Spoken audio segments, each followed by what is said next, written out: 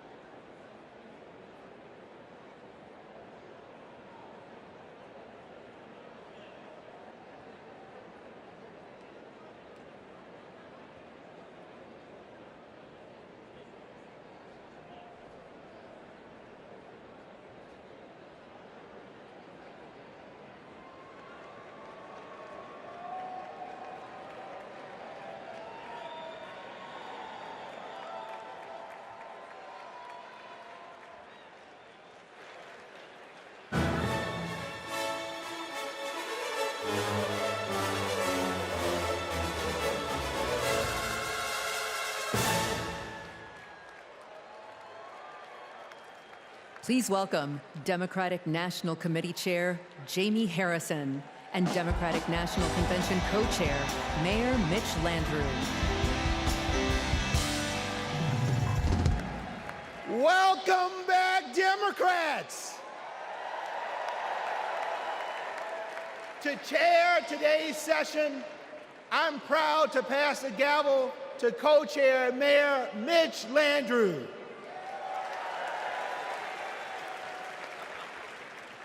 Hello, America. Yeah, there you go. You want me to do it again?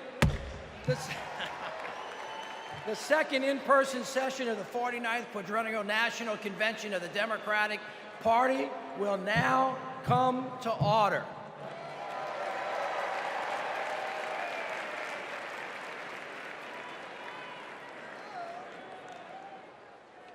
Please stand if you are able for this evening's invocation, offered by Rabbi Sharon Browse and Imam Dr. Talib Sharif.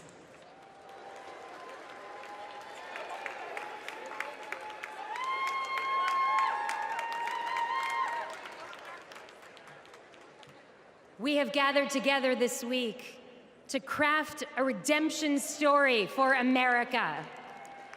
My faith is sustained by a redemption story. A people beleaguered and bereft, traversing the desert on a journey from degradation to dignity, from darkness to light. Holy One, help us write America's redemption story, a story of ceaseless striving toward a true multiracial democracy, rooted in equal justice, where every person is treated as unique, mighty, and worthy of love. In this story, politics is not a vehicle for repression, bigotry, or personal profit, but a call to service. This story counters extremism with capaciousness and compassion. It rejects the inevitability of war, affirming that every one of us, Muslim and Jew, Christian, Black, White, Latino, AAPI, queer and straight, Israeli and Palestinian, deserves to live in dignity and in peace.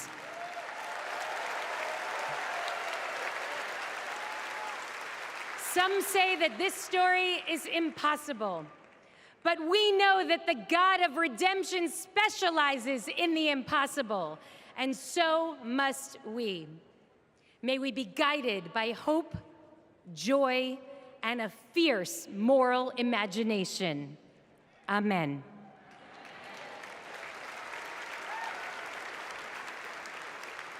Greetings of peace. We pray that Almighty God, Allah, will bless this historic convention. Tonight, we build upon our pledge, one nation under God, indivisible, from Adam, created without racial, ethnic, or national identity, but the first identity, human. Bless us to embrace our shared identity and diverse expressions of life that contribute to the beauty and strength of our nation of nations, made up of people coming together from every land. E pluribus unum. In moving forward with a bold vision for the future, we pray it will reflect our nation's diversity and intrinsic nature to live together intelligently. Bless our leaders with wisdom to do the right thing, consistent with God's ways, to stand firm against inhumane acts, to treat all humans as the sacred creation of the Almighty. And may we remember the inalienable rights service members sacrifice to protect. That is the America we vote for. Amen.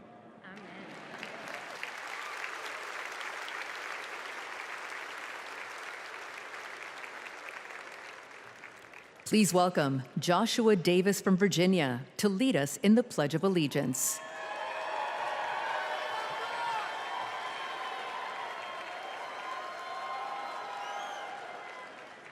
I pledge allegiance to the flag of the United States of America and to the republic for which it stands, one nation, under God, indivisible, with liberty and justice for all.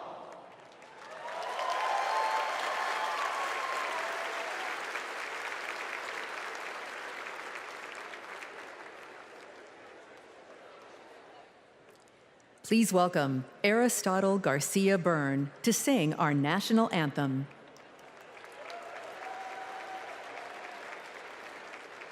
Oh, say, can you see by the dawn's early light what so proudly we hailed at the twilight's last gleaming, whose broad stripes and bright stars through the perilous fight o'er the ramparts we watched were so gallantly streaming, and the rocket's red glare the bombs bursting in air gave proof through the night that our flag was still there. Oh, say does that star-spangled banner yet wave o'er the land of the free and the home of the brave.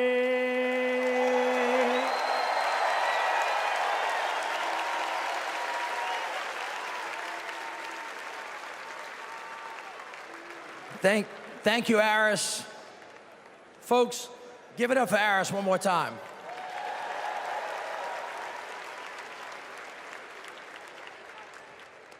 I'd like you to pause with me for a minute. 2 years ago, my dad died, the late Moon Landrieu. He was a great leader. He was a great mayor, secretary of HUD. He lived his life for others. We have lost so many patriots since the last convention. So before we go any further tonight, let's take a moment and join with me and let's remember them all.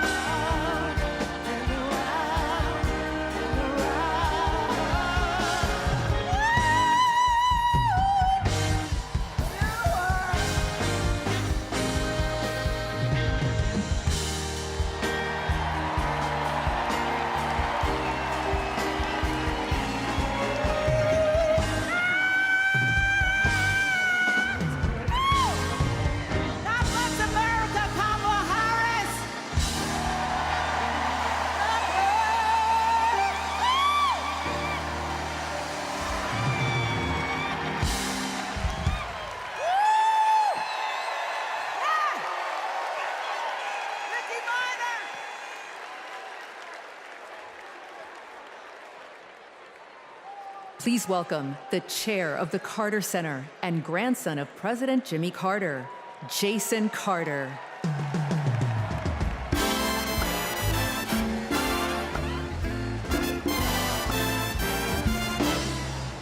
Hello, I'm Jason Carter. My grandfather, President Carter, will have his 100th birthday in October. I call him Pawpaw, and I can tell you that he wishes he could be here tonight. He and my grandmother led their lives with an unwavering faith in God, a respect for human dignity, honesty, and a commitment to loving their neighbors as themselves. Those principles guided them throughout their lives, including during their 4 years in the White House and the 4 decades since. For my grandfather, it was never about fame, recognition, accolades, or awards. His legacy is measured by the lives he has touched and the good he has done. Kamala Harris carries my grandfather's legacy. She knows what is right, and she fights for it. She understands that leadership is about service, not selfishness, that you can show strength and demonstrate decency, and that you can get a whole lot more done with a smile than with a scowl. Pawpaw is holding on. He's hopeful. And though his body may be weak tonight, his spirit is as strong as ever. My grandfather can't wait to vote for Kamala Harris. She reminds us all that the promise of America remains unchanged. We are one nation, indivisible, with liberty and justice for all. And my grandfather knows that with her as our next president, we will keep that promise. Thank you.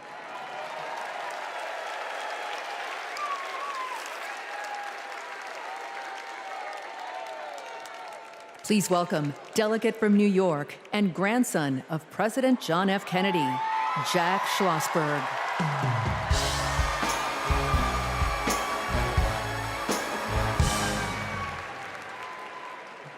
Hi, I'm Jack Schlossberg. President John F. Kennedy is my grandfather, and he's my hero.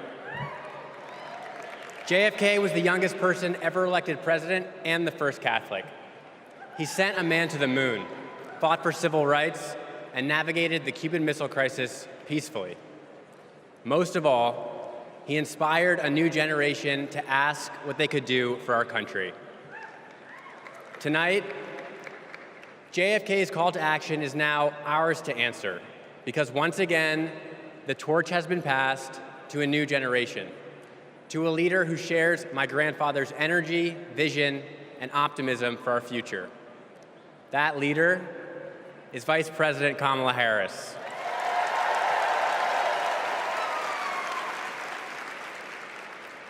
Like President Kennedy, Vice President Harris has dedicated her life to public service. She believes in America, like my grandfather did, that we do things not because they're easy, but because they are hard. As president, she will fight for working families. She will expand investments in clean energy so that my generation will have clean air and good jobs. She will defend our freedoms, the freedom for women anywhere in America to make their own healthcare choices, the freedom to be safe from gun violence, the freedom to vote easily and without fear. The choice is ours to make, and history is watching to see what we will do. Now, let's elect Kamala Harris the next President of the United States. Thank you.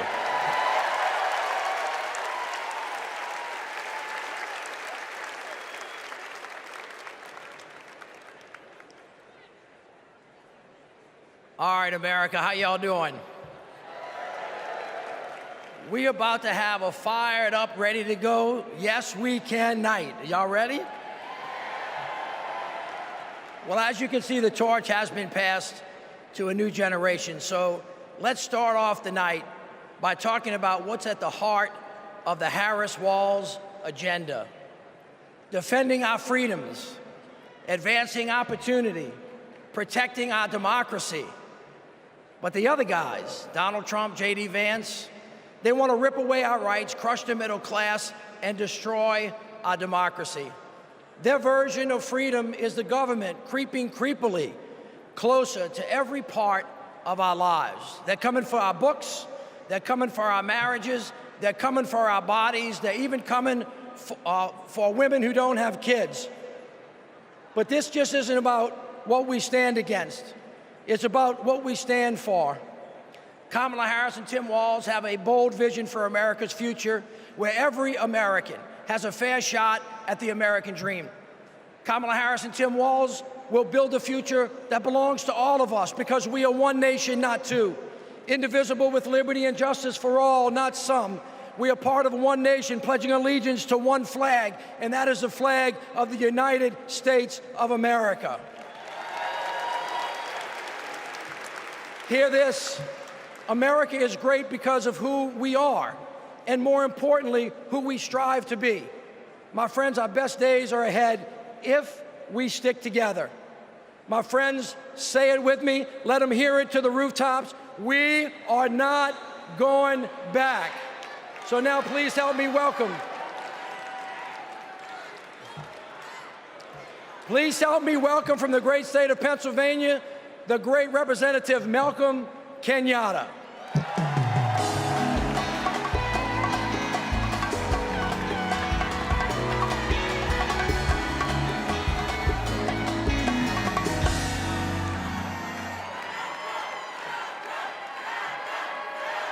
My fellow Americans, my name is Malcolm Kenyatta, a proud son of Pennsylvania. And as you saw, I brought back Trump's Project 2025, all 900 pages of it. And it's interesting because usually Republicans want to ban books, but now they're trying to shove this down our throats. It is a radical plan to drag us backwards, bankrupt the middle class, and raise prices on working families like yours and mine. Under Project 2025, a family making just $75,000 a year with just 2 kids would pay $1,800 more in federal taxes. No, but there's more. Because on page 465, Project 2025 would stop Medicare from negotiating to lower the price of prescription drugs and capping out-of-pocket costs. And on page 587, Project 2025 would cut overtime pay for hard-working Americans. But my friend, these bad ideas aren't new. As long as we have been fighting to make America work for working families, there have been greedy corporate interests trying to take us back. In 2019, my grandma, a civil rights warrior, called me, her voice cracking, and she said, "I'm so sorry, baby. I'm so sorry. I thought my generation had fixed this. And here you are, fighting the same battles." But I want to tell you tonight, my friends, what I said to my grandma. I said, "It's okay, Grandma. It's just our turn. It's just our turn to stand up for working people and to stand up for our nation's promise. It's just our turn to defend our rights and to ensure that democracy doesn't die on our watch. It's our turn to make history, my friends, by electing Kamala Harris as the next President of the United States of America. God bless you. May God protect our troops.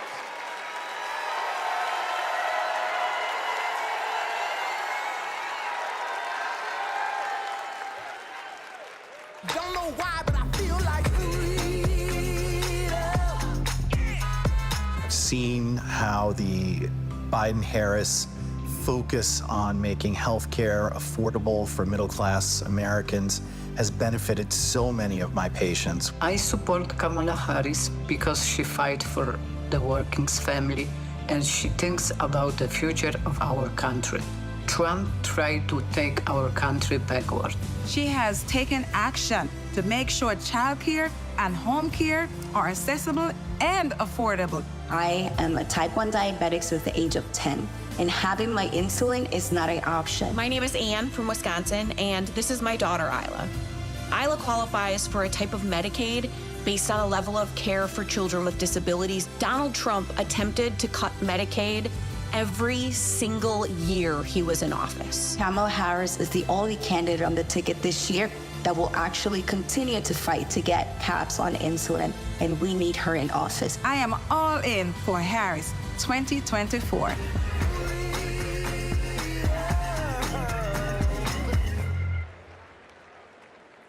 Hailing from the South Side of Chicago, please welcome Oscar and Grammy Award-winning artist, author, and longtime activist, Common, featuring Grammy Award-winning gospel singer, Jonathan McReynolds.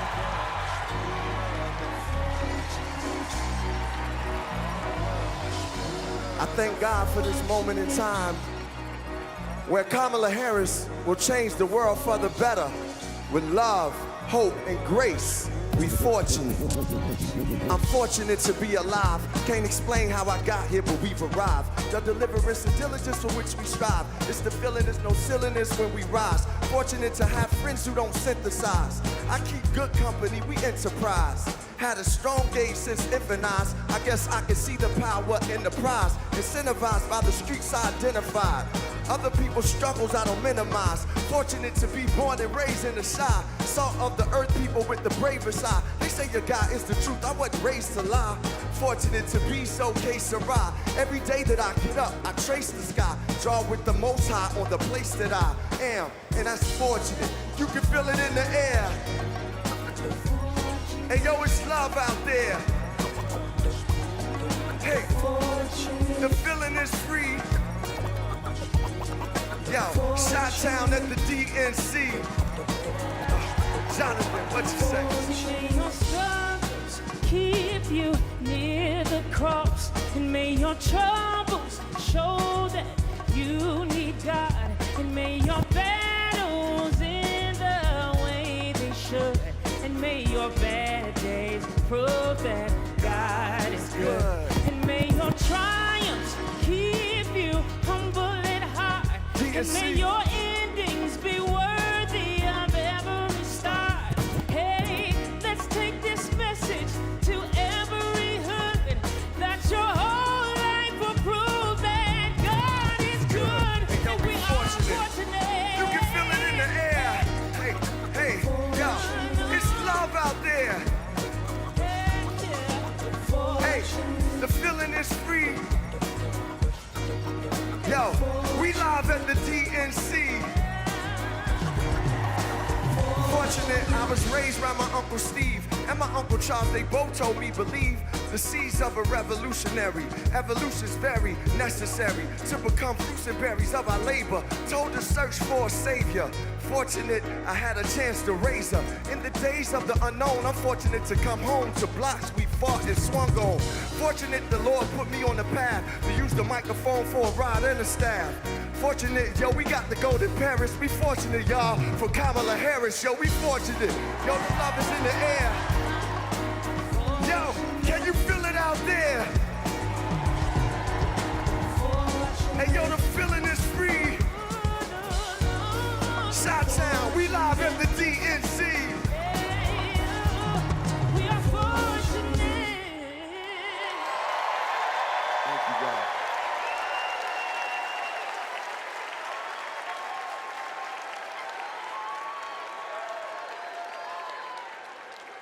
Don't know why, but I feel like freedom. My name is Chuck. I voted for Trump in 2016. My name is Tom. I'm from Michigan, and I'm a former Trump voter. I'm Joanna. I live in Florida. I'm a former Trump voter. I just cannot vote for the man, and it can go from just being dishonest, from a criminal and an insurrectionist. He has no respect for Americans. He has no respect for the Constitution. I believe if Trump gets a second term, he's not leaving, he's staying. He broke the law. He doesn't believe they apply to him. The President of the United States exists to serve the people of the United States. In 2024, I'm voting for Kamala Harris.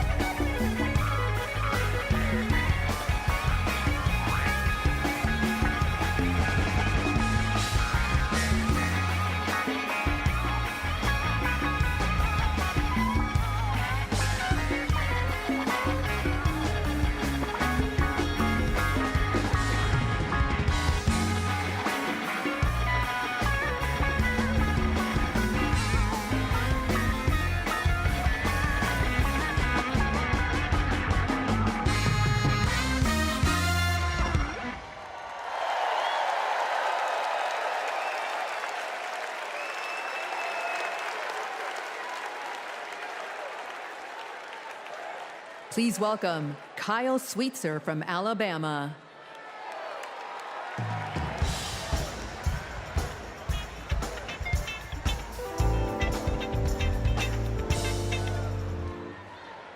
I voted for Trump not once, not twice, but 3 times.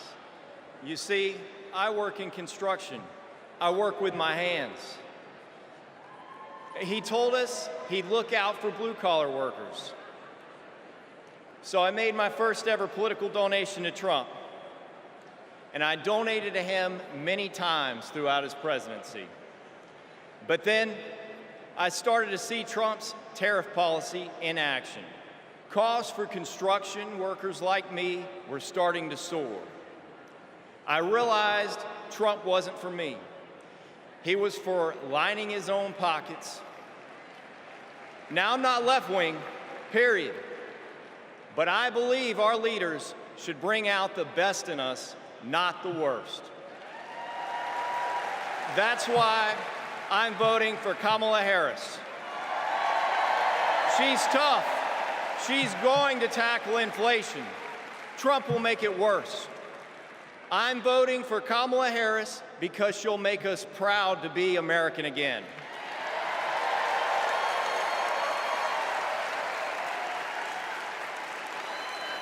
Nobody's ever called me weird. I'm a lot of things, but weird I'm not.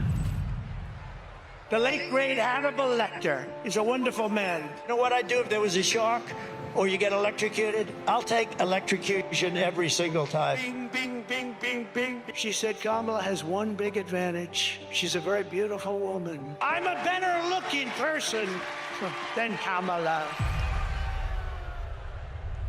He says, you're not going to be a dictator, are you? I said, no, no, no. Other than day one. I'd like to congratulate Vladimir Putin for having made yet another great deal. Kim Jong-un I had a good relationship with. He's a tough, smart guy. Now, if I don't get elected, it's going to be a bloodbath. Well, they're the weird ones. JD is not at all. The people who are most deranged and most psychotic are people who don't have kids at home. Let's give votes to all children in this country, but let's give control over those votes to the parents of those children. In 4 years, you don't have to vote again. We'll have it fixed so good you're not going to have to vote.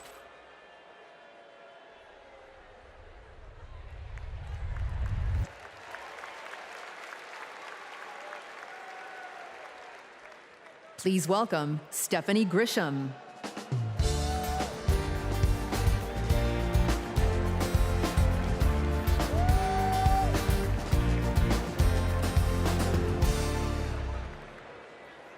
I wasn't just a Trump supporter. I was a true believer. I was one of his closest advisors. The Trump family became my family. I spent Easter, Thanksgiving, Christmas, and New Year's all at Mar-a-Lago. I saw him when the cameras were off. Behind closed doors, Trump mocks his supporters. He calls them basement dwellers. On a hospital visit one time when people were dying in the ICU, he was mad that the cameras were not watching him. He has no empathy, no morals, and no fidelity to the truth. He used to tell me, it doesn't matter what you say, Stephanie. Say it enough and people will believe you. But it does matter. What you says matter, and what you don't say matters. On January 6th, I asked Melania if we could at least tweet that while peaceful protest is the right of every American, there's no place for lawlessness or violence. She replied with one word, no. I became the first senior staffer to resign that day. I couldn't be part of the insanity any longer. When I was press secretary, I got skewered for never holding a White House briefing. It's because, unlike my boss, I never wanted to stand at that podium and lie. Now here I am, behind a podium, advocating for a Democrat. And that's because I love my country more than my party. Kamala Harris tells the truth. She respects the American people, and she has my vote. Thank you.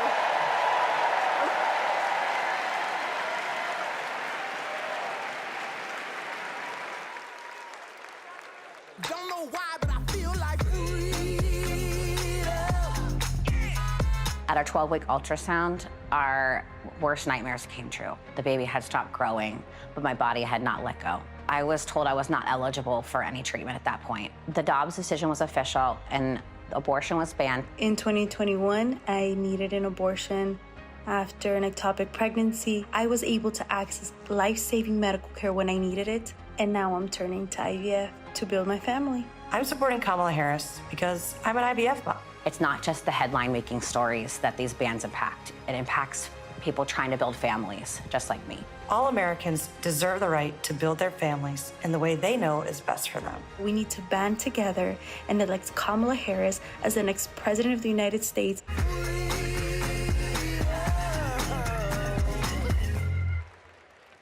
Please welcome Nabella Noor.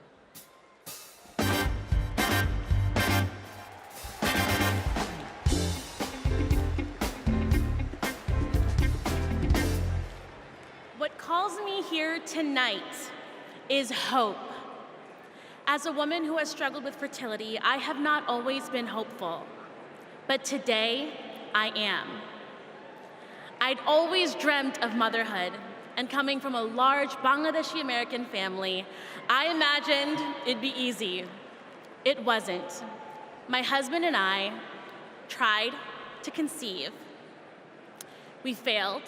We tried and failed again and again and again for 6 long years. Finally, I got pregnant. We were overjoyed, but then I miscarried. I was devastated. It was only after sharing my story online and hearing from women about their experiences with IVF that I felt a tiny glimmer of hope. So I started the IVF process. But just a few weeks before my egg retrieval, I learned I was pregnant. Today, we have 2 beautiful daughters. But this is not everyone's ending. For many women, IVF is the only choice. That choice and more is at stake in November. The freedom to plan your family, the hope of having a family at all. I'm here to stand with everyone fighting for our reproductive freedoms, because my daughters and yours deserve every option, every hope, every possible future. To anyone listening who is struggling to start a family, you are not alone. We will not let you lose hope. Because when we come together to raise our voices with love, we win. Thank you.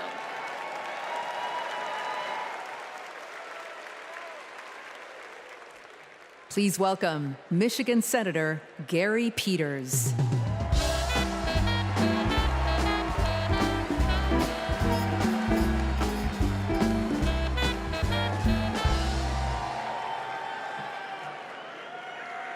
In Michigan, we believe we have to build an economy that grows the middle class. And we know that when unions succeed, all workers win. I was raised in a union household. My father was a teacher, and my mother a nurse's aide. And they gave me and my sisters what every parent wants to provide for their children, an opportunity to pursue their dreams. I went to public school, I worked odd jobs, became an Eagle Scout. And Kamala Harris and Tim Walz grew up just like me. And I know they will fight for all of us. They will make it easier to raise our families and to retire with dignity. Just look at the record. As Vice President, Kamala Harris helped pass legislation that finally allowed Medicare to negotiate and lower the cost of prescription drugs. She brought manufacturing jobs back to the United States of America. And as governor, Tim Walz signed the largest infrastructure investment in Minnesota history.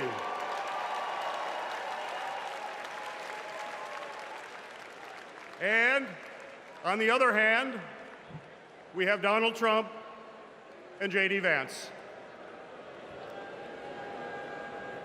And let's be clear, if they win, working people like my friends here from the Teamsters will pay the price.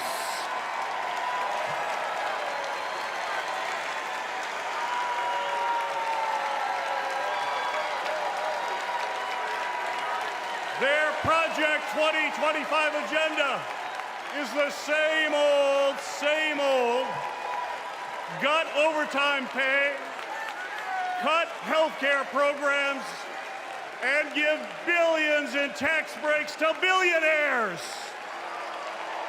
We cannot let that happen, and we will not let that happen.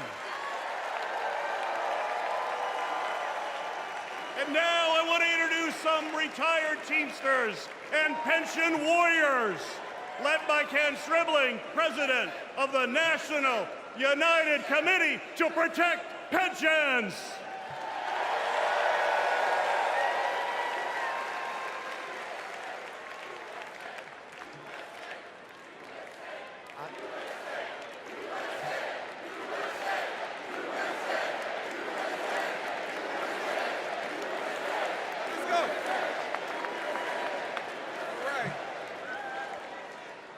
I am Kenneth Stribling, a proud retired Teamster from Local 200 in Milwaukee, Wisconsin.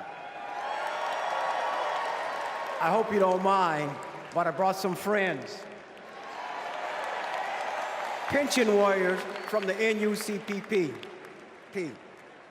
I found out in 2025 my monthly pension benefit was going to be reduced in half. Not long after that, my wife, Beverly, was diagnosed with terminal cancer. I didn't know how we were going to make it. So I went to a retirees meeting in the basement of a small church. At that moment, I knew we were not going to go down without a fight. Beverly made me promise never to quit until we made this right. So we organized a nationwide grassroots movement. For 6 years, we fought hard. And finally, we had a breakthrough. After 50 days in office, the Biden-Harris administration passed the American Rescue Plan, including the Butch-Lewis Act, to save our pensions and secure our retirement. They got it done without one single Republican vote in Congress. They saved over 1 million pensions, including 33,000 from my state, Wisconsin, 52,000 from Pennsylvania, 61,000 from Michigan. As president, I know Kamala Harris will have our backs. She will fight for our retirement, Social Security, and Medicare. Beverly passed away in 2019, but I kept my promise, because a promise is a promise is a promise. Thank you.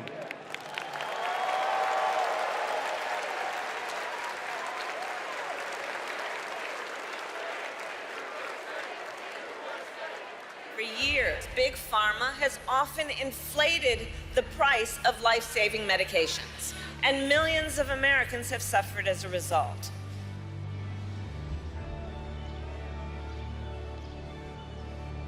Those costs got passed on to our seniors, but not anymore.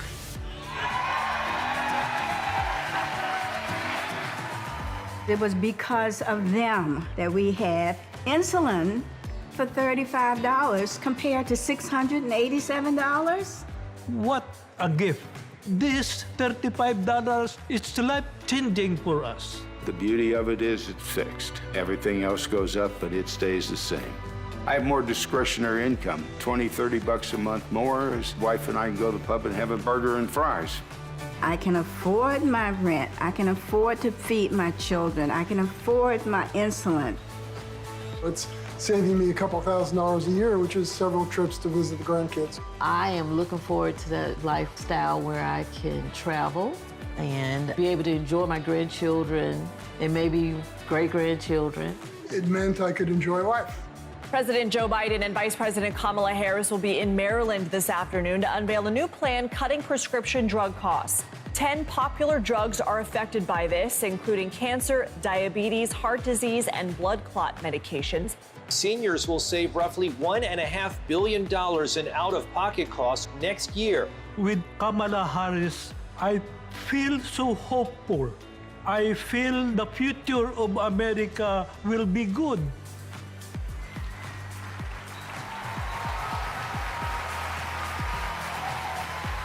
As president, I'll lower the cost of insulin and prescription drugs for everyone. I am so excited. I can't hardly stand it. We're going to only go forward. We can't go back.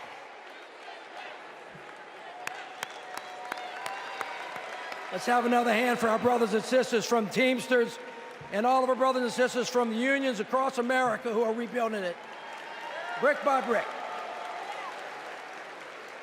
I mean, after that, what do you talk about? Kamala Harris wants to throw a little bit of dirt.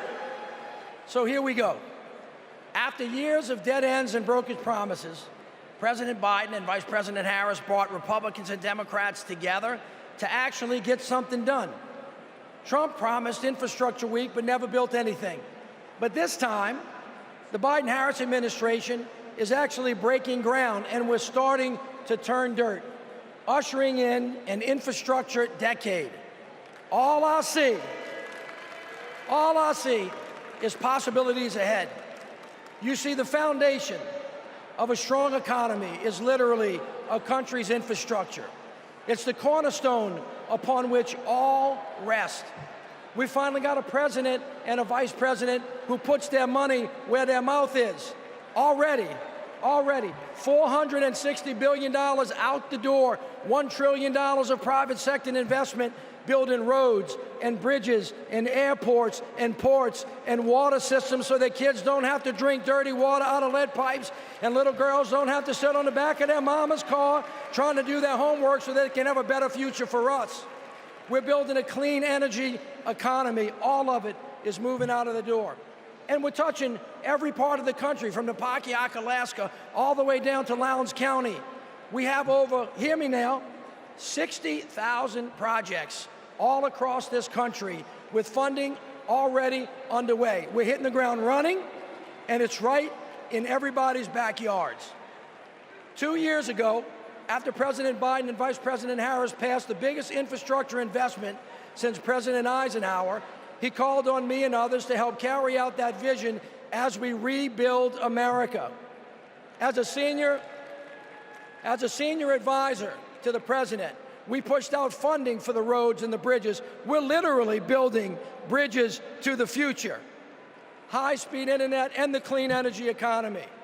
With these projects, we're ushering in a brighter future, a future in which everyone has clean air to breathe, everyone has clean water to drink, a future in which everyone has the opportunity to build generational wealth, a future in which the most vulnerable communities aren't forced to bear the brunt of progress.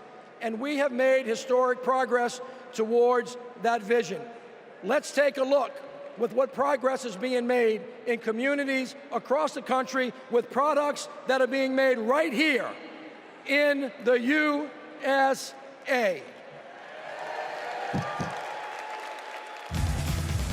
Since passing the bipartisan infrastructure law and the American Rescue Plan, the Biden-Harris administration is putting billions of dollars into cities and counties across the country over the next 5 years. I want to particularly thank the mayors of America. You make things work.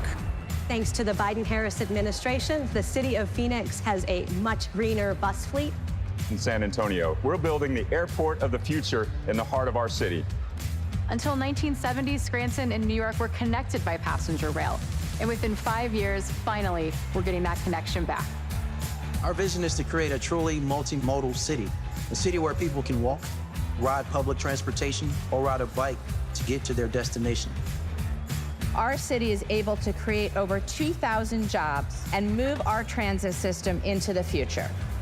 We are investing over $50 million to take vacant buildings just like this one to turn them into shovel-ready job sites in the heart of our city. We were able to use American Rescue Plan funding for safe, affordable housing for our neighbors. When a dilapidated apartment complex was condemned, we were able to swiftly relocate these tenants. In Tucson, we have planted or distributed over 100,000 drought-tolerant trees to combat extreme heat. In the great city of Baltimore, Maryland, we're opening brand new rec centers that are closing in our city, and many, many, many more investments thanks to President Biden and Vice President Harris.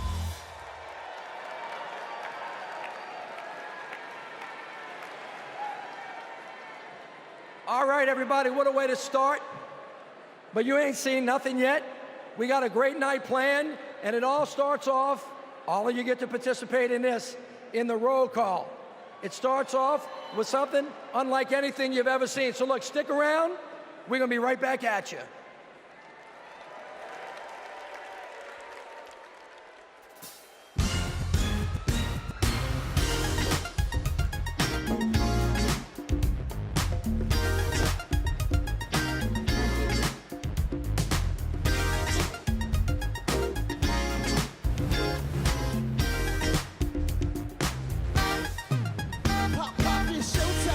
Showtime, guess who's back again? Oh, they don't know, I bet they know as soon as we walk in. Wearing Cuban links, designer mix, Inglewood's finest shoes. Don't look too hard, might hurt yourself. Known to get the blue, the red, the blue. Woo! I'm a dangerous man with some money in my pocket, keep up. So many pretty girls around me and they're raking up the rocket, keep up. Don't be mad, fix your face, and I thought they all be talking, keep up. Players only. Put your pinky, put your to the. Girls, what y'all trying to do? 24-karat magic in the air. It's all so bad. Sing your face for the hustlers, gangsters, and your little friends. Can I preach? I gotta show them how a pimp get it in first. Do your dip, spend your money like money ain't. Woo, woo. Gotta blame it on Jesus. Hashtag close jar ready for me. I'm a dangerous man with some money in my pocket. Keep up. So many pretty girls around me and they're waking up the rocket. Keep up. Don't be mad, fix your face. If I thought they all be talking, keep up. Players only, come on. Put your pinky, put your to the moon. Cut. 24-karat magic in the air. It's all so bad. Everywhere I go, they be like. Huh. Everywhere I go, they be like. Everywhere I go, they be like. Don't fight the feeling, invite the feeling. Just put your pinky finger to the. What's that sound? Come on now. The feeling, invite the feeling. Put your pinky finger to the. Girls, what y'all trying to do? 24-karat magic in the air. It's all so bad.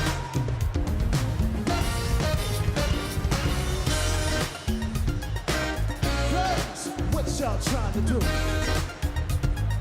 24-karat magic in the air. It's all so bad.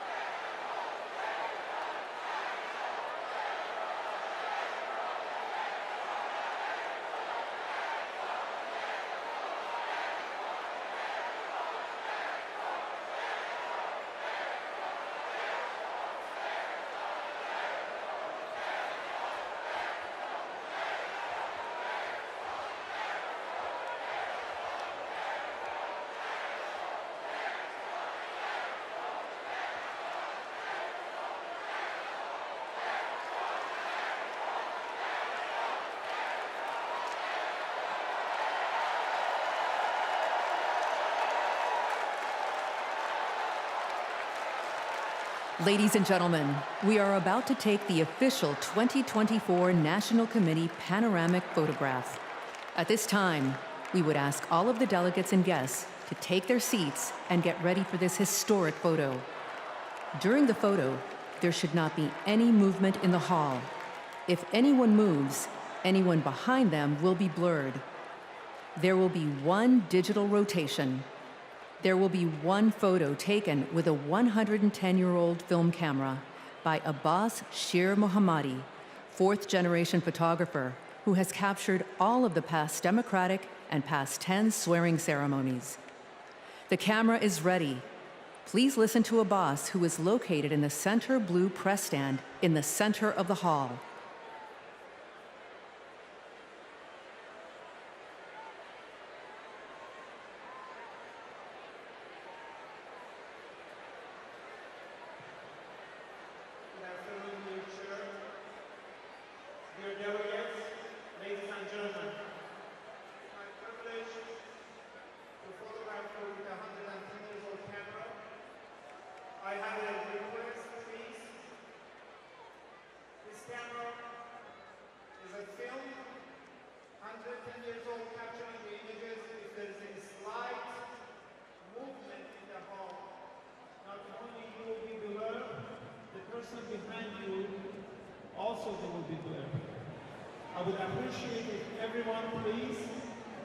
Wherever you are, regarding your seat or somewhere else, stand still, look into the camera in the center platform of the press, and hold your hands in the front, please. Do not move. The camera is going to start in about 22 seconds. Please do not move. There are some moving in the hall. Please, wherever you are, stay right there. You're going to make other people glare. Please hold it right there. I greatly appreciate that. The digital right now. Please do not move.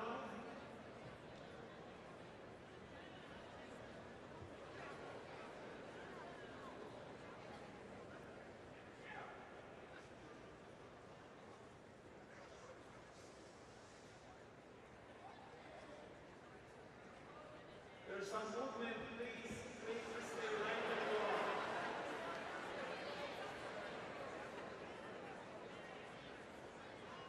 Right there, sir. Please put your hands down. I appreciate that. This is your photo. I'm moving, damn it!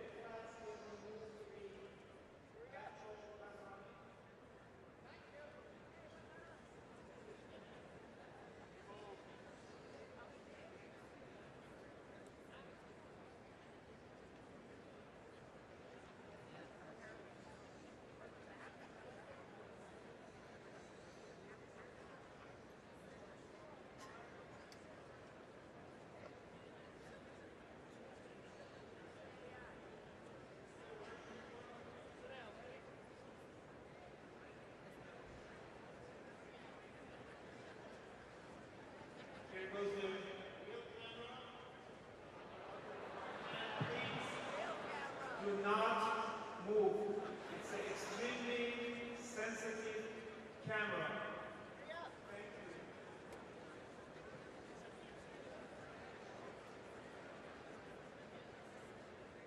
Please hold.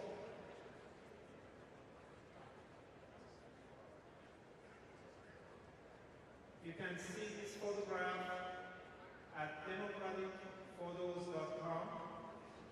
48 hours.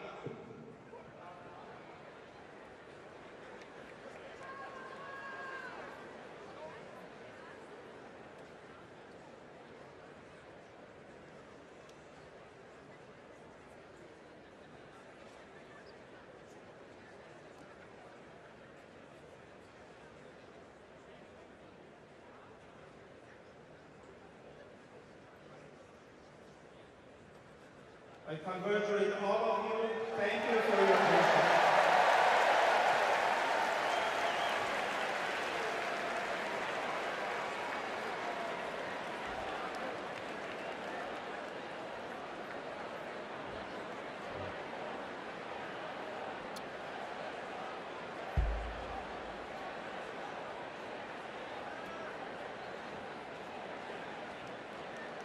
Delegates and guests, please put on your wristbands at your seats.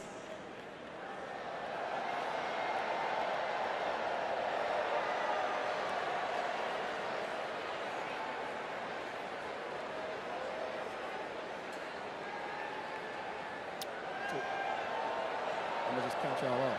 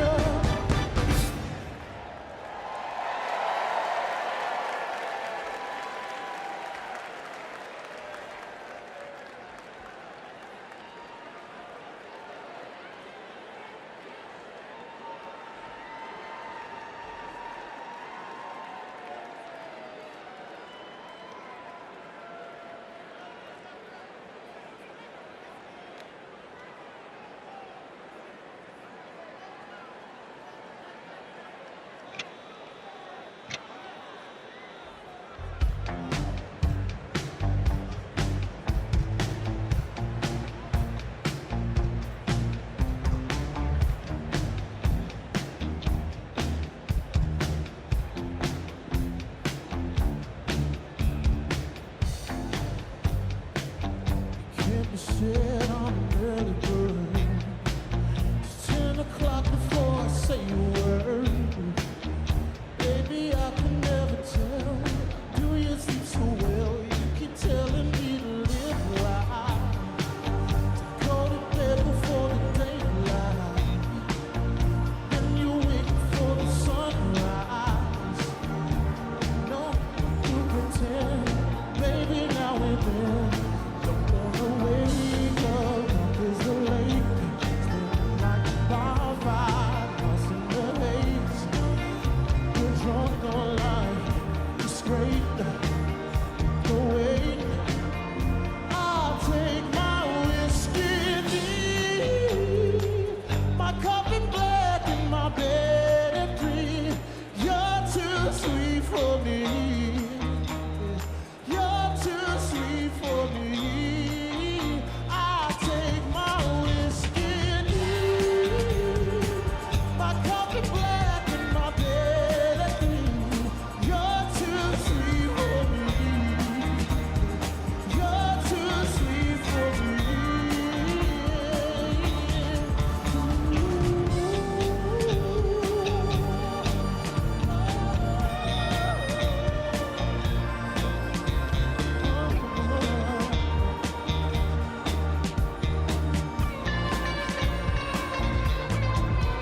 Ain't low, ain't true, but the ground's where I go. Work late when I'm free from my phone. The job gets done, don't you worry, son. I know who wants to live forever, baby. Treat your mouth like it's a heaven's gate. The rest of you is like a TSA. How does you get along? Babe, don't get me wrong.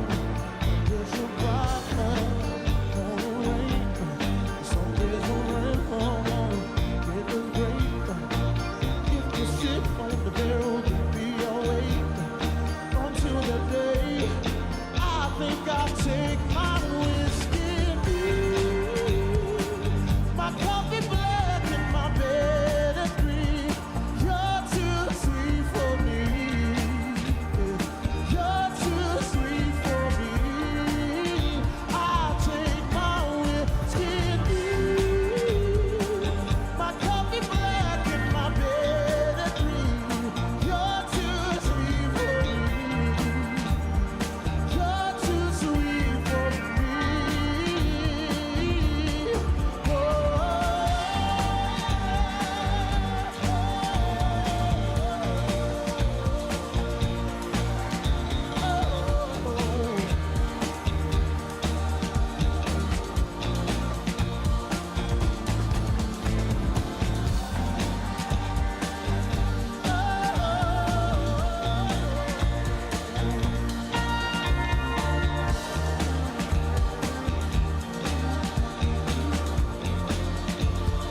Take my whiskey deep, bed at 3. You're too sweet for me.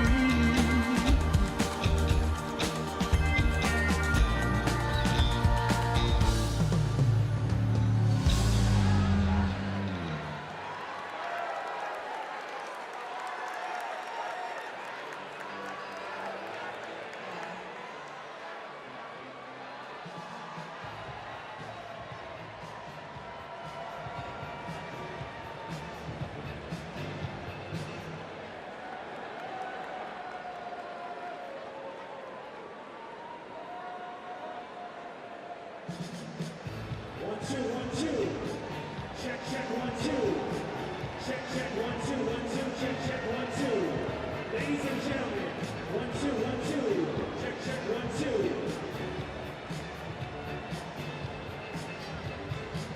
Check, check, 1, 2, 1, 2.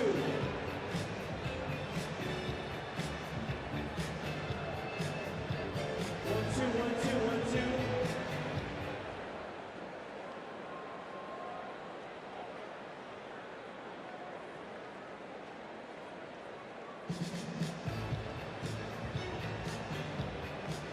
One, two, 1, 2, 1, 2, 1, 2. Susan, you're music.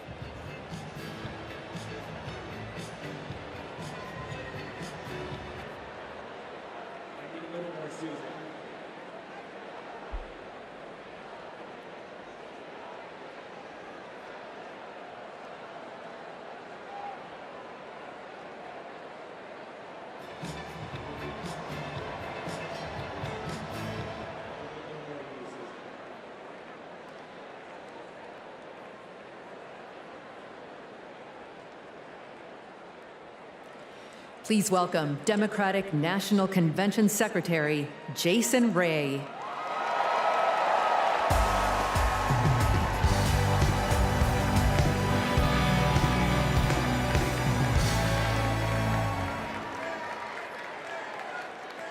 Well, good evening, delegates.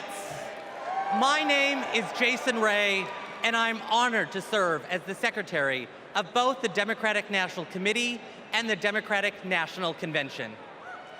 I remember watching my very first convention on television when I was just 10 years old.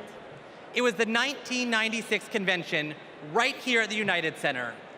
Now, nearly 3 decades later, I could not be more thrilled to join you in making history as we nominate Vice President Kamala Harris.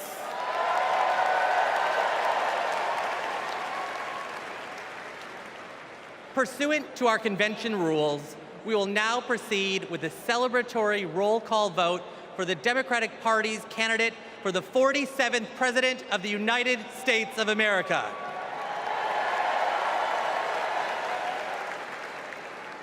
As a reminder, our nomination was made official on August 6th upon the certification of the virtual roll call. This roll call will reflect those results. The chair of each delegation or their designee will report its delegation's voting results for the presidential nomination. Pursuant to the rules, the roll call will follow the alphabetical order of the states, with the District of Columbia and Puerto Rico, the territories, and Democrats abroad treated as states for the purposes of the alphabetical roll call. Delegates, are you ready? Let me hear you. Ladies and gentlemen, my name is DJ Cassidy, and I'd like to welcome you all to the Democratic National Convention roll call. Now we're gonna pass the mic from state to state so that all our voices are heard all around the nation. But first, let me pass it back to Secretary Ray to get the celebration started.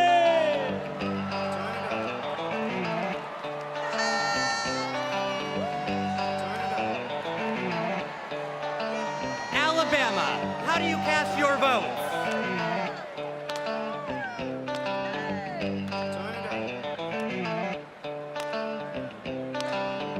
Alabama passes. Delaware, how do you cast your votes? On behalf of the great state of Delaware, home of our beloved 46th President of the United States, Joseph Robinette Biden Jr., it is our honor to unanimously cast our 34 votes for the next President of the United States, Vice President Kamala Harris!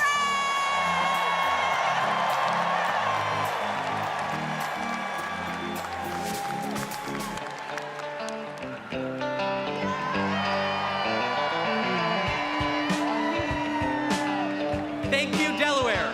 Alabama, how do you cast your votes? In a letter from the Birmingham jail, Dr. King wrote that progress is not inevitable. We have to fight for it. We have to win it. Kamala Harris will protect the legacy and the progress that we've made by our forefathers and our foremothers, and she will advance it. She will safeguard our freedom to vote by passing the John Robert Lewis Voting Rights Advancement Act. She will fight for freedom and opportunity and build an economy that works for everyone. So, from Huntsville to Mobile, from the Black Belt to the Wiregrass, from the historic civil rights cities of Birmingham, Montgomery, and my hometown of Selma, from the people who brought us the Voting Rights Act and the Civil Rights Act, the proud, great state of Alabama proudly cast 56 votes for the first Black woman President of the United States of America, Kamala Harris, and the next Vice President, Tim Walz.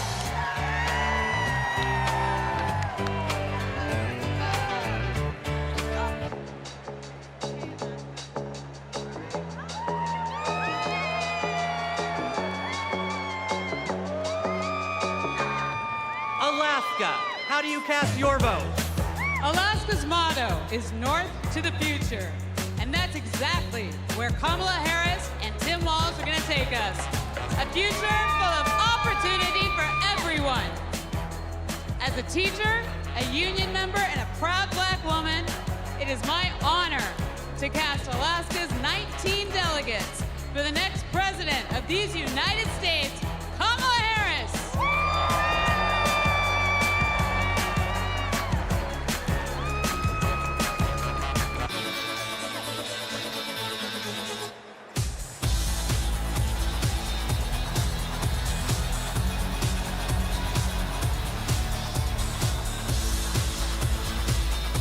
American Samoa, how do you cast your vote?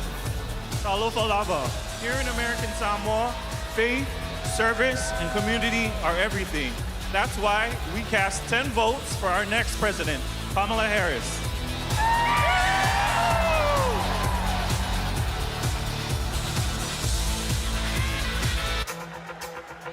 Now, once again, my name is DJ Cassidy, and this is the DNC roll call.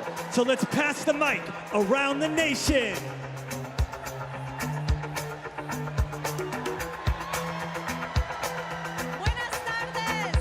Arizona, how do you cast your vote? Buenas tardes. From the Grand Canyon state of Arizona, the future of the Democratic Party, where we've been bringing the heat since 2020, electing Democrats up and down the ballot. Our diverse coalition is proud to cast our 85 votes for Kamala Harris.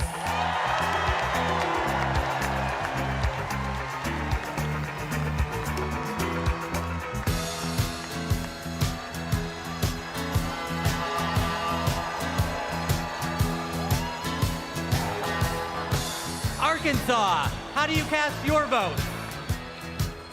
On behalf of the great state of Arkansas, home of American legends Johnny Cash and Sister Rosetta Tharpe, home of the trailblazing civil rights leaders Daisy Bates and the Little Rock Nine, and home of the birthplace of President William Jefferson Clinton,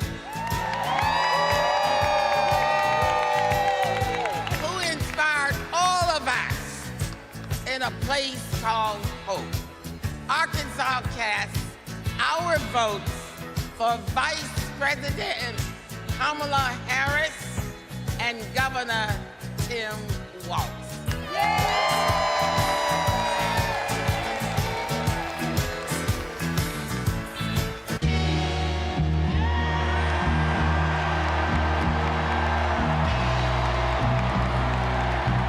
California, how do you cast your vote?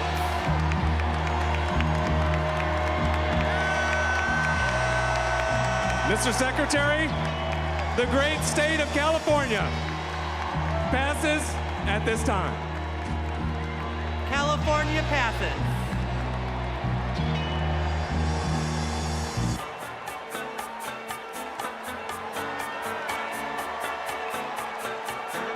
Colorado, how do you cast your vote? Mr. Secretary, in Colorado, we know how to climb mountains, and we're going to make sure Kamala Harris and Tim Walz reach the summit and win this election. Colorado proudly casts its votes for Kamala Harris. Get it go!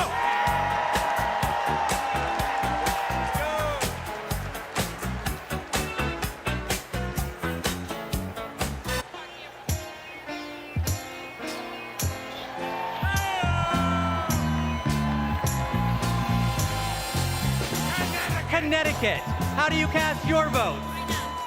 Connecticut, the Constitution state, home of the submarine, home of the jet engine, home of the Yukon Huskies slam dunk, home of Keith Richards lead guitar. We vote. Tonight, we cast 73 votes and one president for the first female president of the United States of America, Kamala Harris.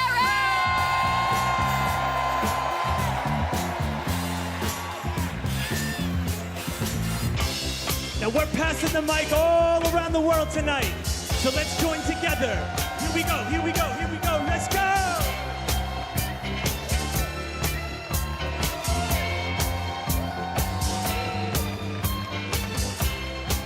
Democrats abroad, how do you cast your vote?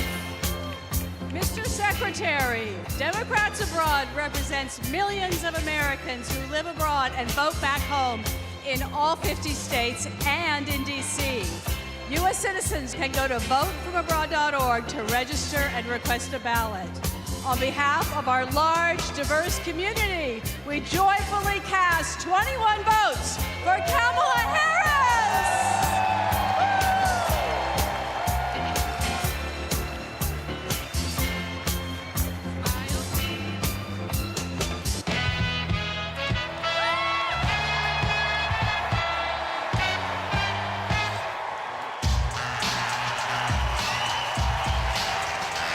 The District of Columbia, how do you cast your vote? We are Washington, D.C., home to 700,000 Americans, where millions have marched for jobs and justice, where Dr. King had a dream and Obama had hope, and where in January 2025, we will host the inauguration of President Kamala Harris.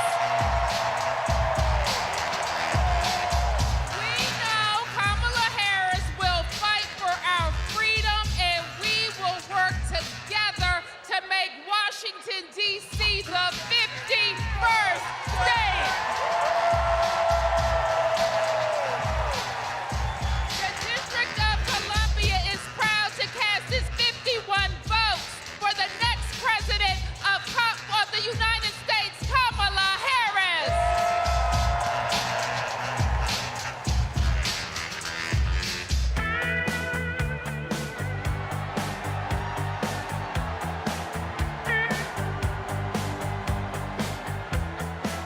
Florida, how do you cast your vote?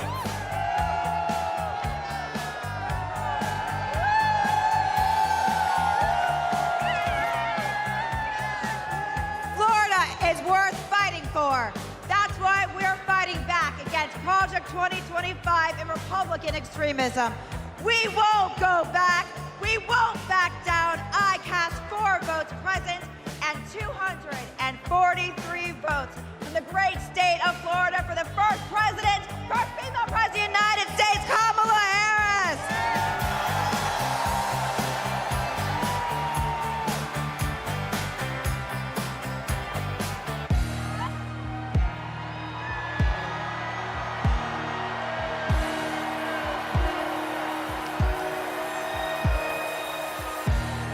Georgia, how do you cast your vote?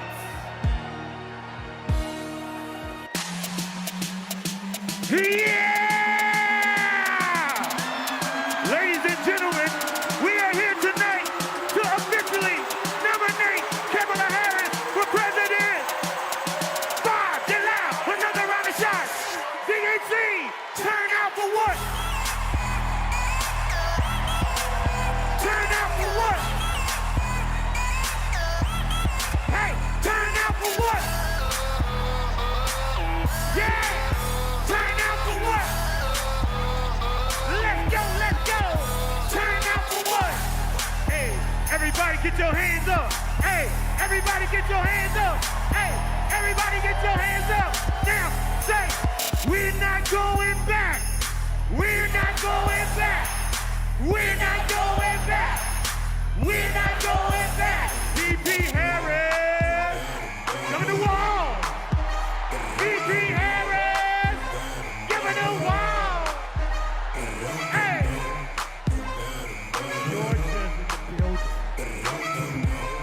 Mr. Secretary, the South's got something to say. I'm Congresswoman Akima Williams, chairwoman of the Democratic Party of Georgia. Georgia, the home of President Jimmy Carter, the cradle of the Civil Rights Movement, where we fight for our freedom. Extremists in Georgia are trying to silence our voices by kicking Georgians off of the rolls and making it harder to vote. But y'all, when we send Kamala Harris to the White House, she'll fight for our freedom to vote, our reproductive freedoms, and our freedom to thrive. In the spirit of good trouble, Georgia cast 123 votes for the next president of the United States, Kamala Harris.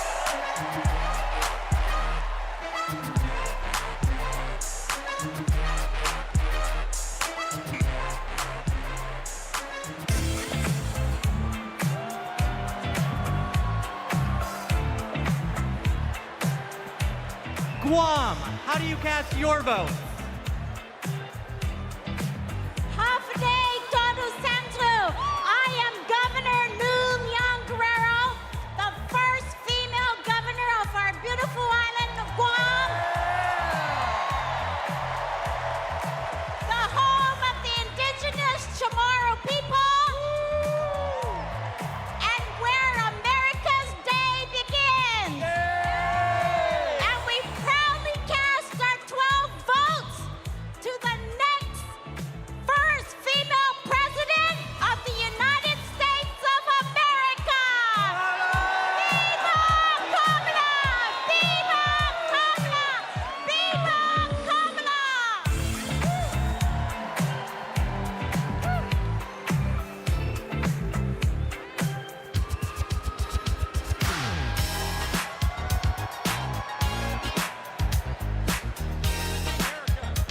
Aloha, Hawaii, how do you cast your vote? America, thank you all for loving Hawaii. The spirit of aloha means acting with love and kindness. Our Hawaii was the first state to legalize abortion. Our state was the first to ratify the ERA. Our state was the first to pass universal health care for all and target 100% renewable energy. Our state is the birthplace of Barack Obama. Our state shares the values of Kamala Harris, and we cast 6 votes present and 23 votes for Kamala Harris. First woman president.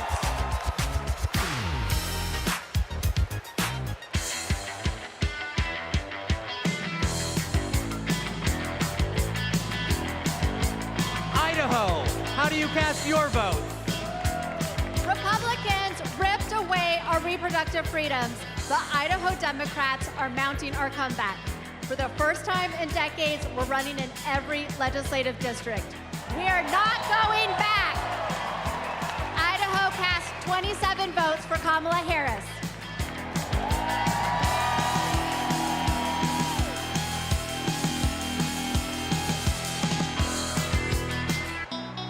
Ladies and gentlemen, today is a celebration of democracy, a celebration of freedom, a celebration of future.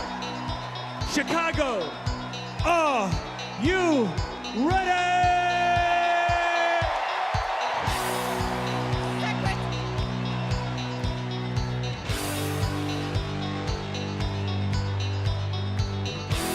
Our convention host, Illinois, how do you cast your vote? Secretary, Illinois Democrats are doing the work to win in November, and I am proud to introduce my partner in the fight, my governor, J.B. Pritzker!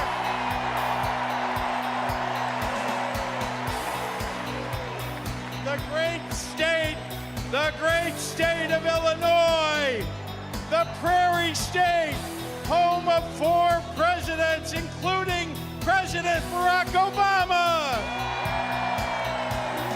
The birthplace of skyscrapers and the adopted home of Superman. The cornerstone of the Midwest Blue Wall. The first state to ratify the 13th Amendment ending slavery. And the 19th Amendment granting women the right to vote. Illinois casts 1 vote present and 176 votes for the next president of the United States, future Madam President Kamala Harris.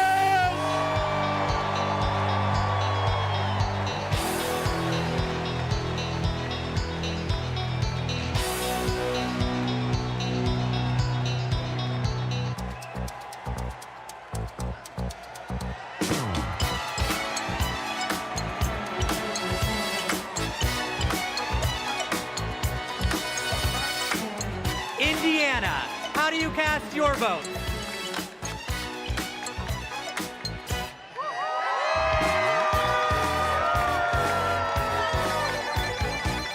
Indiana welcomed me into its heart.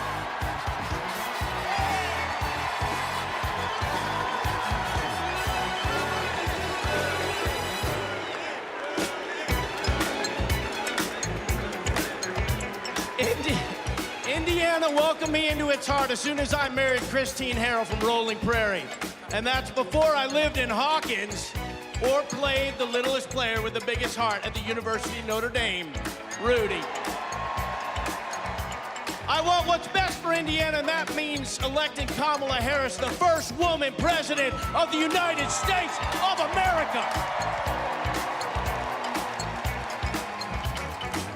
On behalf of the great Hoosier State, home of the largest single sporting day event in the world, the Indy 500, home of Michael Jackson, home of Babyface, home of David Letterman, Indiana delivered this 86 delegates to Kamala Harris and Tim Walz as the next president and vice president.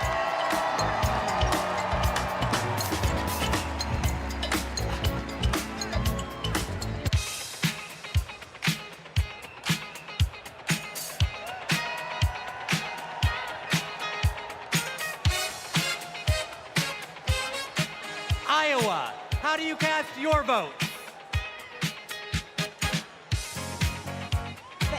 Thank you, Mr. Secretary. The tall corn state of Iowa, the state that launched Barack Obama on his way to the presidency, the state that put education on its state quarter, and the state that feeds and fuels the world, casts one vote absent and 45 votes for the next president of the United States of America, Kamala Harris.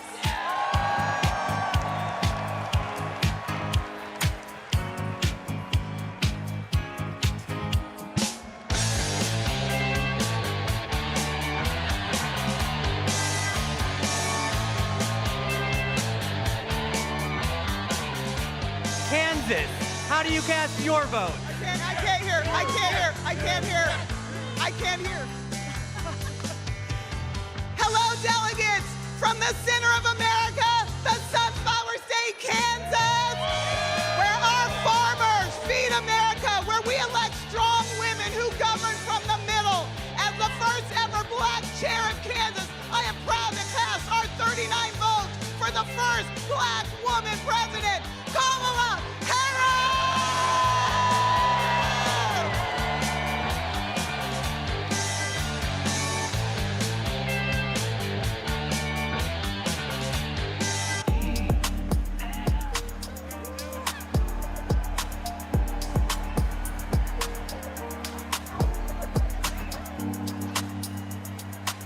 The Commonwealth of Kentucky, how do you cast your vote? Since 2021, the Biden-Harris administration has shown up for the Commonwealth of Kentucky, and today we're showing up for Vice President Harris. With this administration, we've broken every record for private sector investment, exports, tourism, wages, and new jobs. Together, we're building the 2 largest battery plants on planet Earth, and we opened the cleanest, greenest recycled paper mill the world has ever seen. We are proud to cast 56 votes for the next president of the United States, Kamala Harris.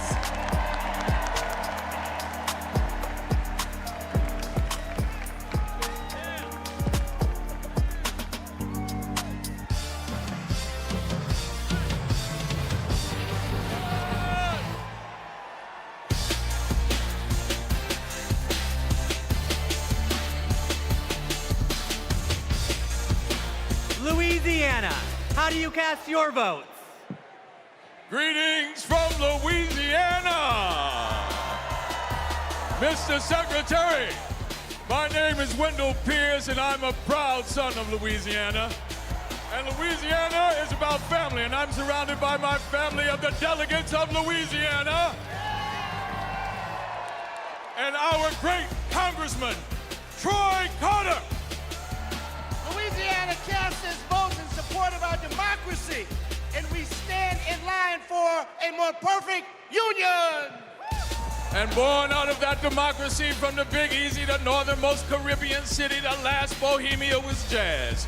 And nothing can be more emblematic of jazz and democracy than what we swing with in the Big Easy. And it's because of that that I am here to cast my personal vote for the next President of the United States, Kamala Harris. And now, the leader of our party, Mr. Randall Gaines. The great state of Louisiana, a state that embodies the principles and spirit of hope and resilience, and so does Kamala Harris. The great state of Louisiana cast its one vote present, and our 47 votes for the next President of the United States, Kamala Harris.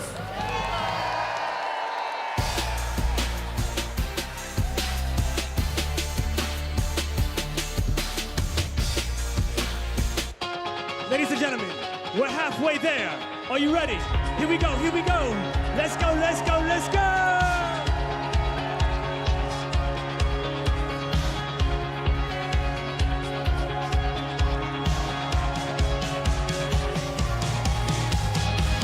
Next up is Maine.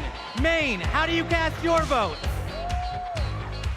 Mr. Chair, great state of Maine, home of environmental climate activists and champions like Edmund S. Muskie and George Mitchell. Happy birthday today, George.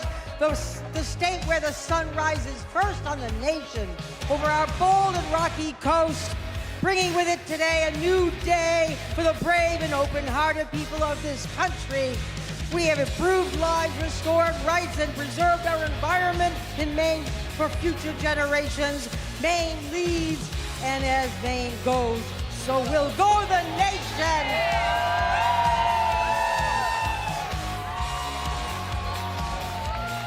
Maine proudly cast 30 votes for our next president, Kamala Harris.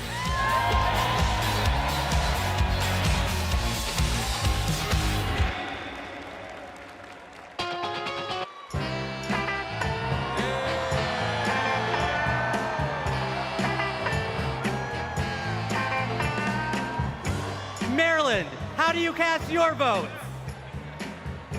We are Maryland!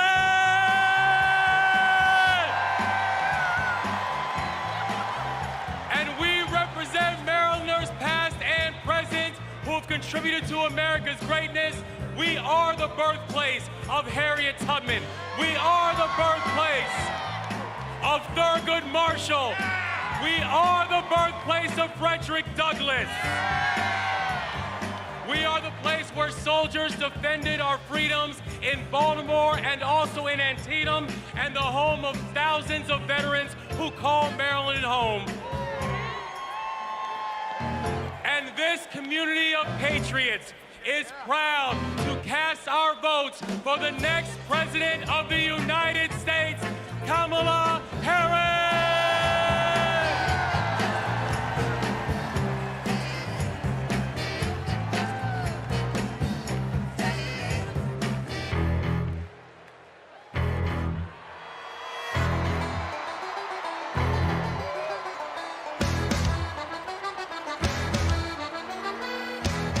The Commonwealth of Massachusetts, how do you cast your vote?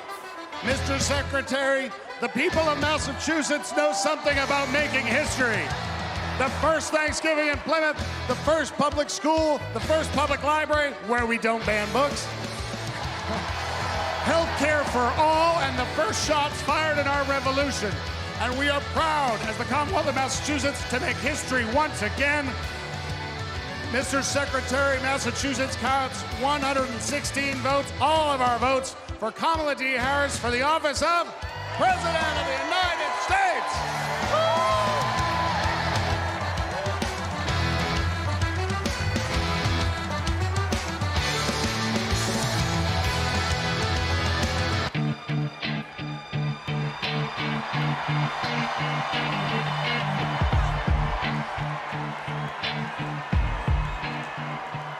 Michigan, how do you cast your votes?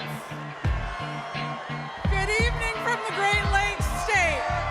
I'm Michigan Democratic Party Chair Lavora Barnes. Michigan has an incredible story. We put the world on wheels and we built the middle class. And I'm Senator Debbie Stabenow. We are getting things done in Michigan in 2022. We flipped our state House of Representatives for the first time in 40 years. We're getting it done in Michigan. And I'm Governor Gretchen Whitmer. We cut taxes. We protected freedoms. We brought manufacturing home, and we know how to win. This November, we're marching together. Michigan cast three presidents. 125 votes for our next president, Kamala Harris.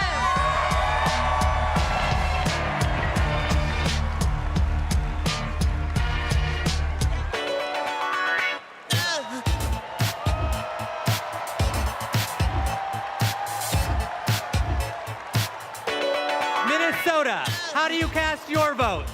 Mr. Secretary, the great state of Minnesota, home of Vice President Hubert Humphrey, Vice President Walter Mondale, and the next Vice President of the United States, Tim Walz. We pass. Minnesota passes.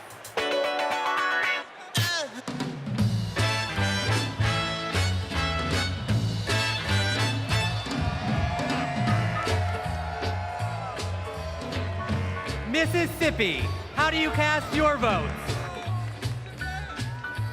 Mr. Secretary, I'm State Chair Shaq Taylor from the home of magnolias and mockingbirds, from the great state of Mississippi, from the Red Clay Hills to the Mississippi River. To our Gulf Coast, we're proud of our heroes such as Fannie Lou Hamer and our special guest, Mr. January 6th, the Honorable Benny G. Thompson. With great joy, Mississippi delivers 40 votes for our future president, Ms. Kamala Harris.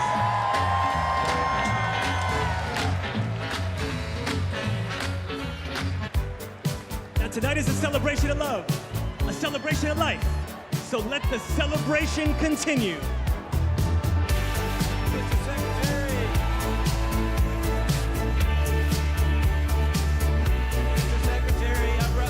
Missouri, how do you cast your vote? Mr. Secretary, I'm Russ Carnahan, Chairman of Missouri Democrats. We're home to Super Bowl champion Kansas City Chiefs. We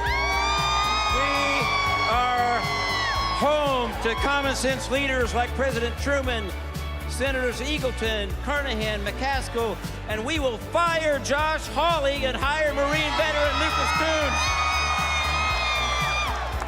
Voters will reclaim reproductive freedom. Kamala Harris is in a lightning bolt of energy and hope across this country, and we proudly cast 2 votes present and 68 votes for Kamala Harris and our Midwestern friend, Tim Walz.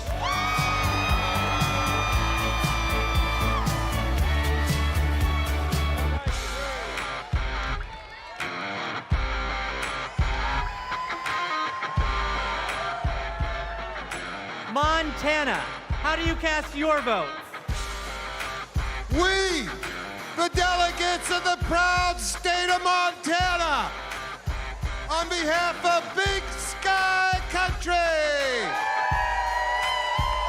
the last best place in these United States, I'm grateful for the beauty of our land and determined to protect it for future generations.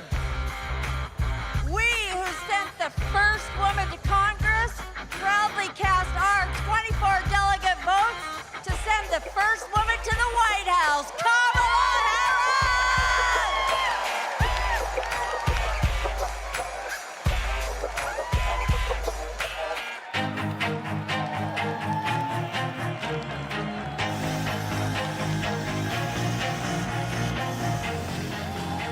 Nebraska. How do you cast your vote?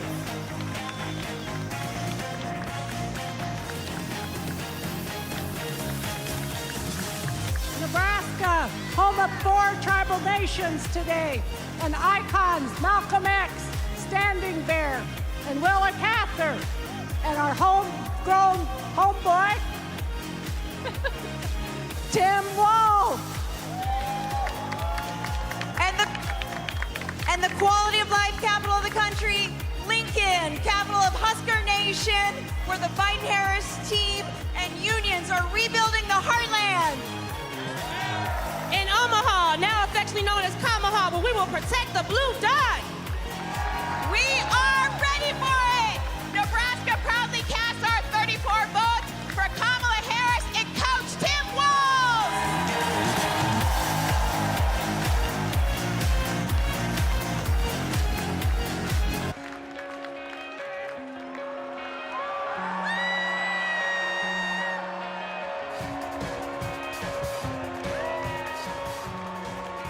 Nevada, how do you cast your vote? As a survivor of the largest mass shooting in modern American history, I'm voting for Kamala Harris because America is done running from gun violence. No more pretending books are more dangerous to second graders than assault rifles. No more stolen lives. No more silent streams. No more shattered families. As Vice President, she helped pass the nation's first significant gun safety law in 30 years. Nevada is the battle-born state, and Kamala Harris was born for this battle!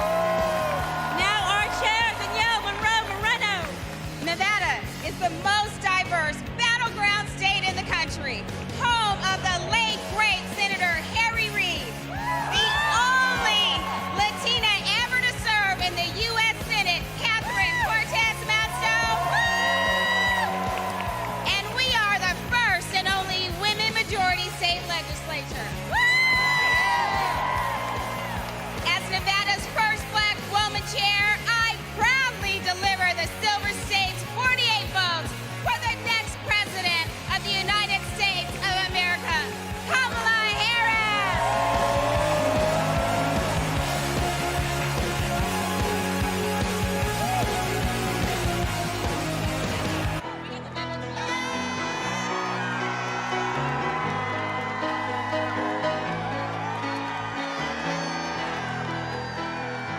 New Hampshire, how do you cast your vote? Good evening. My name is Joanne Dowdell from the great state home of the nation's first primary, New Hampshire, where we stand granite strong.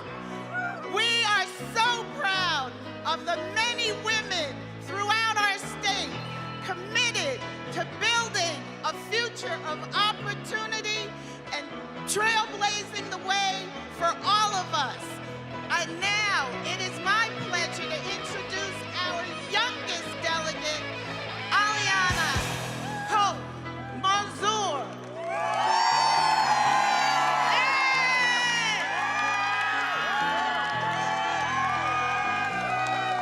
The great Live Free or Die state of New Hampshire casts all 34 of our votes for our next black woman and first South Asian president, Kamala Harris.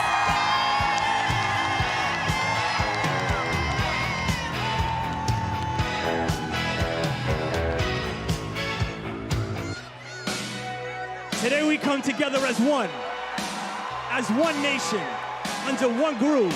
Nothing can stop us now. So no matter who you are, no matter where you are, represent your state with pride as we unite for the future.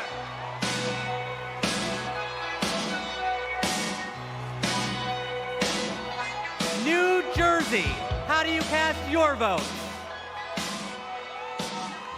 Everybody, I'm Governor Phil Murphy. We're from Jersey, baby, and you're not. In the Great Garden State, we care about protecting women's rights and lifting up vulnerable communities. That's what we mean when we say the Great Garden State. My name is Dr. Joey Perella, pronouns she, her, hers. I'm a proud resident of the Garden State. I'm proud to stand with Kamala Harris and Tim Walz because they stand with the LGBTQ community.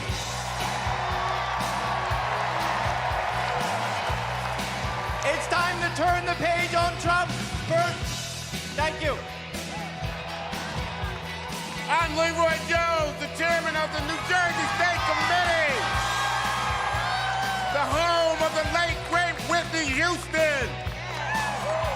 And New Jersey and these amazing delegates cast 2 votes present and 142 votes for Kamala Harris, President of the United States of America. When we fight, we win. When we fight, we win. When we fight, we win.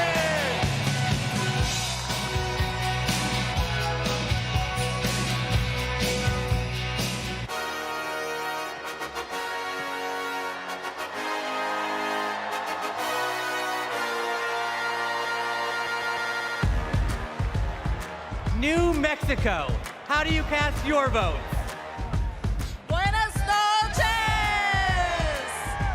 Chair Jessica Velasquez here with our delegates from the land of enchantment, the great state of New Mexico, where we live our family values, respect women, love our land, our water, our blue skies, our green chili, and our sunsets.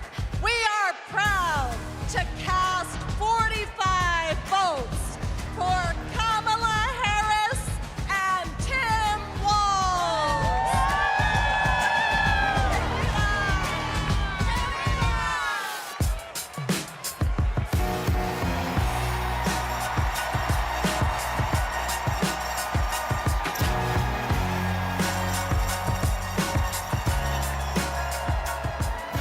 New York, how do you cast your vote?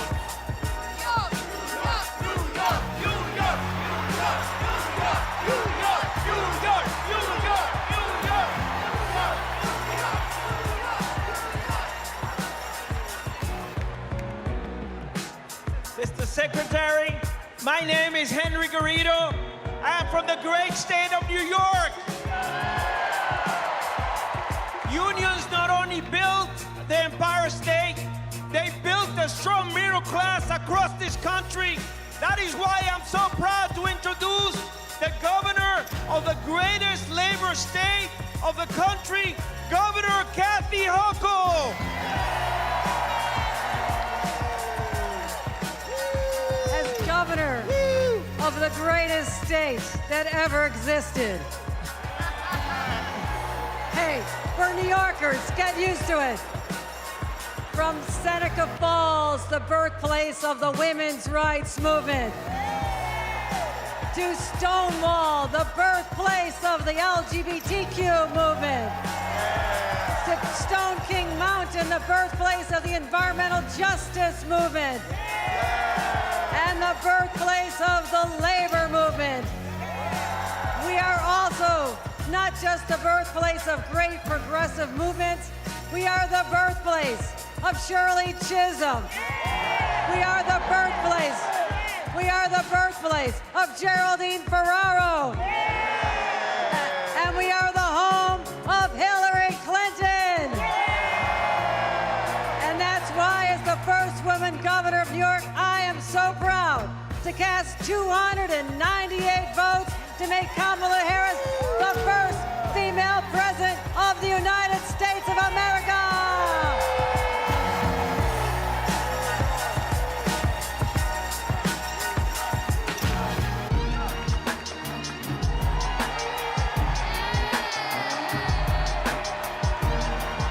North Carolina, how do you cast your vote? My name is Anderson Clayton. I have the honor of serving as the youngest state party chair in this country. And North Carolina is the home of folks like Anthony Hamilton. Yeah, Governor Jim Hunt, Dr. Reverend William Barber, Nina Simone. We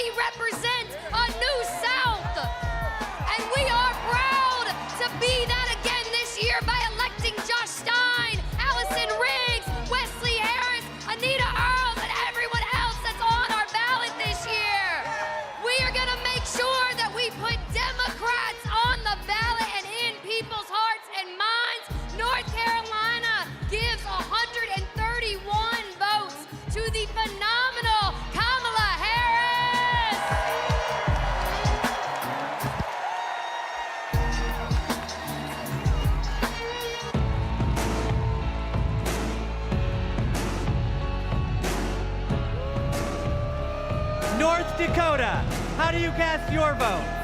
Mr. Secretary, the Democrats of North Dakota, the Peace Garden state, are proud to cast our 17 votes for Vice President Kamala Harris and the best neighbor you could ever hope to have, Governor Tim Walz, for President and Vice President of the United States of America. Let's go!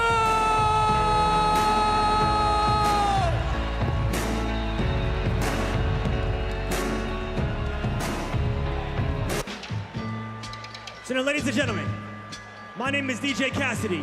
This is the DNC roll call, and tonight, your voice is the future.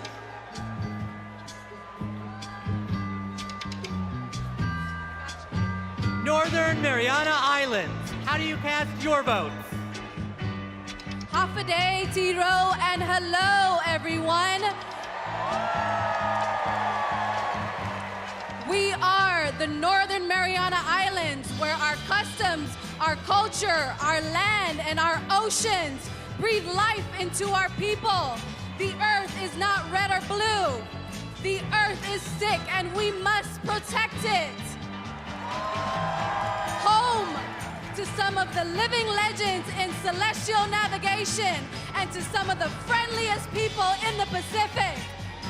We are the blue waves of the Pacific, and we are proud to cast all 11 votes for our MVP, Kamala Harris. Viva Marianas!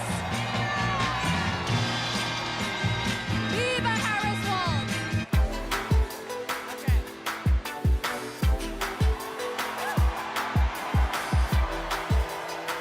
Ohio, how do you cast your vote?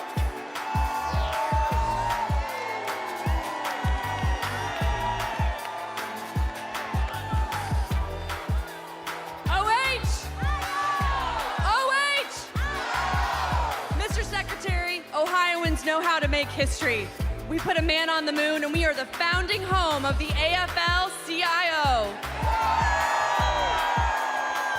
We enshrined abortion rights in our state constitution by 13 points, and we are going to send Sherrod Brown back to the U.S. Senate. As the first woman to lead Ohio Democrats, I am proud to cast our ballots for the first woman to be president of the United States. Mr. Secretary, we cast 1 vote present and 142 votes for Kamala Harris and Tim Walz.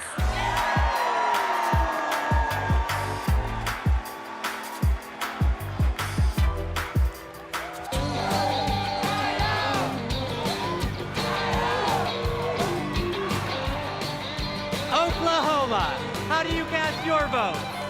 Hello from Oklahoma, where we fight for the future for all Oklahomans can be proud of. The future where working families thrive, our diversity is our strength, and our values like freedom, equality, and opportunity puts us ahead and makes Oklahoma proud.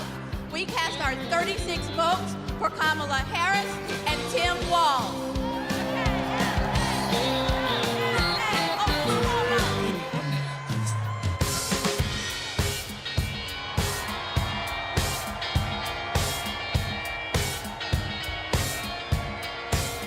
Oregon, how do you cast your vote?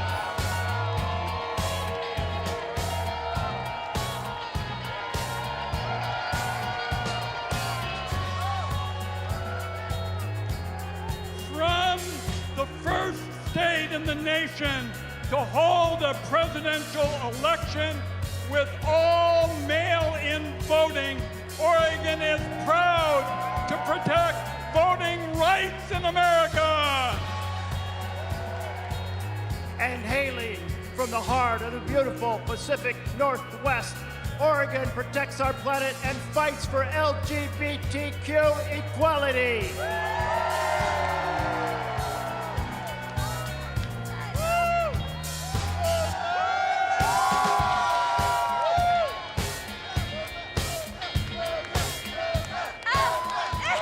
And where we believe that reproductive rights are human rights, Oregon cast 78 votes for Kamala Harris.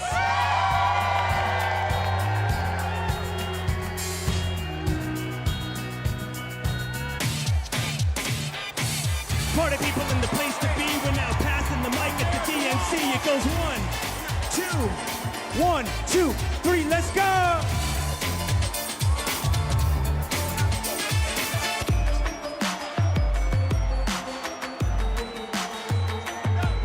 The Commonwealth of Pennsylvania. How do you cast your vote? Let's go, Pennsylvania, let's go! My name is Mayor DeJuan Walker from the great city of Aliquippa, Beaver County. My city is a city of legends, the only high school in America with 3 Hall of Famers. I took this seat in 2009 when my sister was murdered. I wanted to do better. 15 years she's been gone. 12 years this city has been under my watch. I'm grateful for the opportunity to lead my city. I'm grateful for the state of Pennsylvania. God bless everyone in this room. I love this state, thank you.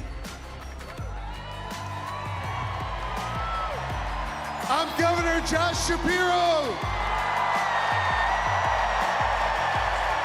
The proud governor of the Commonwealth of Pennsylvania, the birthplace of democracy, the birthplace of freedom, the greatest Commonwealth of all. And together, Pennsylvania cast 178 votes for the next Madam President of the United States, Kamala Harris, and Vice President Tim Walz.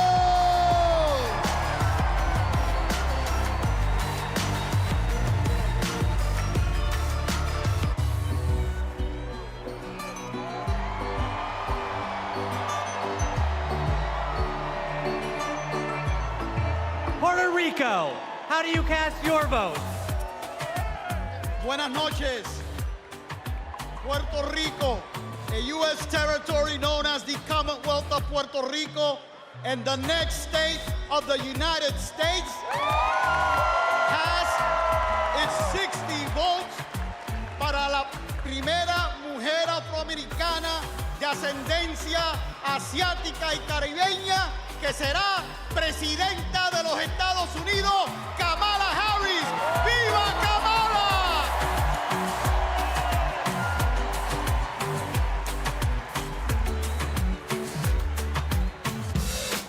DNC, let's go! Roll call, keep it coming now. Roll call, keep it coming now.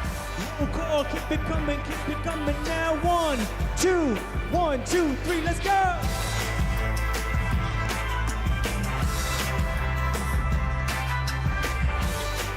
Rhode Island. How do you cast your vote? I am Joe Shikachi, Speaker of the Rhode Island House. We are the smallest state, but we have the biggest ideas. Home to the nation's first wind farm and a historic act on climate, we continue leading the way on sustainability and housing. The deep blue ocean state is proud to cast 1 vote present and 34 ballots for the next President of the United States, Kamala Harris.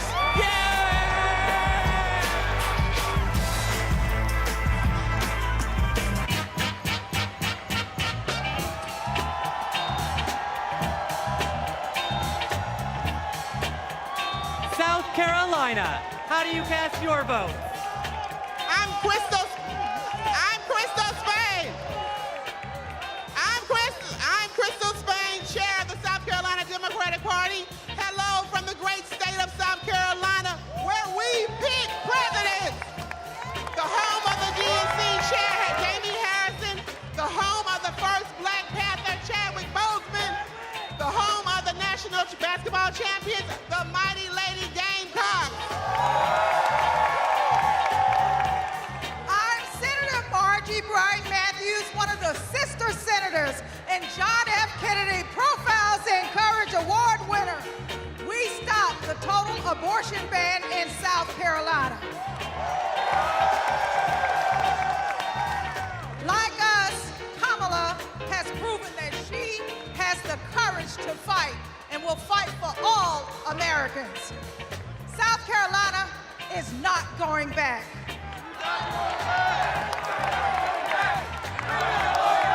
We're going forward on reproductive rights. We're going forward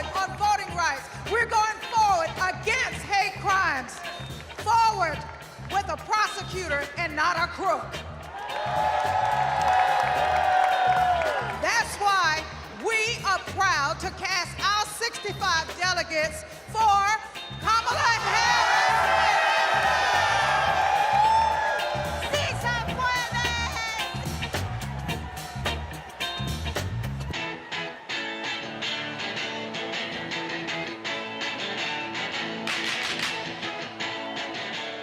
South Dakota, how do you cast your votes? How mitakiapi, chante washte na bechuzapalo. In my beautiful Lakota language, that means hello, my relatives. I shake your hand with a happy heart. That is the spirit of my beloved South Dakota. My name is Chante Redis, and I want to say that my people, the Ocheti Shakoan, are still here. The 7 council fires are still here. Let me tell you what a Kamala Harris presidency will mean for me, my friends, and my community. More importantly, more opportunities, more good-paying jobs, better access to health care, and a quality education. That is the future we deserve, and it is the future we will win on November 5th when we elect Kamala Harris.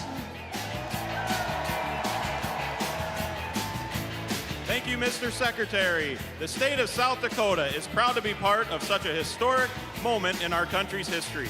We are a land that is proud of our hardworking farmers and ranchers, that celebrates 9 tribal nations and their incredible cultures, where natural beauty can be seen from the Big Sioux River to Mount Rushmore. South Dakota is honored to cast all 20 of our votes for Vice President Kamala Harris, who will soon be known as Madam President.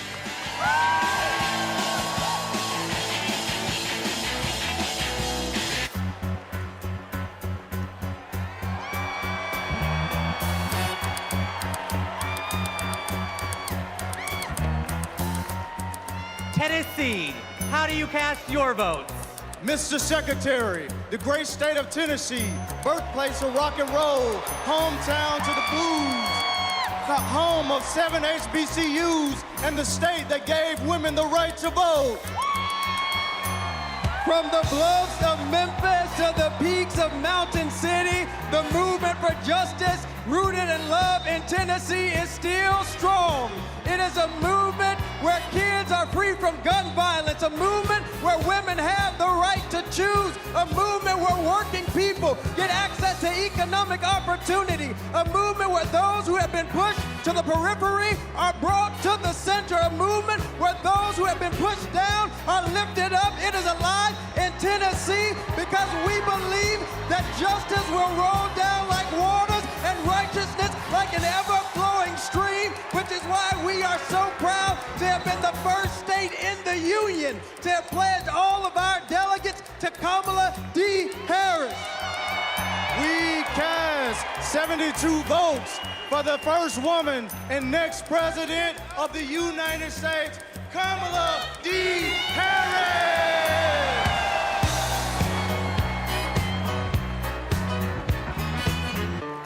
Party people, come on. DNC, party people, come on. Roll call, party people, come on. DNC, party people, come on.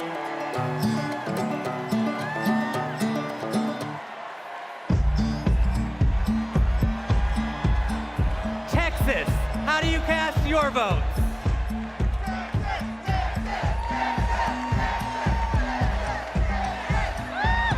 Hello, Chicago!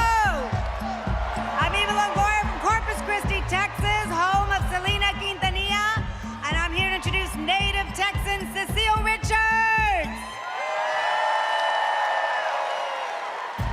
I'm proud to be here tonight representing a tradition in Texas of progressivism and my late mother, Ann Richards, the governor of Texas, and passing it on to another great Texas heroine, Kate Cox.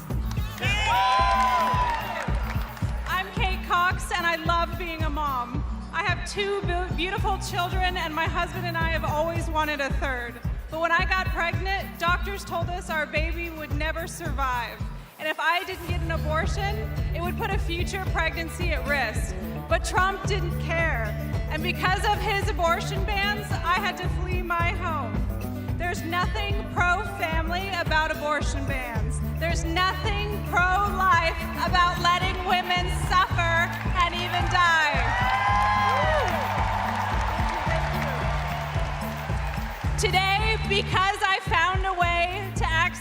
abortion care. I am pregnant again. Woo!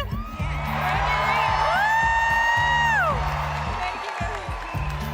And my baby is due in January, just in time to see Kamala Harris sworn in as President of the United States. Mr. Secretary, my name is Gilberto Hinojosa, chair of the Texas Democratic Party, and as the nation's biggest battleground state with 40 electoral votes on behalf of 30 million Americans. Texas cast 3 votes present and 263 votes for freedom, for the future, for the first woman to serve as the next president of the United States, Kamala Harris.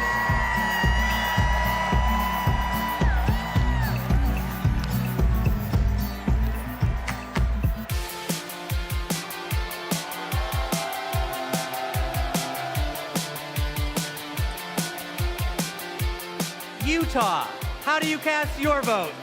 Utah, home of 8 tribal nations, the crossroads of the West, the Beehive State, the host of the 2034 Winter Olympics, the youngest and fastest growing state in the nation, and the next battleground state. Mr. Secretary, we proudly cast 34 votes for Vice President Kamala Harris!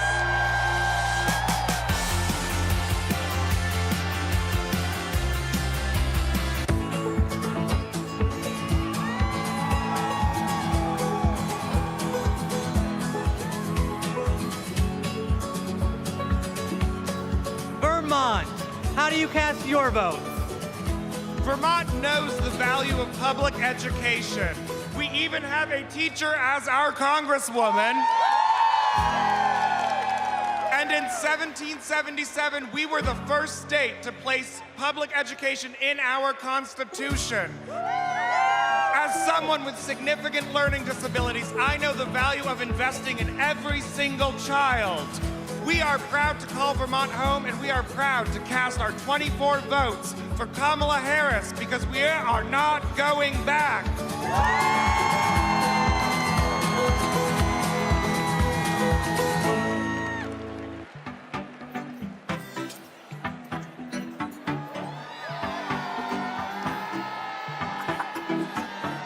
The U.S. Virgin Islands, how do you cast your vote? Mr. Secretary, we are proud to call the Virgin Islands of the United States our home, a place of resistance and freedom, home of Alexander Hamilton, the first slave rebellion in the Western Hemisphere, the fire-burned queens. We are proud to celebrate a nominee of Caribbean heritage. From America's Caribbean, the place where the sun rises first in America, from the place of great liberty and the vacation home of President Joe Biden, the Virgin Islanders are strong, resilient, and committed to and passionate to vote for the next President of the United States. All 13 votes to Kamala Harris!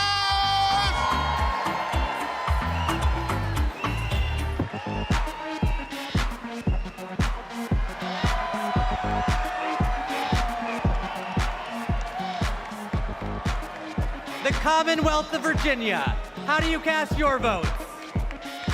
Mr. Secretary, the Commonwealth of Virginia is proudly represented by Senator Mark Warner and Senator Tim Kaine, majorities in the House of Representatives with 6 hardworking Congress members and majorities in the General Assembly. We also are proud to be represented by 25,000 hardworking, mostly union workers who build freedom, by building aircraft carriers and submarines. Senator Warner. Virginia, where this year we're going to return Tim Kaine to the United States Senate. Our Commonwealth of Virginia is proud to cast all 119 votes for the next President, Kamala Harris.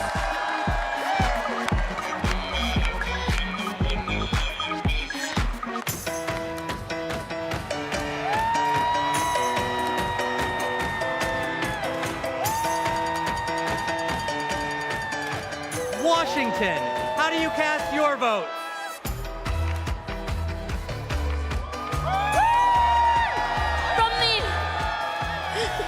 From the amber waves of grain and verdant origins of eastern Washington to the iconic waters of the Salish Sea, Washington stands proud as a part of the Blue Wolves. I, the first South Asian woman leading a state party, am honored to pledge 9 votes present and a lucky 101 votes for Vice President Kamala Davy Harris.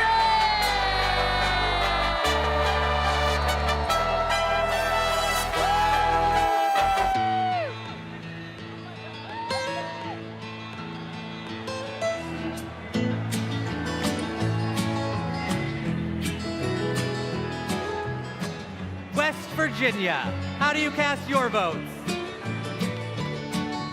My name is Jean Evansmore, and I'm 83 years old. And as such, I am the oldest of the delegates in West Virginia. Most 83-year-olds that I know are spending time with their grandchildren or traveling. But I'm here, suited up and ready to battle. Because I will not, I repeat, I will not let everything I've fought for be taken away by Donald Trump.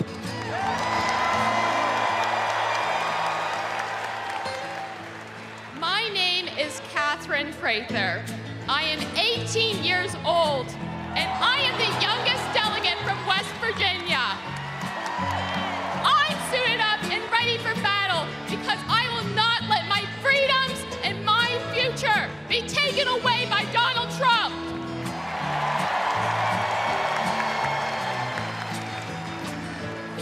That's why we're proud to cast West Virginia's 24 delegates for the next President of the United States, Kamala Harris!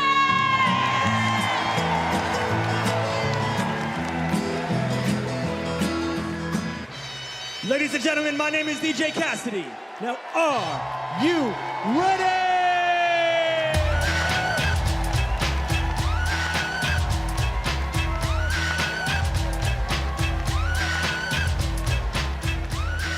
My home state of Wisconsin. How do you cast your vote? Thank you, Badger Jason Ray, for all your good work. As a proud governor of the great state of Wisconsin, we're home of the Green Bay Packers. We're home of the Wisconsin Badgers. We're home of the Milwaukee Brewers.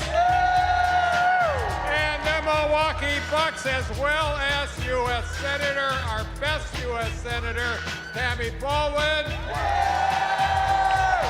And our great congressional folks, Gwen Moore and Mark Pocan. I'm here because I'm jazzed as hell to announce that Wisconsin cast 1 vote present and 94 votes who are we at? Got me going here. Former Wisconsinite, former state, oh my God. We love you, Jody! We love you, Jody! 94 votes for.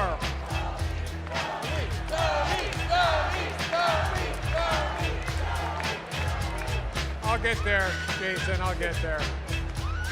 94 votes for former Wisconsinite, Vice President, and our next President of the United States of America, Kamala Harris.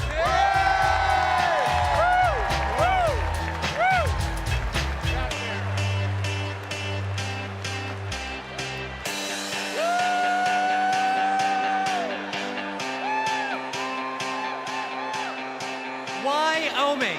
How do you cast your vote? Mr. Secretary, delegates, my name's Joe Barbudo, and these folks around me, we are honored to be representing the great state of Wyoming. Both the first state and territory in this nation to recognize a woman's right to vote, and the state that 100 years ago elected Democrat Nellie Taylor Ross, our nation's first female governor. With that legacy in mind and heart, the Equality State cast all of our votes for the woman who will be the first woman president of the United States. Say it with me now, Kamala Harris!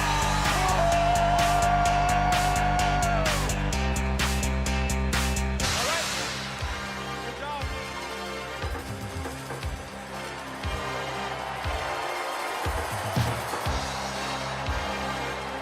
The great state of Minnesota. How do you cast your vote? Hello, Minnesota! My name is Hans Storvik, and Tim Walz was my neighbor, coach, and favorite teacher. We were excited to go to his classroom every day, and if you've ever been in high school, you know that can be rare. He opened our eyes to the world. He taught us how to talk about global issues with respect, curiosity, and kindness, even and especially when we disagreed.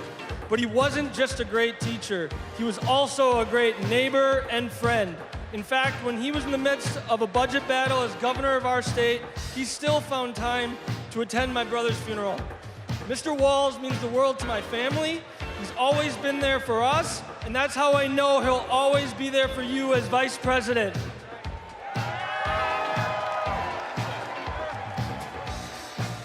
Thank you, Hans. Minnesota, let me hear you. There you go. 14 years in the National Football League taught me a lot about leadership. A good leader cannot be selfish. He has to look out for his team. Coach Walz is unselfish as they come. He has led Minnesota with honesty and integrity. And in November, Minnesota is going to send Tim Walz and Kamala Harris to the White House. Let's go! I'm Amy Klobuchar, the senator from the great state of Minnesota, where nearly everyone votes and purple reigns. And I'm Tina Smith from the great state of Minnesota, the home of the next Vice President of the United States, Tim Walz. Minnesota, we cast 10 votes present, and we deliver 81 votes for Kamala Harris and Tim Walz.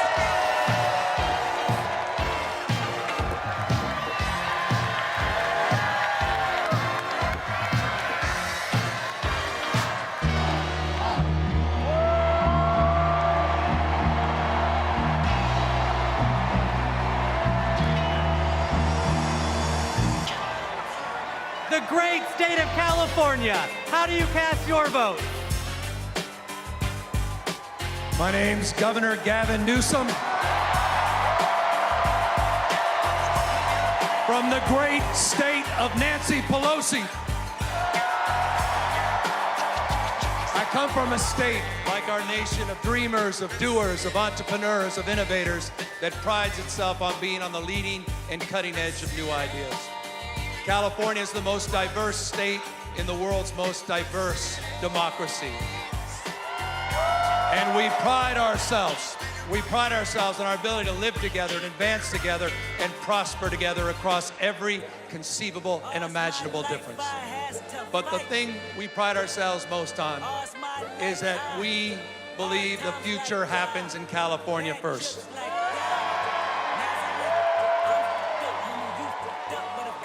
And Democrats, I've had the privilege for over 20 years to see that future taking shape with a star in Alameda courtroom by the name of Kamala Harris. I saw that star fighting for criminal justice, racial justice, economic justice, social justice. I saw that star get even brighter as Attorney General of California, as a United States Senator, and as Vice President of the United States of America. Kamala Harris has always done the right thing. A champion for voting rights, civil rights, LGBTQ rights, the rights for women and girls. So Democrats and independents, it's time for us to do the right thing, and that is to elect Kamala Harris as the next president of the United States of America. California, we proudly cast our 482 votes for the next president, Kamala Harris.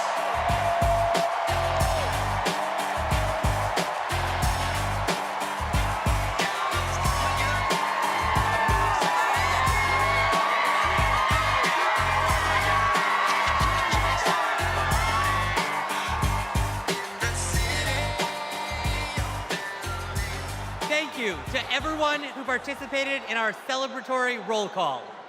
Delegates, please know how critical you are to this process, both now and earlier this month when we conducted our virtual roll call. I am thrilled to reaffirm Kamala Harris as the Democratic nominee for President of the United States.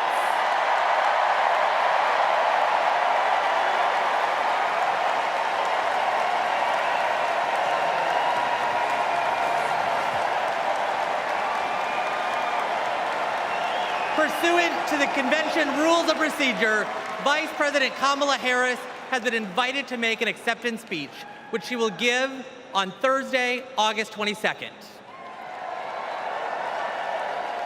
But now, a special surprise. It's my pleasure to introduce our party's official nominee for President of the United States, live from my home state of Wisconsin, Vice President Kamala Harris.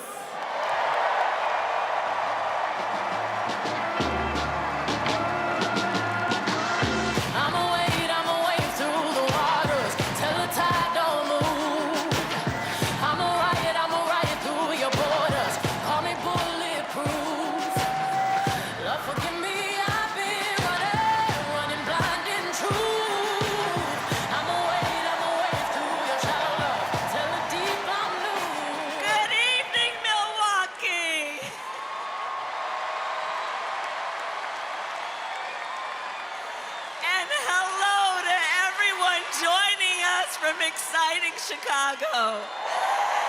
The delegates at the Democratic National Convention, well, they just completed their roll call. And they have nominated Coach Walz and me to be the next Vice President and President of the United States of America.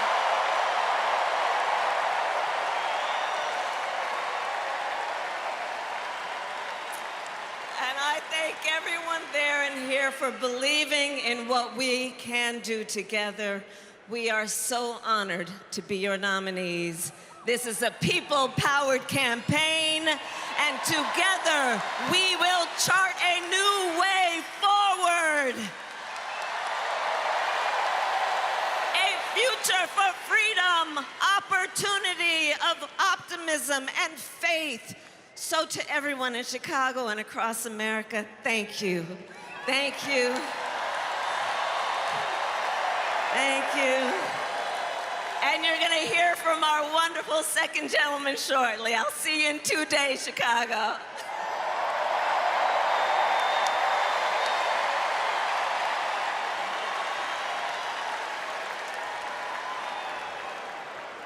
Please welcome TV personality, loud and proud Latina, Ana Navarro.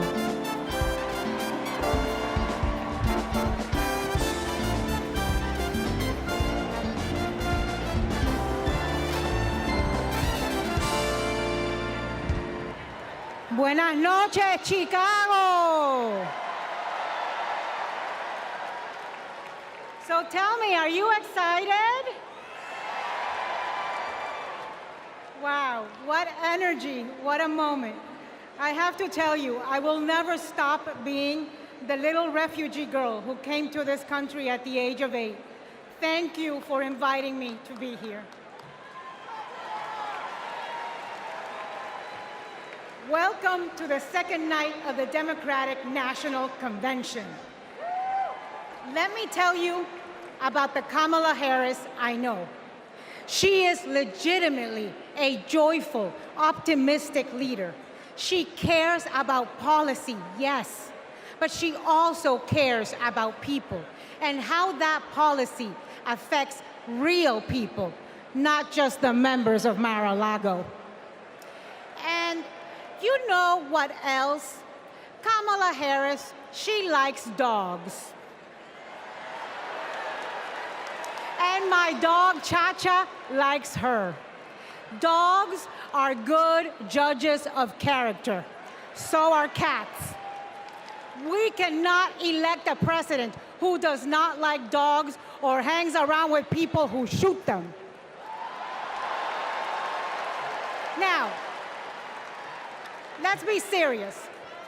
Donald Trump and his minions call Kamala a communist. I know communism. I fled communism from Nicaragua when I was 8 years old. I don't take it lightly.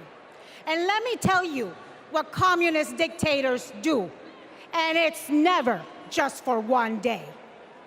They attack the free press. They call them the enemy of the people, like Ortega does in Nicaragua. They put their unqualified relatives in cushy government jobs so they can get rich of their positions, like the Castros do in Cuba. And they refuse to accept legitimate elections when they lose and call for violence to stay in power, like Maduro is doing right now in Venezuela. Now, you tell me something. Do any of those things sound familiar? Is there anybody running for president who reminds you of that? And I know one thing, it's not Kamala Harris. That is not the America we love. It's not the land of freedom we treasure. Last night, we heard President Biden say that he loves his job, but he loves his country more.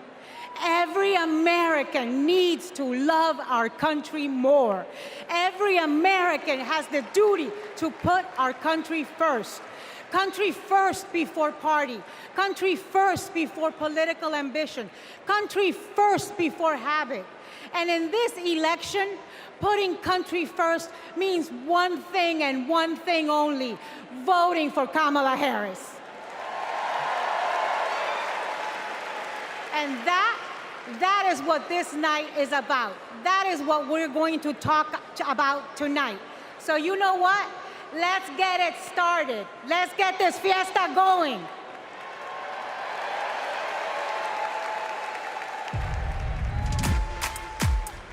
The ayes are 50, the nays are 50. The Senate being equally divided, the Vice President votes in the affirmative, and the nomination is confirmed.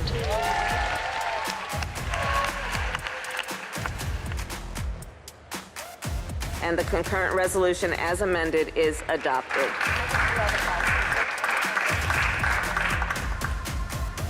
The Vice President votes in the affirmative, and the motion to proceed is agreed to. On this vote, the yeas are 50, the nays are 50. The Senate being equally divided, the Vice President votes in the affirmative, and the bill as amended is passed.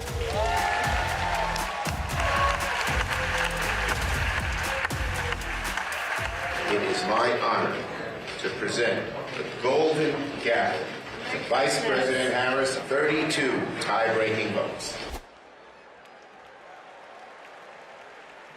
Please welcome Senate Majority Leader and New York Senator Chuck Schumer.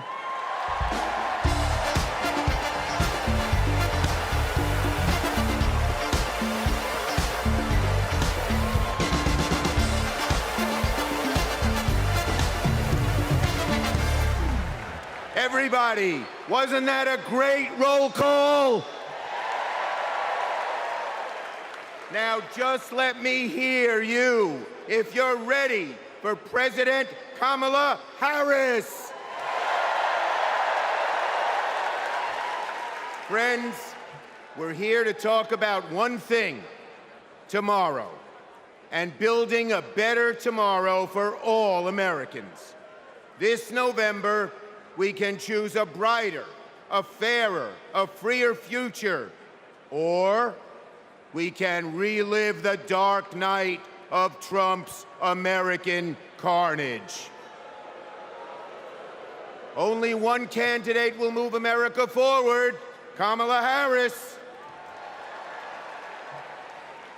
Vice President Harris has been the best partner Senate Democrats could ever have asked for.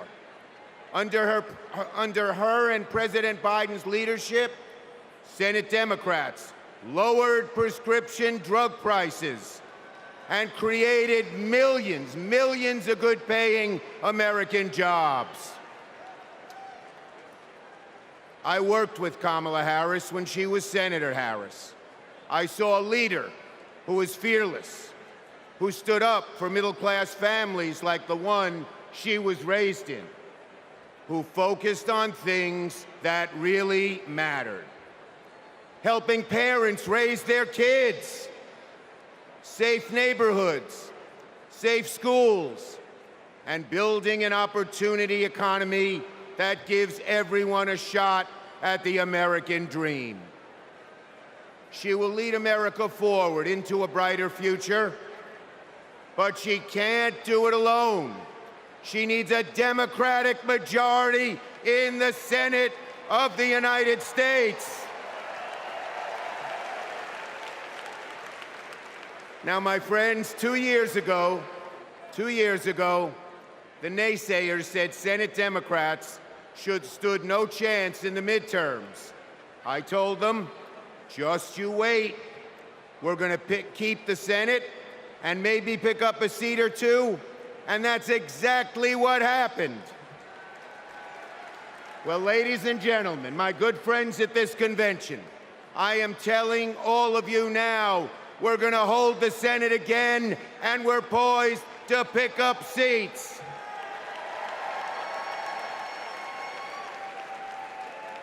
A Democratic majority to create good-paying jobs and lower costs, to defend a woman's right to choose, to deliver for communities back home.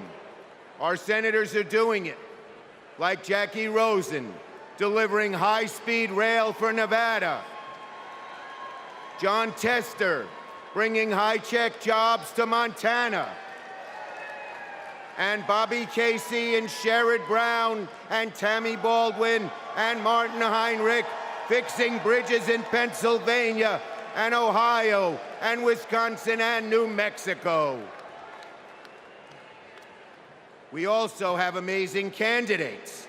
Ruben Gallego, Angela Alsobrooks, Andy Kim, Alyssa Slotkin, Lisa Blunt, Rochester, Colin Allred, Debbie Mucarsel-Powell. And folks, listen to this. More than half of our candidates are candidates of color. We're making the Senate look like America. Now let's compare that with Senate Republicans. Senate Republicans pretend to care about middle-class families, but they voted no on expanding the child tax credit, and J.D. Vance didn't even show up to vote. Senate Republicans pretend to care about the border, but they voted no on the strongest border bill in a decade. Republicans tend to care about freedom, but they voted no on a woman's right to choose. No to safeguard IVF. No to birth control. That is just a taste of their extreme agenda. Is that what we want for America? Do we want a Republican Senate that assaults reproductive freedoms? Do we want a Republican Senate that cuts taxes for the rich, rigs the game for big oil and big pharma? Well, folks, the choice is ours. Now, let me close let me close on a personal note. As the highest-ranking Jewish elected official in American history, I want my grandkids and all grandkids to never, never face discrimination because of who they are. But Donald Trump, this is a guy who peddles anti-Semitic stereotypes. He even invited a white supremacist to Mar-a-Lago. And unfortunately, his prejudice goes in all directions. He fuels Islamophobia and issued a Muslim ban as president. Tonight, folks, I am wearing this blue square to stand up to anti-Semitism, to stand up to all hate. Our children, our grandchildren, no matter their race, no matter their creed, their gender, or family, deserve better than Donald Trump's American carnage. So, are you ready to make sure Donald Trump never, ever gets near the White House again? So let's elect Kamala Harris, Tim Walz, and a Democratic majority in the Senate, and keep the torch of freedom burning bright for generations to come. On to victory in November.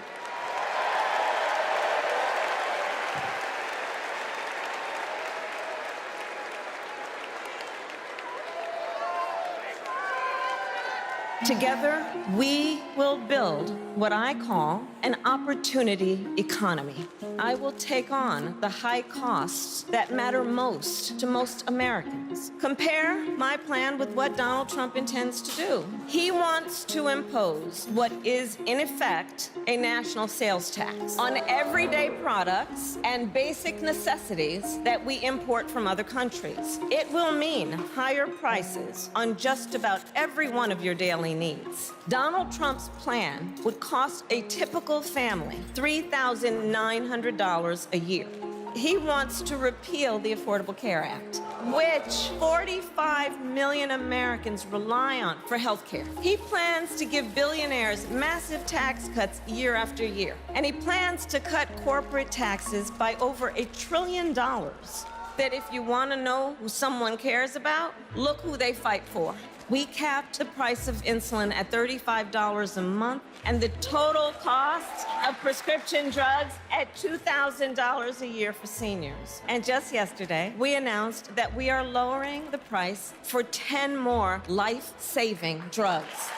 As president, I will work to build the housing we need, and by the end of my first term, we will end America's housing shortage by building 3 million new homes and rentals that are affordable for the middle class. More than 100 million Americans will get a tax cut by restoring the Earned Income Tax Credit and the Child Tax Credit, through which millions of Americans with children got to keep more of their hard-earned income.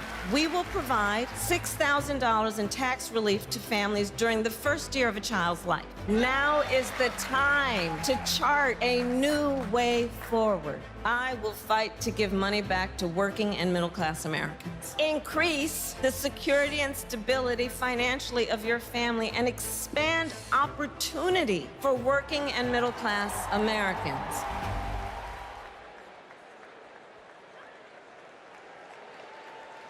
Please welcome Vermont Senator Bernie Sanders.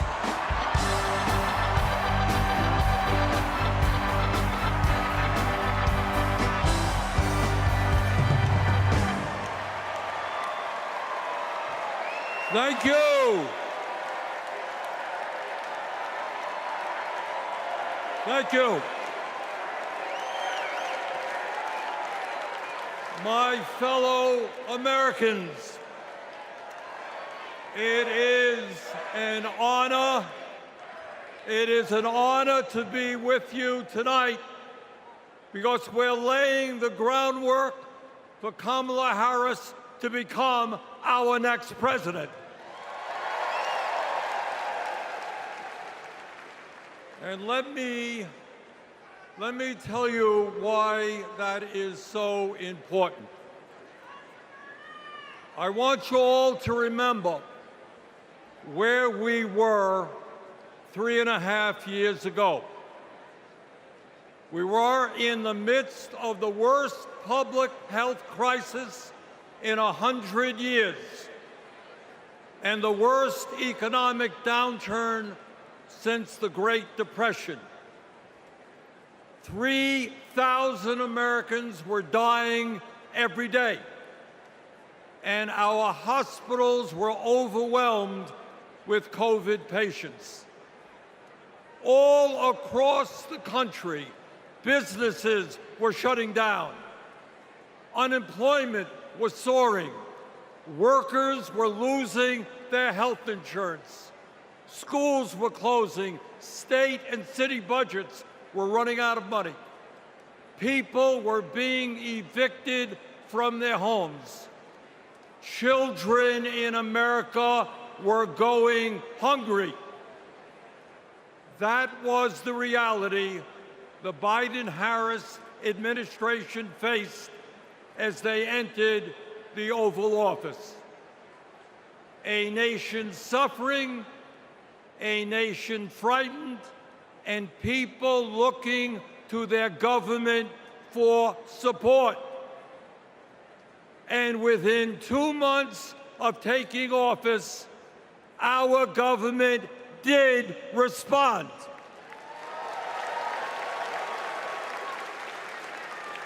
We passed the American Rescue Plan, which provided $1,400 for every man, woman, and child in the working class.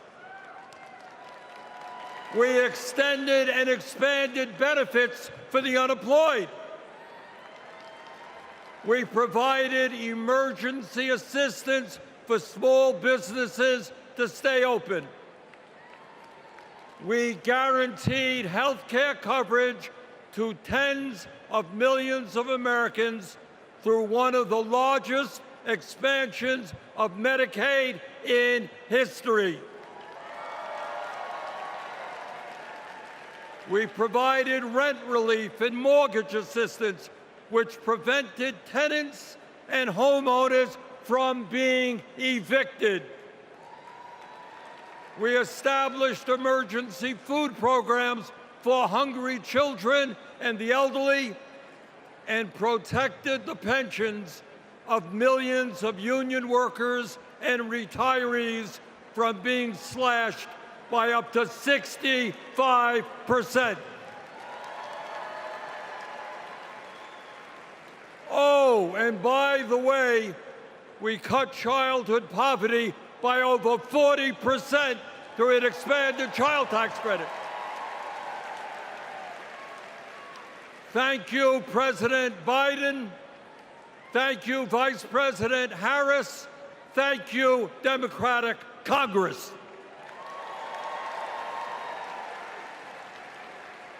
Now, I say all of this not to relive that difficult moment, but to make one simple point. When the political will is there, government can effectively deliver for the people of our country. And now we need to summon that will again, because too many of our fellow Americans are struggling every day to just get by, to put food on the table, to pay the rent, and to get the health care they need. Brothers and sisters, bottom line, we need an economy that works for all of us, not just the billionaire class.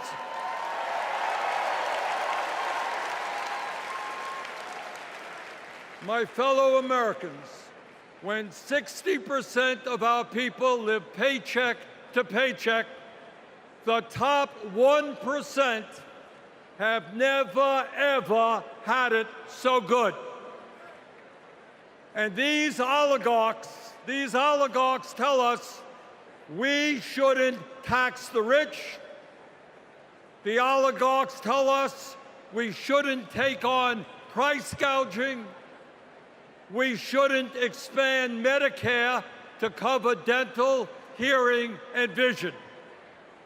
And we shouldn't increase Social Security benefits for struggling seniors. Well, I've got some bad news for them.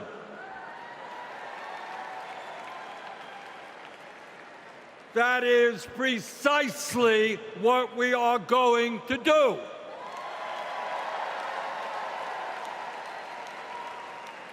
And we're going to win this struggle because this is precisely what the American people want from their government. And my friends, at the very top of that to-do list is the need to get big money out of our political process.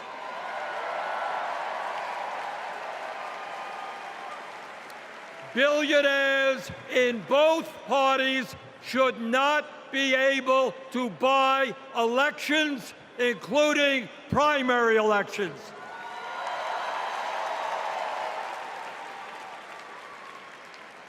For the sake of our democracy, we must overturn the disastrous Citizens United Supreme Court decision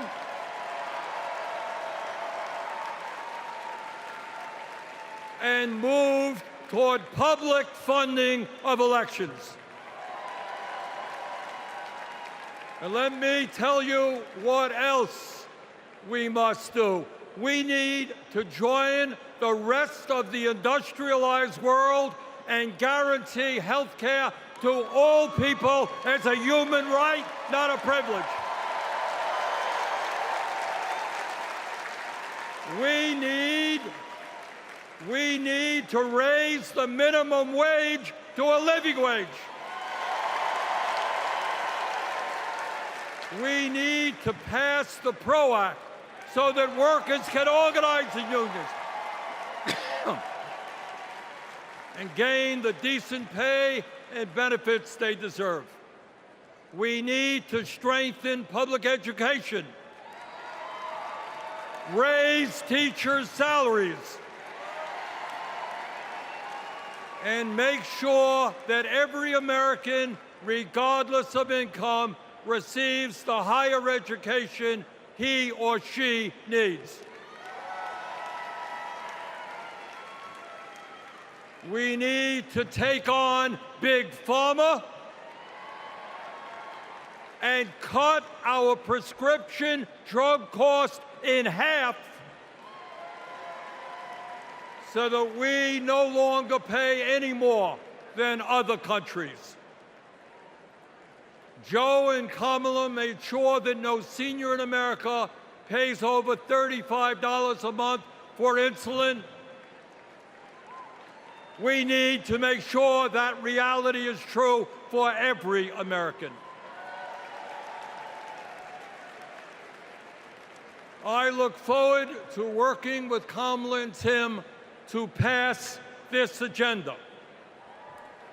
And let us be very clear. This is not a radical agenda. But let me tell you what a radical agenda is. And that is Trump's Project 2025. At a time of massive income and wealth inequality, giving more tax breaks to billionaires is radical. Putting forth budgets to cut Social Security, Medicare, and Medicaid is radical. Letting polluters destroy our planet is radical. And my friends, we won't let that happen.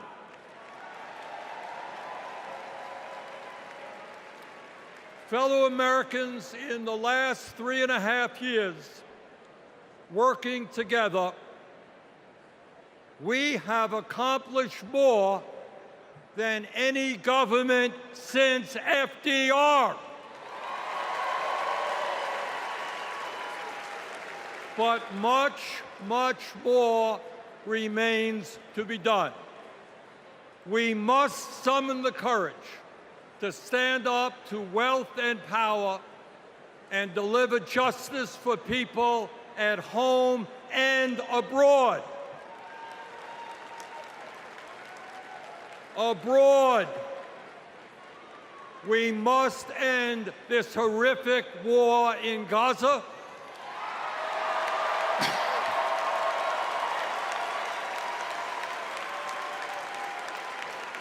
Bring home the hostages and demand an immediate ceasefire.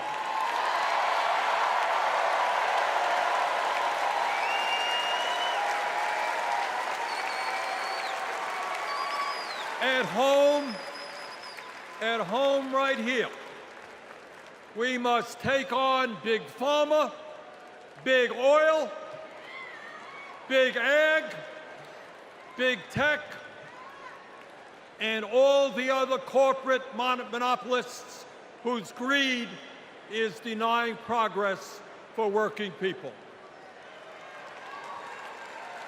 On November 5th, let us elect Kamala Harris as our president, and let us go forward to create the nation we know we can become. Thank you all very much.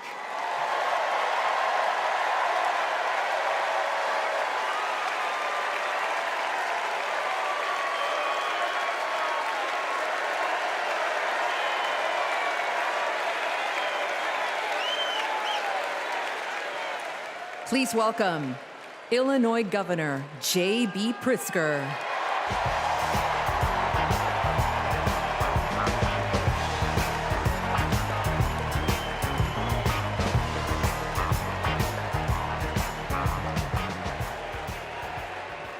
Fellow Democrats, welcome to Chicago. American city in a proud blue state. Our patriotism was formed in frost and in fire, and in the steel we forged to survive both.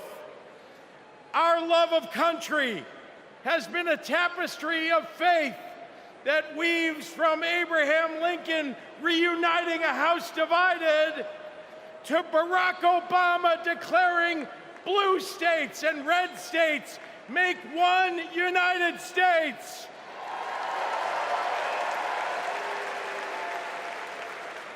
Now, Illinois' presidential pedigree is unmatched. And given that Vice President Kamala Harris spent some of her early life right here, I speak for the entire Illinois delegation when I say, we claim her too.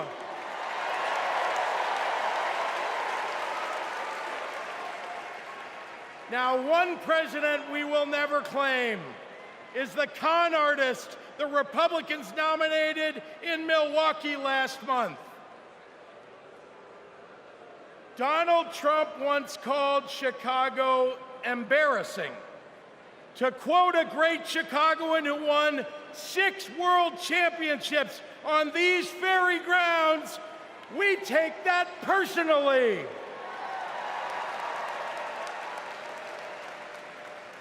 I had to govern for 2 years while Trump was president. Let me tell you what's embarrassing. In Illinois, we passed a massive bill to fix our roads and bridges. When Donald Trump proposed his own plan, he turned right around and called it stupid. We eliminated the grocery tax. Donald hasn't been in a grocery store since his first bankruptcy. Illinois invested in clean energy and the jobs it brings. Donald claimed that windmills in the ocean made the whales a little batty.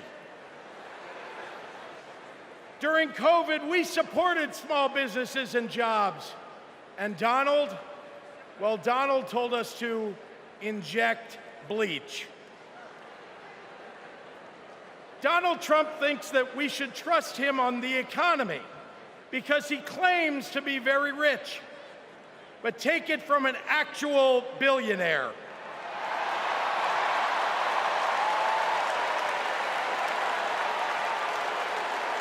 Trump is rich in only one thing: stupidity.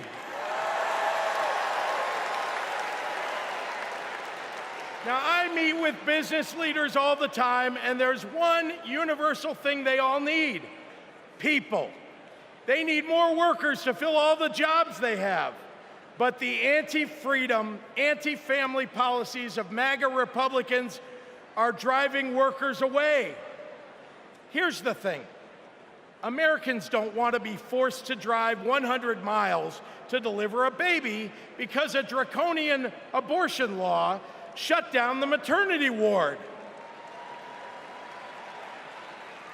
Americans want the hope of giving birth through IVF, not the fear that it might be taken away. Americans with LGBTQ kids don't want them facing discrimination at school because the state sanctioned it. Americans want to go to their neighborhood grocery store and not have to worry about some random guy open carrying an AR-15.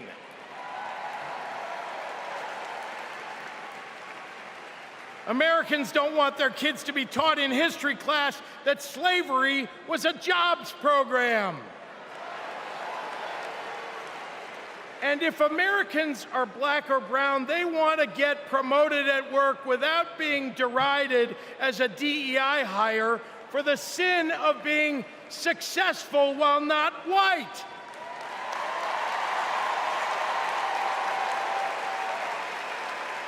Let's be clear. It's not woke that limits economic growth. It's weird. And these guys aren't just weird, they're dangerous. Democrats are for lower taxes and higher wages, less inflation and more business growth. We just think it's wrong to craft those policies for Elon Musk and not for everyday working people. That includes a secure retirement and good health care. We think the government should help you prosper, not police who you're sleeping with. More than anything, Democrats want economic policies that are kind, not cruel. But Trump chooses cruelty every time. After all, everything he's achieved in his own life has been by hurting someone else. Kamala Harris and Tim Walz, well, they've spent their lives lifting people up, not pushing them down. They know that a White House that leads with kindness looks at someone who is struggling and sees not what they might cost society, but what they might create for it. Americans want policies that give every American a chance to make it to the middle class. They want to grow small businesses, and Democrats want to cut taxes for everyday people. More than anything, Kamala Harris and Tim Walz want a country where we can all live with a little serenity. The serenity that comes with a balanced checkbook, an affordable grocery bill, and a housing market that has room for everyone. And if there's one thing I know about Donald Trump, he's not bringing anyone any kind of serenity.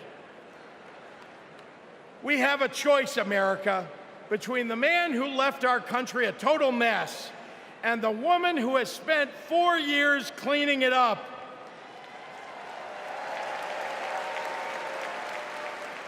And I think it's time we stop expecting women to clean up messes without the authority and the title to match the job.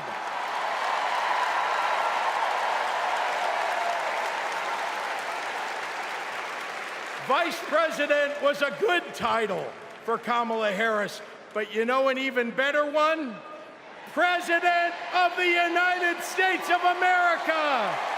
Let's go get 'em!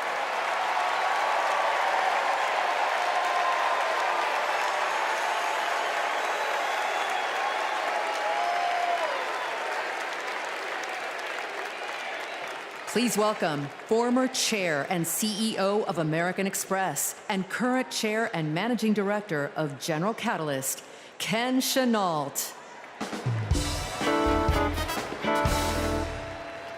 My fellow Americans, for 17 years, I ran American Express, one of the greatest companies in this country. America has thousands of great companies, more than any other nation in the world. And that's not by accident. The United States is the best place in the world to do business because of the values on which our country was built. Democracy, the rule of law, free and fair elections, the peaceful transfer of power. As a business leader, I have seen firsthand why democracy is so important. Democracy provides the foundation upon which American business and our economy depend. Character and values matter. In business, nothing is more important than trust. In America, we have to trust our president will protect democracy. We have to be certain they'll follow the law and serve the nation, not themselves. Business requires stability and certainty that our democracy will endure.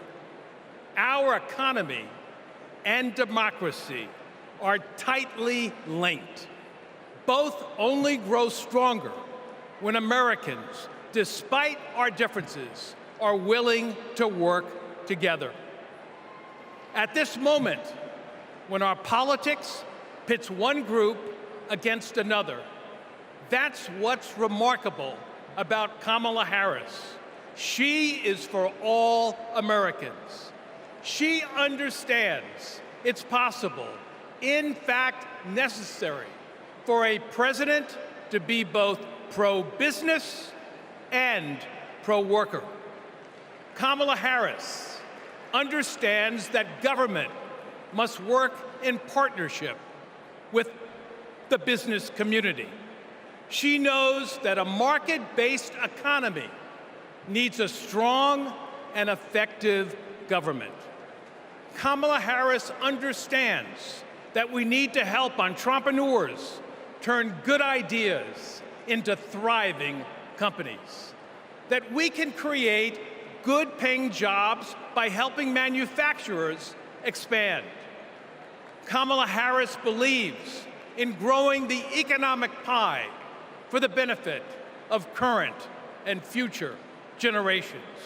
Unlike her opponent, she knows the way not to build an advanced economy is a broad tariff that would only raise prices, hurt consumers and businesses, and cost jobs. She knows the way not to do it is to give people like me a tax cut when that money should be invested to grow the middle class. If you want to lead, you have to be willing to serve. Kamala Harris's vision for the economy serves us all. She has demonstrated throughout her career that she wants to serve all people and wants all Americans to have the opportunity to work to achieve their own share of the American dream. Our economy goes up and down, but the reason America is the strongest nation in the world is because of her commitment to something bigger than ourselves, our commitment to each other, to democracy. That's what this election is about. It's more than a choice between two parties or sets of policies. It's a choice about who we're going to be as a country.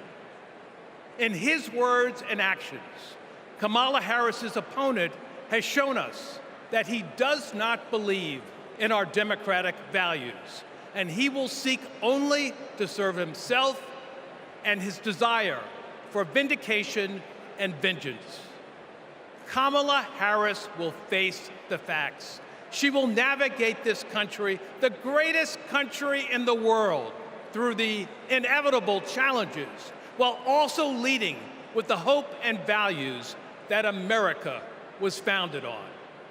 Kamala Harris understands that the role of a leader is to instill hope, to repudiate the merchants of fear, and focus on ensuring that the best days are ahead of us. She believes in America, its principles, the hopes and dreams of our people, and the promise of our future. That is why I believe Kamala Harris should be the next president of the United States of America. God bless America.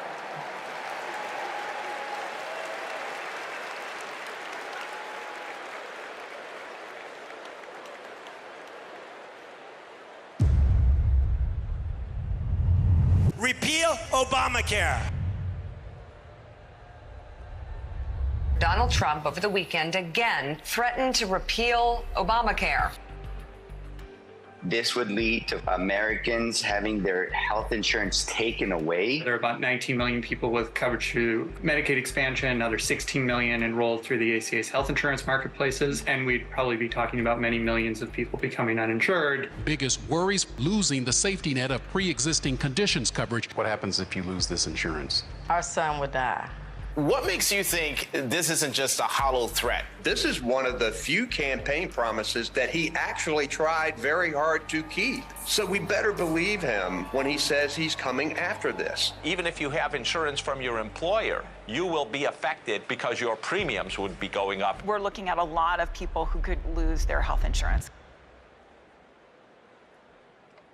Please welcome New Mexico Governor Michelle Lujan Grisham.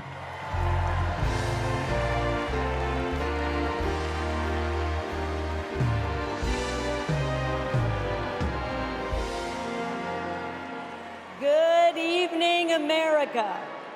I'm Michelle Lujan Grisham, governor of the great state of New Mexico. And in my state, we like things spicy, a little chili on everything, a little kick in our campaigns. And let me tell you, we are feeling en fuego right now. We are fired up to elect Kamala Harris President of the United States. This election is about protecting our democracy and securing our freedoms, including the right to affordable, quality health care. Now, this issue is personal to Vice President Harris, whose mom passed away after a battle with colon cancer. And it's personal to me. At 2 years old, my sister was diagnosed with a tumor that was incurable and made her uninsurable by the time she was 3. And it's personal to Americans across the country who know what it's like when someone they love gets sick. Donald Trump and J.D. Vance want to dismantle our healthcare system, repeal the Affordable Care Act, and eliminate protections for pre-existing conditions. Either these guys don't get it, or they just don't care. You know who gets it? Kamala Harris gets it, and she cares.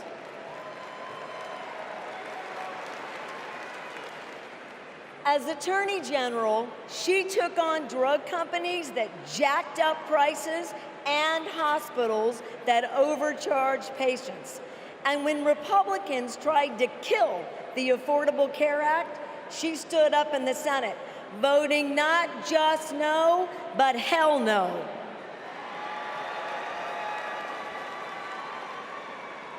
And Kamala Harris hasn't just stopped Republicans from making our health care system worse. She fights every day to make it better. And I know, I spent 20 years working to get Medicare the ability to negotiate lower drug prices. As Vice President, Kamala Harris delivered it. You know what Donald Trump delivered? Junk plans, higher premiums, and abortion bans. And if you don't think a second term would be worse, then I've got a box of Trump steaks to sell you. We have not just a better choice. America, we have the best choice. Yes, we do. Kamala Harris will protect your right to care. She'll cap drug costs, she'll go after corporate price gougers, and ensure every woman who needs it can access reproductive health care.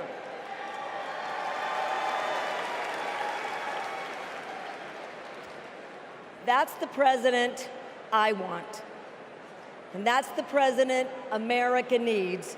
And with your help, that's the next president of the United States. President Kamala Harris.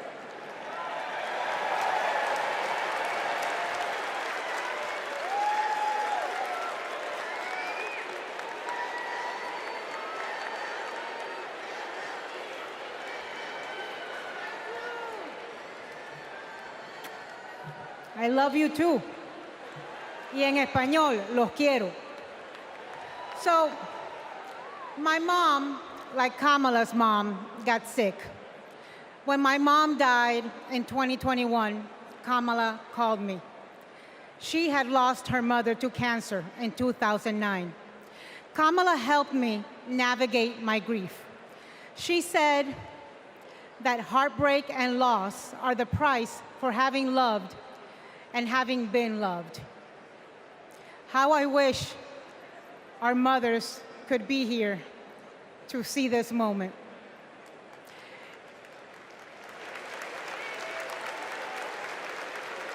In the next 4 years, America will invariably have moments of great sadness and pain in our country.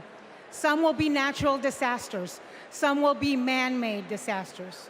We need a president who can not only be commander-in-chief, but also consoler-in-chief. We need a president with empathy, capable of lifting us up when we are down. We need a president who is capable of holding us in a big, great hug when we need it. That is Kamala Harris. Donald Trump is only capable of holding two things, a grudge and a golf club.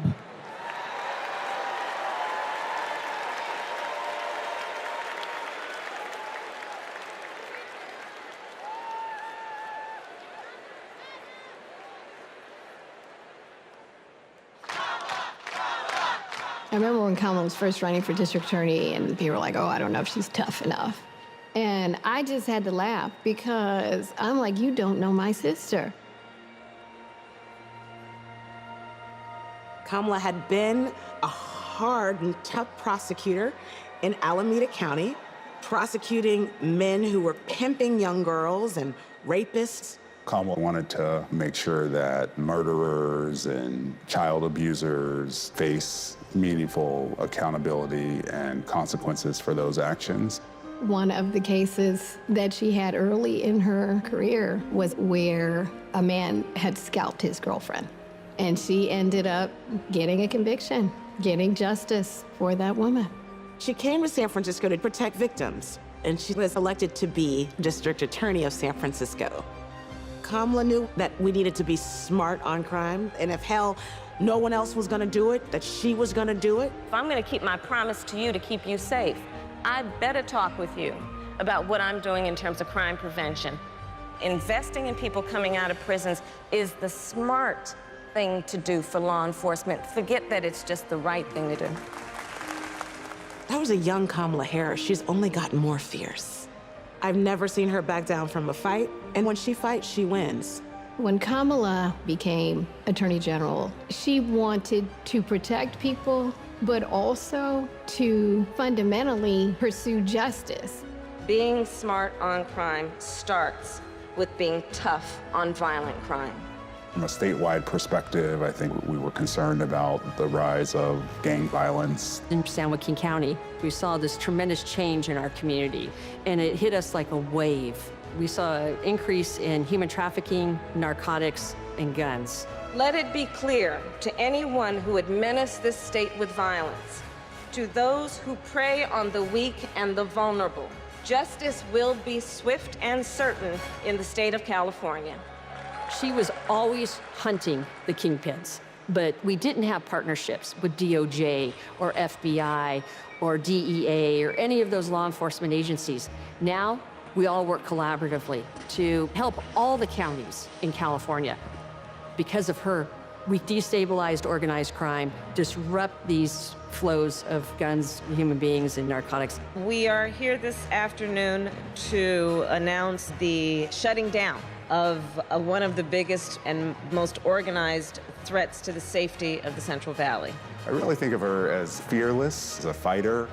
Kamala just perseveres, and mommy would say it's too hard is never an excuse. Making excuses is a failure to not only take responsibility, but to take action.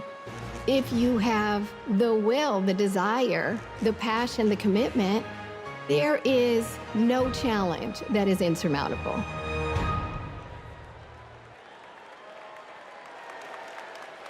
Please welcome the Democratic nominee for Senate in Maryland, Angela Alsobrooks.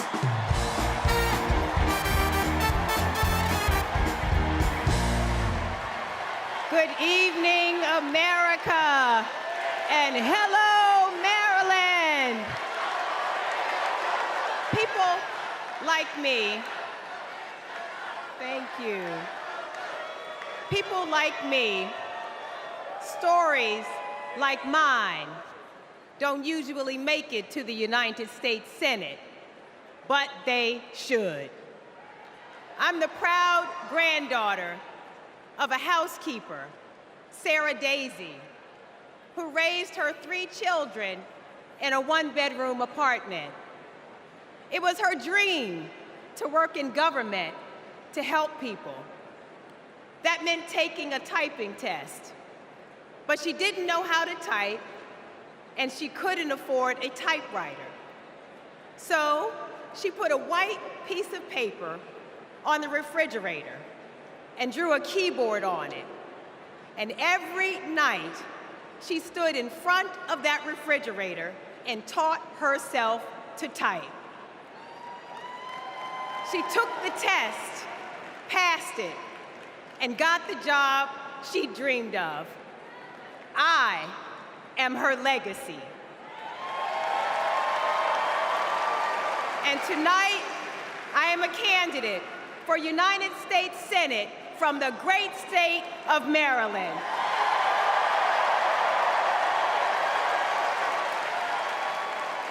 I've always been inspired by women like my grandmother, women who imagine a better future and then have the grit to make it a reality. One of those women is a friend, a mentor, and a role model. That woman is Kamala Harris. Let me tell you about the Kamala I've known for 14 years. I first heard about her in 2009 when I was running for state's attorney in Prince George's County, Maryland. I read a story in Essence magazine about a district attorney in San Francisco using new ideas to keep her community safe. Few had a better record prosecuting violent crime. She put rapists, child molesters, and murderers behind bars. But what she knew was that violent crime accounts for about 30% of all crimes. For the 70% that are nonviolent, she created a first-of-its-kind program called Back on Track. After serving time and pleading guilty, these low-level offenders would get the job training, GED help, and apprenticeships they needed to find a job. The result? The recidivism rate plummeted. Now, after reading about this super bad district attorney, I talked nonstop about her on the campaign trail. 2 days after I won the election, my phone rings. It's Kamala Harris calling to congratulate me and ask how she could help. She helped me bring Back on Track to Maryland. And wouldn't you know it, crime went down and economic growth went up. Back on Track is now a national model. Now Donald Trump says if Kamala Harris is elected, tough guys will treat her like a play toy. Do you know who else thought that? The drug cartels she busted, the big oil companies she made pay for polluting, the big banks that she made pay $20 billion to homeowners they ripped off. Getting justice for others isn't a power trip for her. It's a sacred calling. And hear me, Kamala Harris knows how to keep criminals off the streets. And come November, with your help, she'll keep one out of the Oval Office.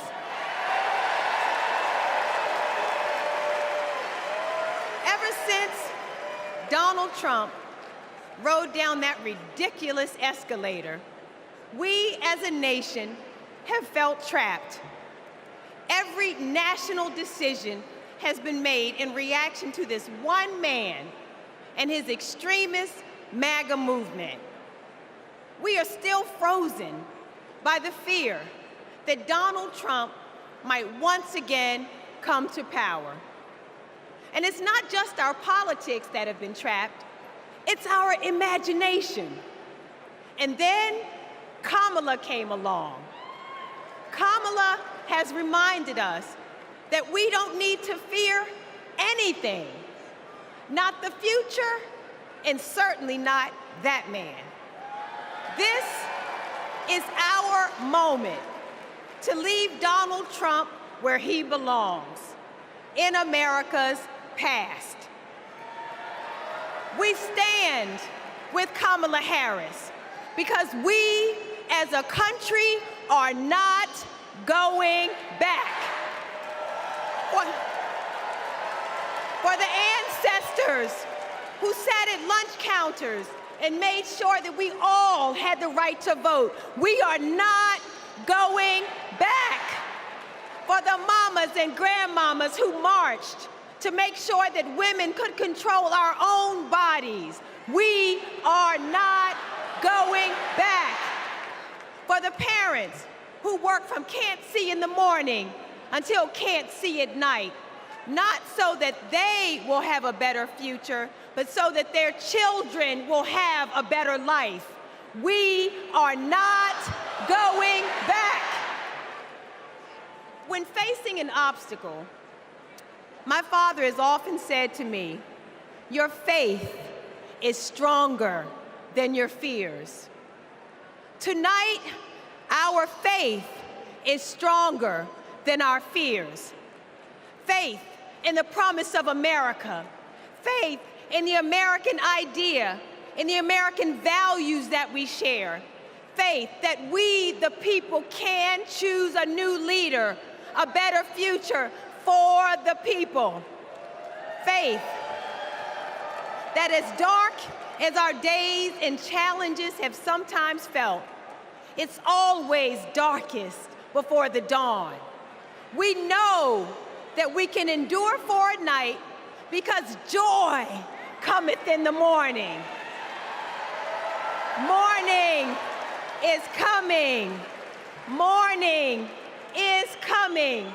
And that joy will be led by Kamala Harris. Thank you so much.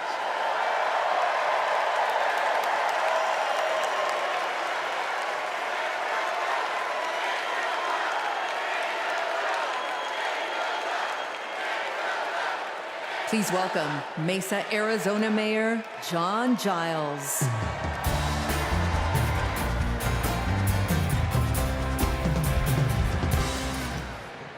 Good evening. I have a confession to make. I'm a lifelong Republican. So I feel a little out of place tonight, but I feel more at home here than in today's Republican Party. The grand old party has been kidnapped by extremists and devolved into a cult, the cult of Donald Trump. Trump doesn't know the first thing about public service. Like a child, he acts purely out of self-interest. We all need an adult in the White House, and we've seen what happens when we don't have one. Trump made a lot of lofty promises: unlimited economic growth, American manufacturing reborn, a secure border. Turns out Donald Trump was all talk. He wanted our votes, but he couldn't deliver a thing. But these days, my city of Mesa, Arizona is on the move. I'm going to ribbon cuttings every single week, all because Joe Biden and Kamala Harris reached across the aisle and they delivered for my conservative community and countless more across the country.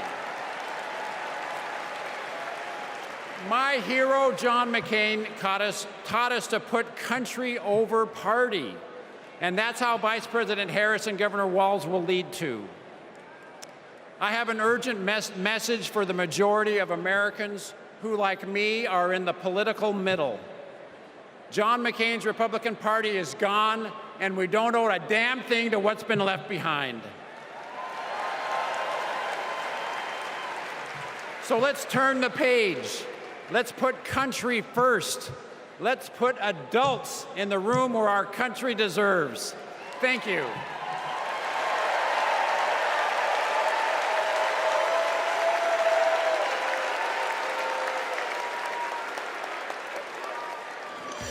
It's our dream to have a large family. Being a parent, it's the most important thing in my life. For decades, Americans have turned to the miracle of IVF treatments. She felt like a dream come true. The fact that she was able to build a family, that's why I do what I do. Without IVF, I don't know how this would have been possible. IVF treatment gives many patients an opportunity to have a family. I love that I get to help people every day become parents. But a party that pretends to be pro-family wants to put a stop to this. They are attacking the right to expand and start a family. It's unthinkable. They may never have the family that they've dreamt of. In the U.S. Senate, Republicans blocked a Democratic bill that would have established protections for in vitro fertilization. Mr. Vance, no. If Republicans actually cared as much about protecting IVF, this would have been a simple yes vote. Family means support. To me, family is your whole world. It's the life that you build. IVF made my family. It made my heart whole.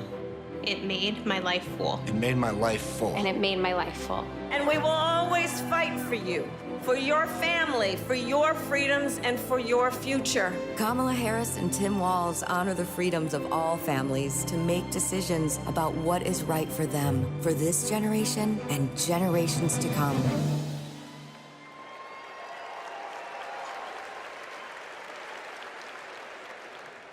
Please welcome Illinois Senator Tammy Duckworth.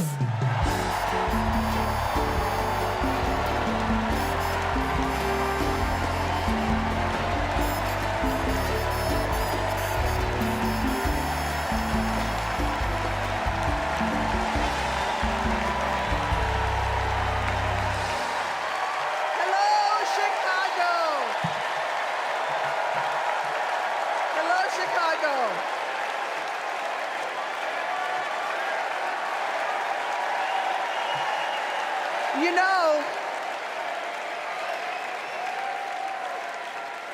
know, I went to war to protect America's rights and freedoms. So I take it personally when a 5-time draft-dodging coward like Donald Trump tries to take away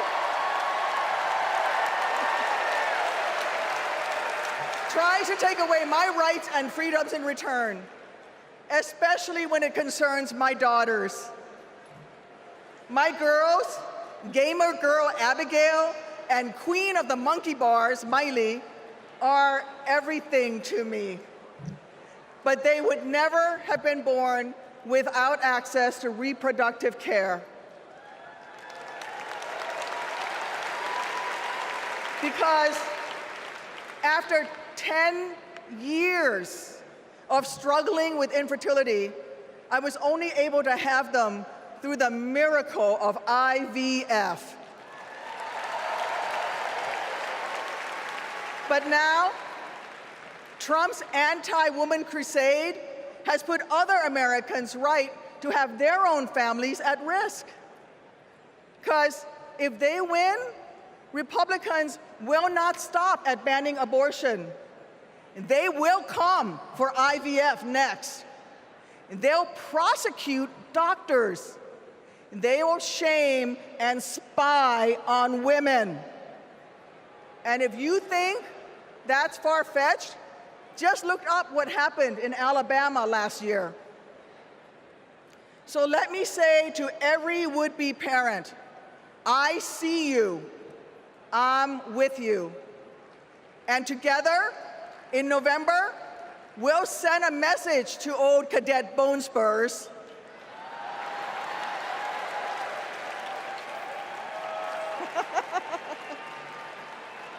Stay out of our doctors' offices, and where you're at it, out of the Oval Office too.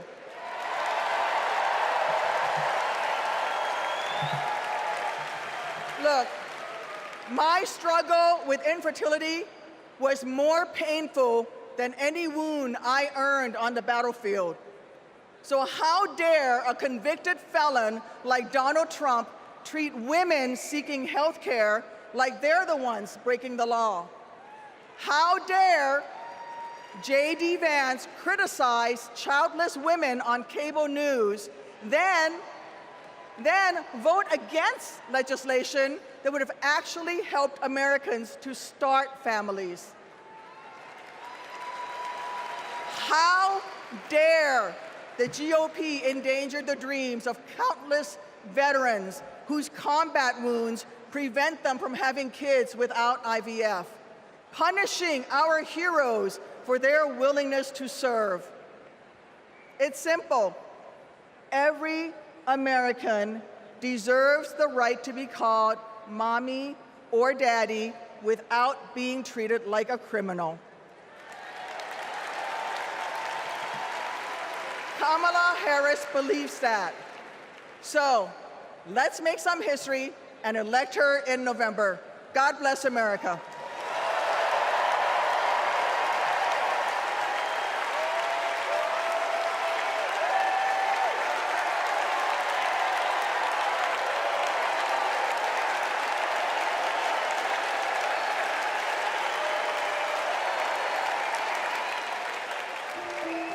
This is my dad, Doug. He was raised in Jersey and moved to LA when he was 16. These are his parents, Barb and Mike. They think he walks on water. This is what he wore to his bar mitzvah. And here's him at summer camp. They voted him most athletic, so he says. This is a photo McDonald's used when he was Employee of the Month. It hung on our wall for years. My dad is a lawyer, a really good one. My mom called him the crisis guy because he was everyone's first call. My parents split when I was in middle school, and that wasn't easy. That's not easy for any kid. But it helped that my parents stayed friends, and we all kept hanging together. We grew closer than ever. And then he met Kamala, The blind date that would dramatically change all of our lives forever. It was my senior year of high school. Elle and I would laugh watching them fall in love, acting like teenagers. In 2014, Kamala became Mamala. She took over Sunday night dinners and taught Doug how to actually cook. Our blended family wasn't used to politics or the spotlight, but when Kamala became senator, we were all excited to step up, especially my dad. Then Kamala became vice president. It felt like Doug was a bit out of place on Capitol Hill. I thought, what is my goofy dad doing here? But he embraced it. He left his practice after being a lawyer for 30 years. That was tough. I was so proud to watch him do it, to stand by her side, an example of true partnership. I just got married myself, and he's inspired me as a new husband. Anyone who really gets close to him knows he's kind, loving, and fiercely protective. I mean, just look at this face. This is my dad, the first second gentleman in the history of this nation. He's found his voice around the issues that matter to him. You have no choice but to speak up and speak out. There is an epidemic of hate, including a crisis of anti-Semitism in our country and around the world. What they are doing on reproductive freedom and freedom in general is just outrageous. And next, he's gonna make history again as the first gentleman. I can't wait for everyone to get to know why we all love him. He's the glue that keeps this family together. We might not look like other families in the White House, but we are ready to represent all families in America.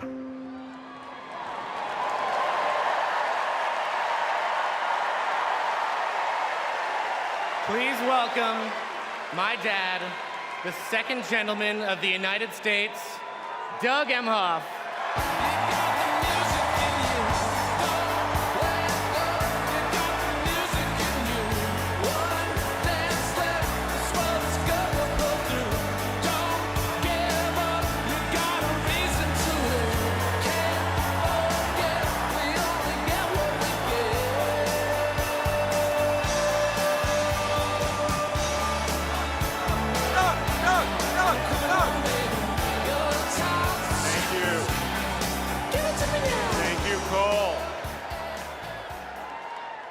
I guess he didn't want me to give this speech. He just...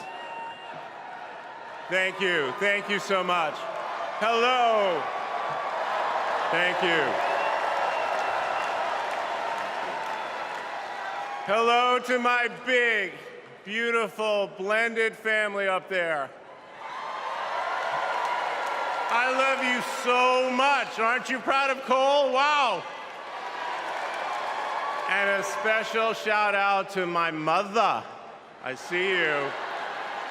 My mother is the only person in the whole world who thinks Kamala is the lucky one for marrying me.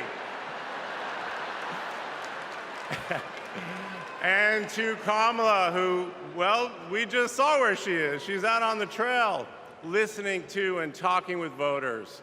Honey, I can't wait for you to come back to Chicago because we're having a great time here.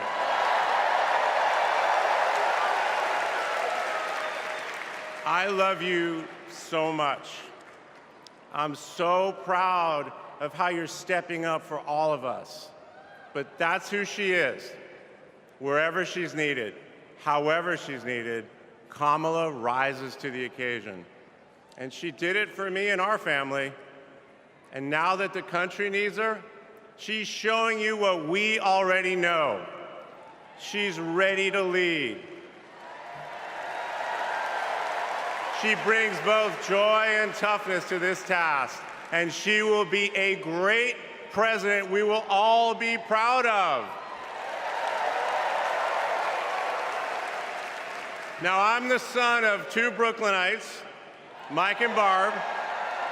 They've been together almost 70 years. My dad worked in the shoe business in Manhattan, And he moved our family out to New Jersey. Where's New Jersey? I see you out there. When I was a little kid. And in a lot of ways, I had a typical Jersey suburban childhood. I biked around the neighborhood. I took the bus to Hebrew school. And I rode to Little League practice in the way back of my coach's wood-paneled station wagon. And if we did well, we got to have a Slurpee after. In my neighborhood, everyone left their garage door open. Wherever you ended up at dinner time, that's the family that fed you. Everyone took care of everyone else. And the guys I grew up with are still my best friends. The group chat is active every day, and it's probably blowing up right now, guys. When my dad had to get a new job, we moved across the country to LA. Money was tight. Hey, California.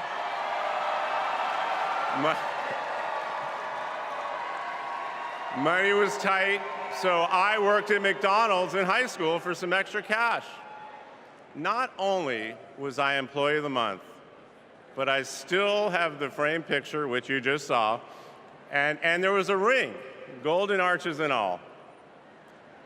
And then I waited tables, parked cars. I was working full-time so I could afford to go to college part-time. And thanks to partial scholarships, student loans, and a little help from my dad, I got myself through law school. And I got my first job as a lawyer, which is also where I met the guys in my fantasy football league. And a lot has changed in our lives since the early 90s, but my team name is still Nirvana. Yes, after the band. I worked hard, and I love being a lawyer. And by the way, I still get to be part of the profession by teaching students at Georgetown Law School. I got married, became a dad to Cole and Ella. Unfortunately, I went through a divorce, but eventually started worrying about how I would make it all work. And that's when something unexpected happened. In 2013, I walked into a contentious client meeting. We worked through the issue, and by the end of the meeting, the now happy client offered to set me up on a blind date, which is how I ended up with Kamala Harris's phone number. Now, for generations, people have debated when to call the person you're being set up with. And never in history has anyone suggested 8:30 a.m. And yet, that's when I dialed. I got Kamala's voicemail, and I just started rambling. Hey, it's Doug.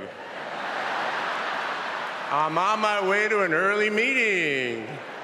Again, it's Doug. I remember I was trying to grab the words out of the air and just put them back in my mouth. And for what seemed like far too many minutes, I hung up. By the way, Kamala saved that voicemail, and she makes me listen to it on every anniversary. But that message wasn't the only unusual thing about that day. Now, Kamala, who normally would have been working hard at her office, just happened to be waiting at her apartment for a contractor to do some work on her kitchen. I was eating at my desk, which was not a regular occurrence for a busy lawyer like me who appreciated a good business lunch. But that's when she called me back. And we talked for an hour, and we laughed. Well, you know that laugh. I love that laugh.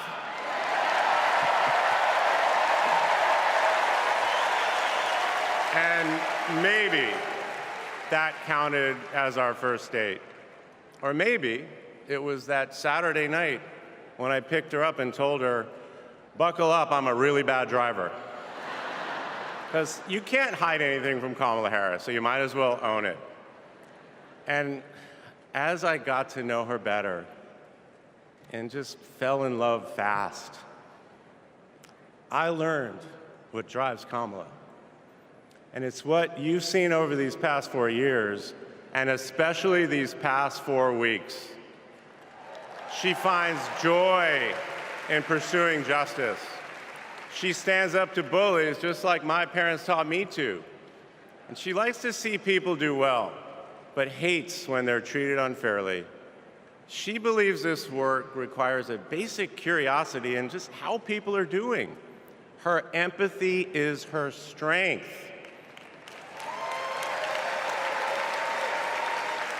Over the past decade, Kamala has connected me more deeply to my faith, even though it's not the same as hers. She comes to synagogue with me for high holiday services, and I go to church with her for Easter. I get to enjoy her mom's chili relleno recipe every Christmas, and she makes a mean brisket for Passover. It brings me right back to my grandmother's apartment in Brooklyn, you know, the one with the plastic-covered couches. But Kamala has fought against anti-Semitism and all forms of hate her whole career. She's the one who encouraged me as second gentleman to take up that fight, which is so personal to me.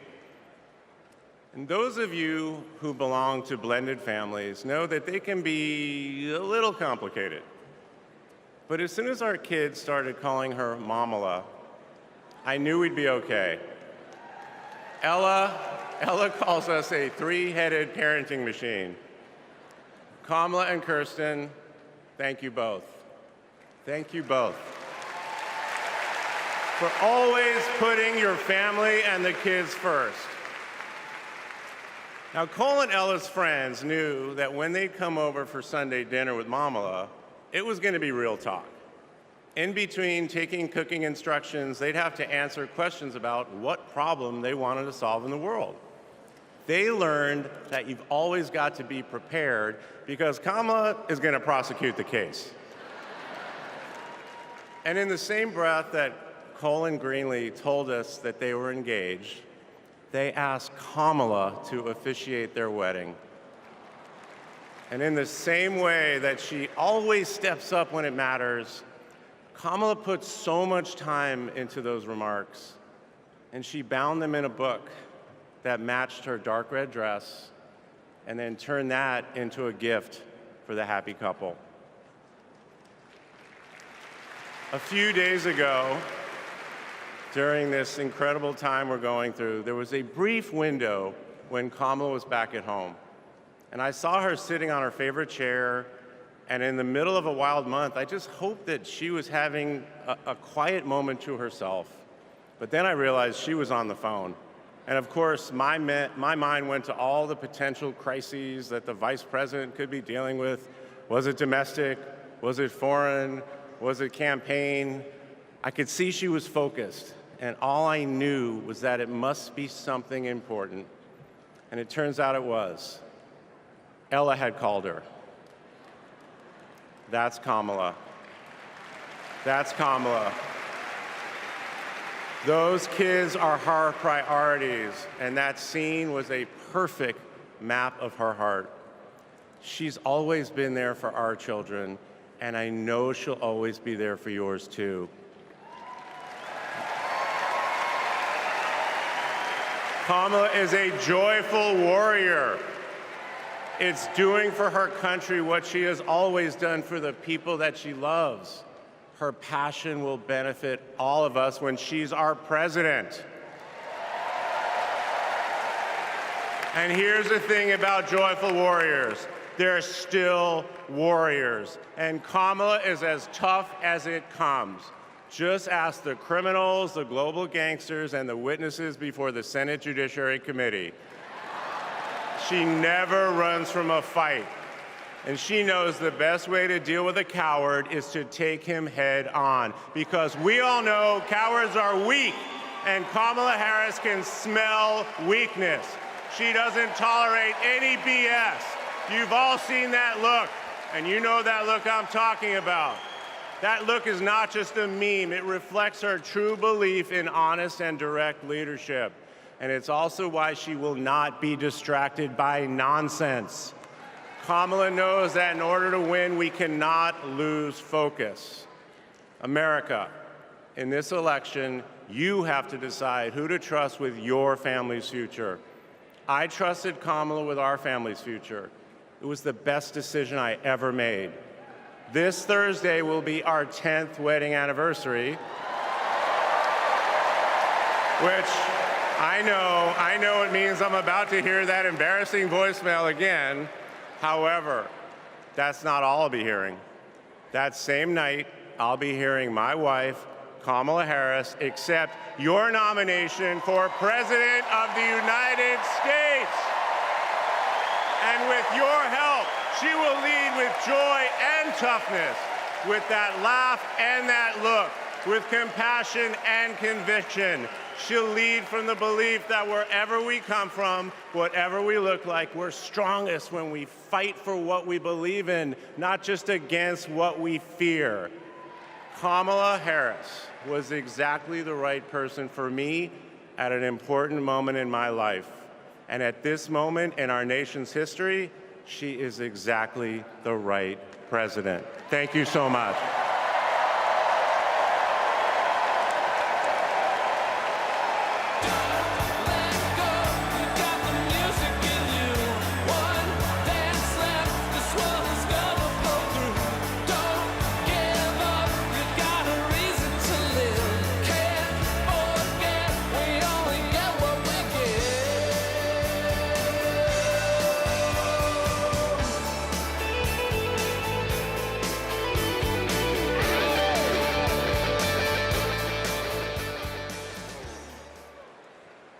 Please welcome former First Lady Michelle Obama.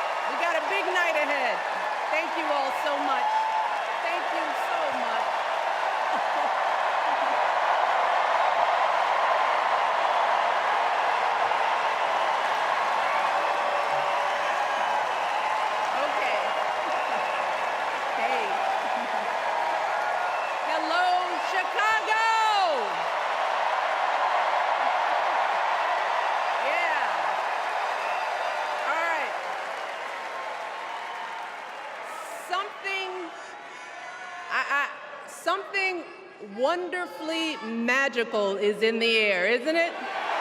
Yeah. You know, we're feeling it here in this arena, but it's spreading all across this country we love. A familiar feeling that's been buried too deep for far too long. You know what I'm talking about. It's the contagious power of hope. The anticipation, the energy, the exhilaration of once again being on the cusp of a brighter day. The chance to vanquish the demons of fear, division, and hate that have consumed us and continue pursuing the unfinished promise of this great nation, the dream that our parents and grandparents fought and died and sacrificed for. America, hope is making a comeback.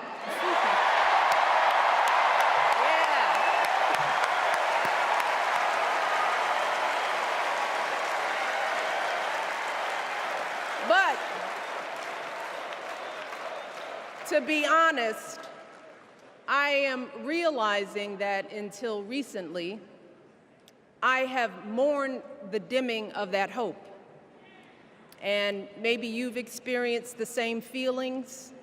Is that deep pit in my stomach, a palpable sense of dread about the future. And for me, that mourning has also been mixed with my own personal grief. The last time I was here in my hometown was to memorialize my mother, the woman who showed me the meaning of hard work and humility and decency, the woman who set my moral compass high and showed me the power of my own voice. Folks,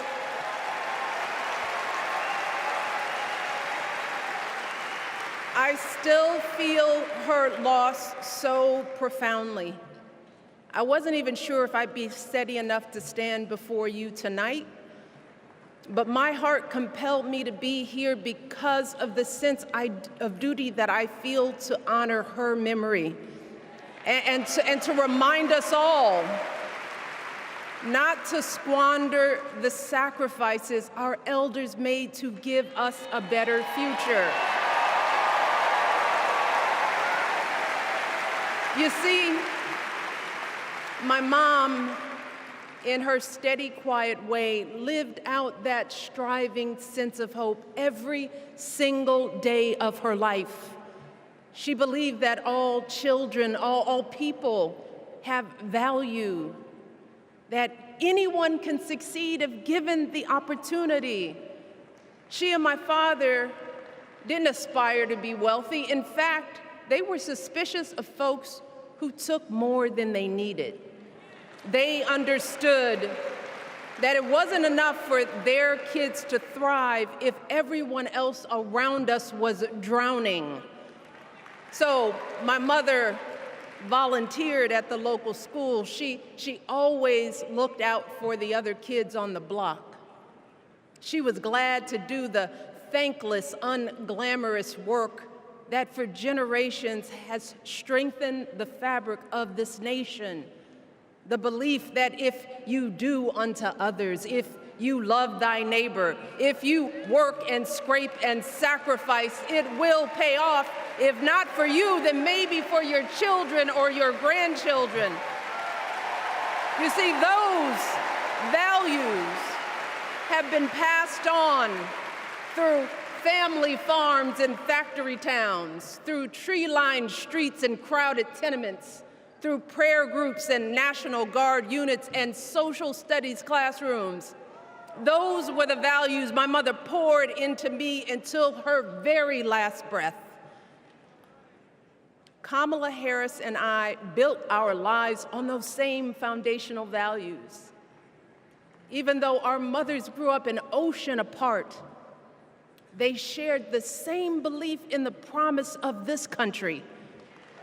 That's why her mother moved here from India at 19.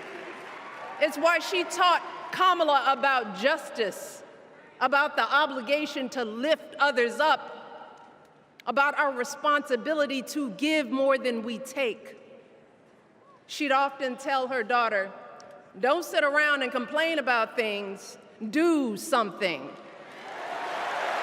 So, with that voice in her head, Kamala went out and she worked hard in school, graduating from an HBCU, earning her law degree at a state school. And then she went on to work for the people, fighting to hold lawbreakers accountable, strengthening the rule of law, fighting to get folks better wages, cheaper prescription drugs, a good education, decent health care, child care, elder care. From a middle-class household, Kamala worked her way up to become Vice President of the United States of America. My girl, Kamala Harris, is more than ready for this moment. She is one of the most qualified people ever to seek the office of the presidency. And she is one of the most dignified. A tribute to her mother, to my mother, and to your mother too. The embodiment of the stories we tell ourselves about this country. Her story is your story. It's my story. It's the story of the vast majority of Americans trying to build a better life. Look, Kamala knows, like we do, that regardless of where you come from, what you look like, who you love, how you worship, or what's in your bank account, we all deserve the opportunity to build a decent life. All of our contributions deserve to be accepted and valued. Because no one has a monopoly on what it means to be an American. No one.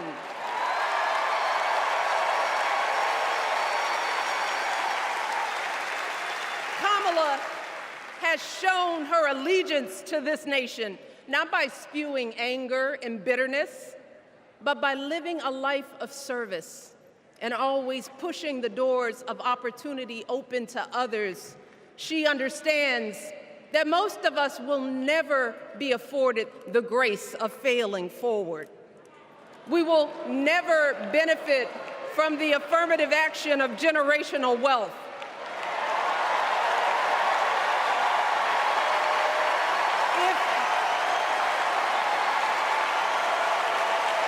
If we bankrupt a business or choke in a crisis, we don't get a second, third, or fourth chance. If things don't go our way, we don't have the luxury of whining or cheating others to get further ahead. No. We don't get to change the rules so we always win. If we see a mountain in front of us, we don't expect there to be an escalator waiting to take us to the top. No. We put our heads down. We get to work. In America, we do something. And throughout her entire life, that's what we've seen from Kamala Harris. The steel of her spine, the steadiness of her upbringing, the honesty of her example, and yes, the joy of her laughter and her light. It couldn't be more obvious. Of the two major candidates in this race, only Kamala Harris truly understands the unseen labor and unwavering commitment that has always made America great.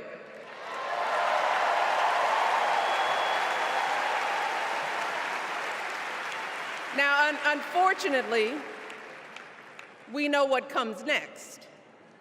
We know folks are going to do everything they can to distort her truth. My husband and I sadly know a little something about this. For years, Donald Trump did everything in his power to try to make people fear us.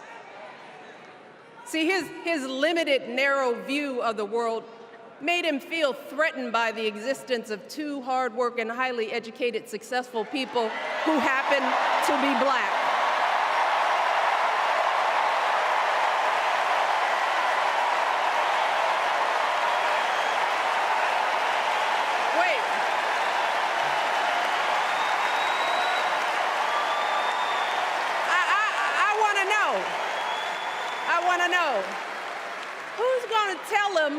Who's going to tell him that the job he's currently seeking might just be one of those Black jobs?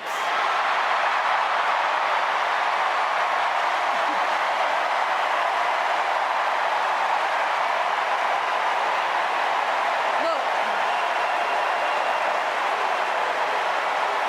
it's his same old con. His same old con. Doubling down on ugly, misogynistic, racist lies as a substitute for real ideas and solutions that will actually make people's lives better. Look, because cutting our health care, taking away our freedom to control our bodies, the freedom to become a mother through IVF like I did, Those things are not going to improve the health outcomes of our wives, mothers, and daughters. Shutting down the Department of Education, banning our books, none of that will prepare our kids for the future. Demonizing our children for being who they are and loving who they love, look, that doesn't make anybody's life better.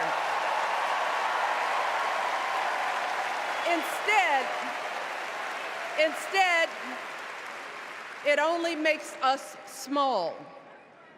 And let me tell you this, going small is never the answer.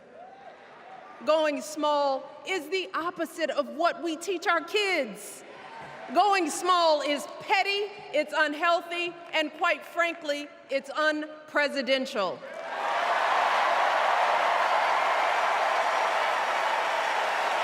So, why would any of us accept this from anyone seeking our highest office? Why would we normalize that type of backward leadership?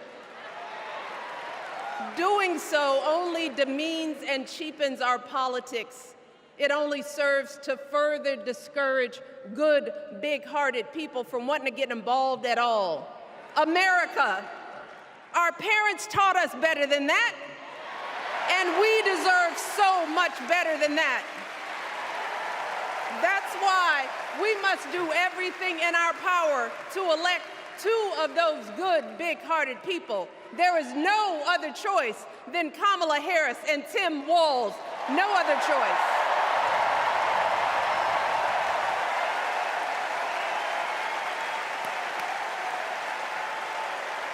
But as we embrace this renewed sense of hope, let us not forget the despair we have felt. Let us not forget what we are up against. Yes, Kamala and Tim are doing great now. We're loving it. They're packing arenas across the country. Folks are energized. We are feeling good. But remember, there are still so many people who are desperate for a different outcome, who are ready to question and criticize every move Kamala makes, who are eager to spread those lies, who don't want to vote for a woman, who will continue to prioritize building their wealth over ensuring that everyone has enough. So no matter how good we feel tonight or tomorrow or the next day, this is going to be an uphill battle. So folks, we cannot be our own worst enemies. No. See, because the minute something goes wrong, the minute a lie takes hold, folks, we cannot start wringing our hands. We cannot get a Goldilocks complex about whether everything is just right. And we cannot indulge our anxieties about whether this country will elect someone like Kamala instead of doing everything we can to get someone like Kamala elected.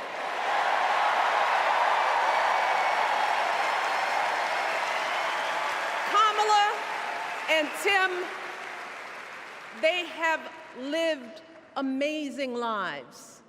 And I am confident that they will lead with compassion, inclusion, and grace. But they are still only human. They are not perfect. And like all of us, they will make mistakes. But luckily, y'all, this is not just on them. No, this is up to us, all of us, to be the solution that we seek. It's up to all of us to be the antidote to the darkness and division. Look, I don't care how you identify politically, whether you're Democrat, Republican, Independent, or none of the above. This is our time to stand up for what we know in our hearts is right.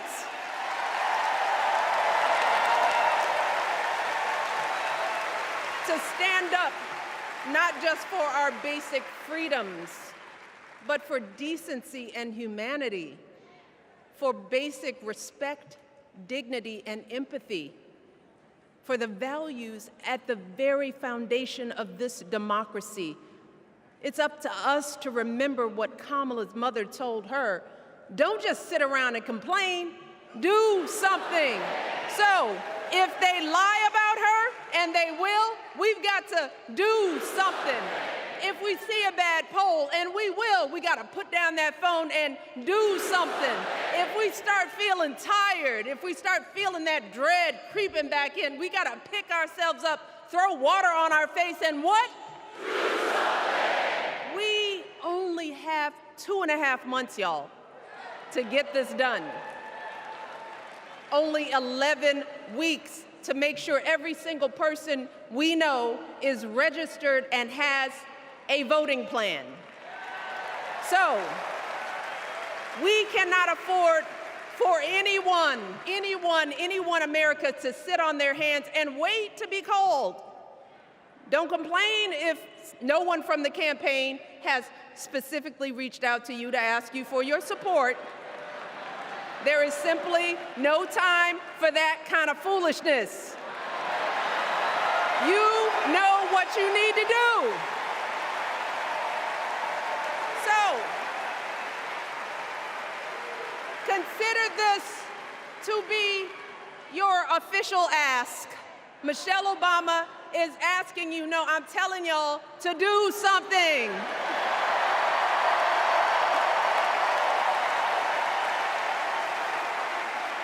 Because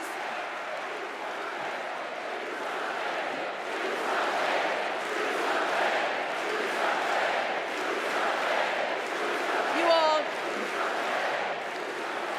this election is going to be close.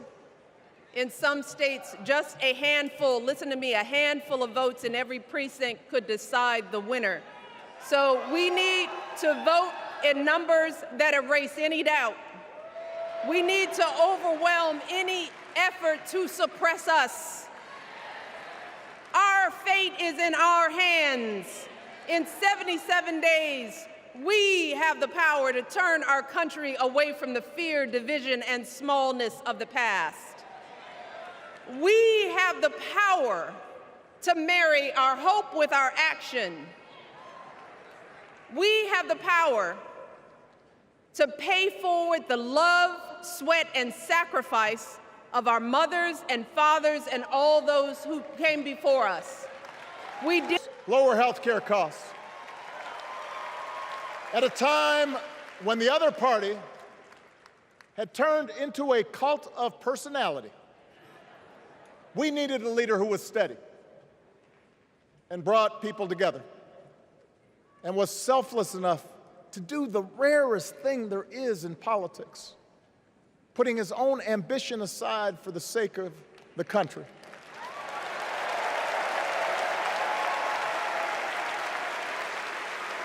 History will remember Joe Biden as an outstanding president who defended democracy at a moment of great danger. And I am proud to call him my president, but I am even prouder to call him my friend.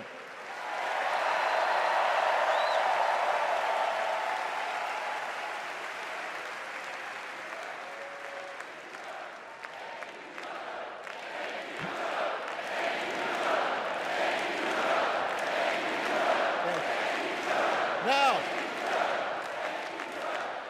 the torch has been passed.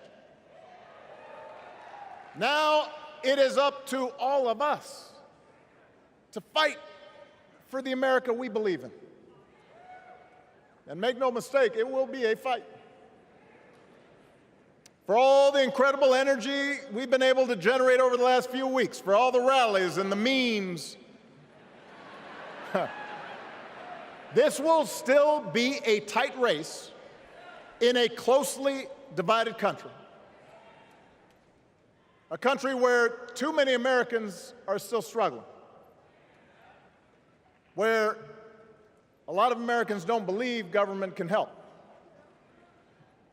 And as we gather here tonight, the people who will decide this election are asking a very simple question. Who will fight for me?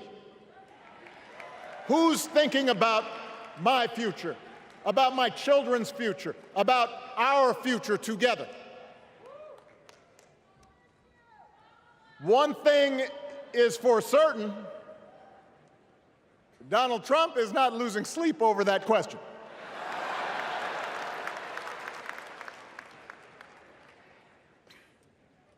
Here's a 78-year-old billionaire who has not stopped whining about his problems since he rode down his golden escalator 9 years ago.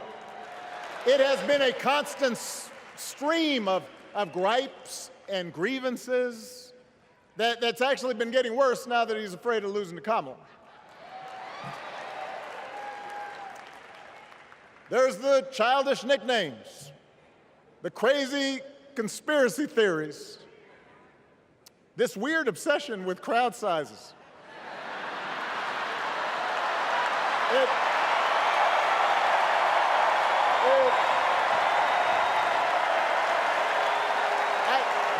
It just goes on and on and on. The other day I heard someone compare Trump to the neighbor who keeps running his leaf blower outside your window every minute of every day.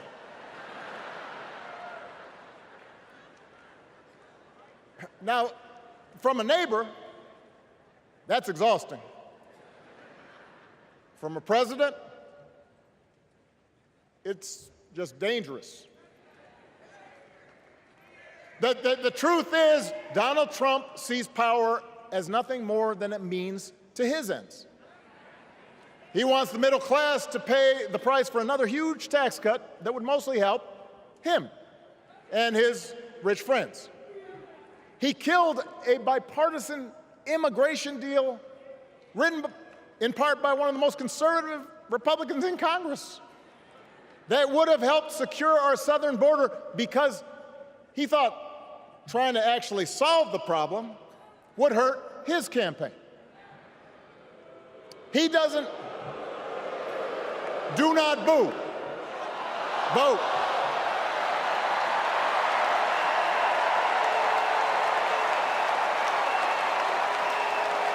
He doesn't seem to care if more women lose their reproductive freedom since it won't affect his life.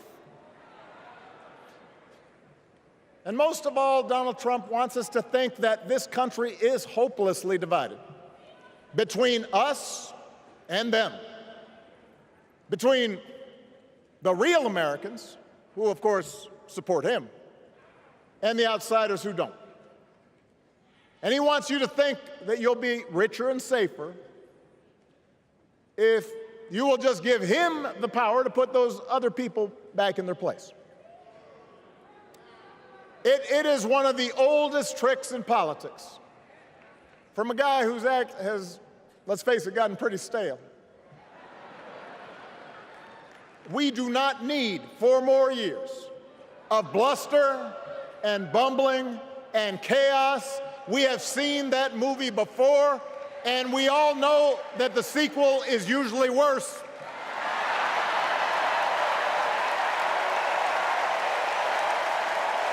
America's ready for a new chapter. America's ready for a better story. We are ready for a President Kamala Harris.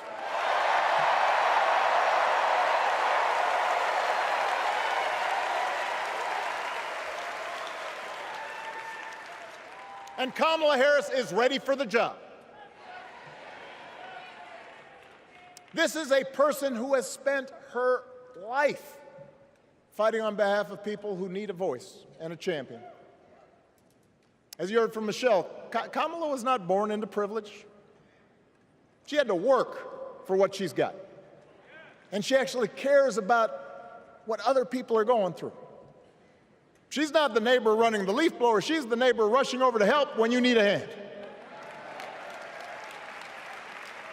As a prosecutor, Kamala stood up for children who had been victims of sexual abuse. As an attorney general of the most populous state in the country, she fought big banks and for-profit colleges securing billions of dollars for the people they had scammed. After the home mortgage crisis, she pushed me and my administration hard to make sure homeowners got a fair settlement. Didn't matter that I was a Democrat. Didn't matter that she had knocked on doors for my campaign in Iowa. She was going to fight to get as much relief as possible for the families who deserved it.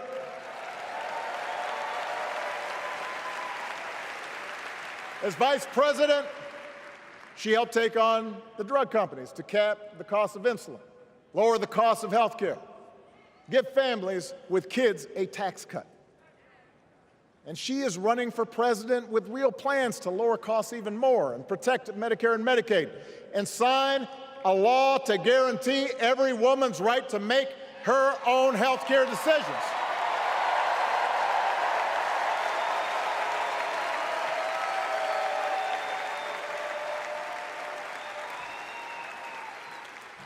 In other words, Kamala Harris won't be focused on her problems. She'll be focused on yours.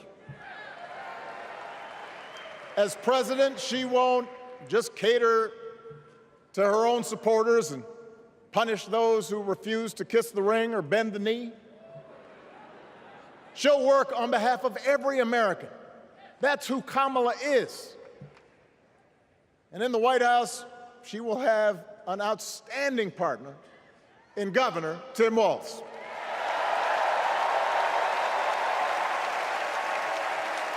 Let me tell you something. Let me tell you something. I love this guy. Tim is the kind of person who should be in politics. Born in a small town, served his country, taught kids, coached football, took care of his neighbors.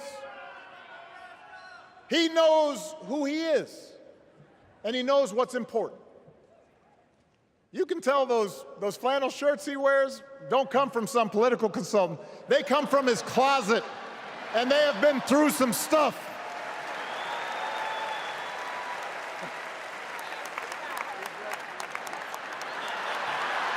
They have been through some stuff. That's right.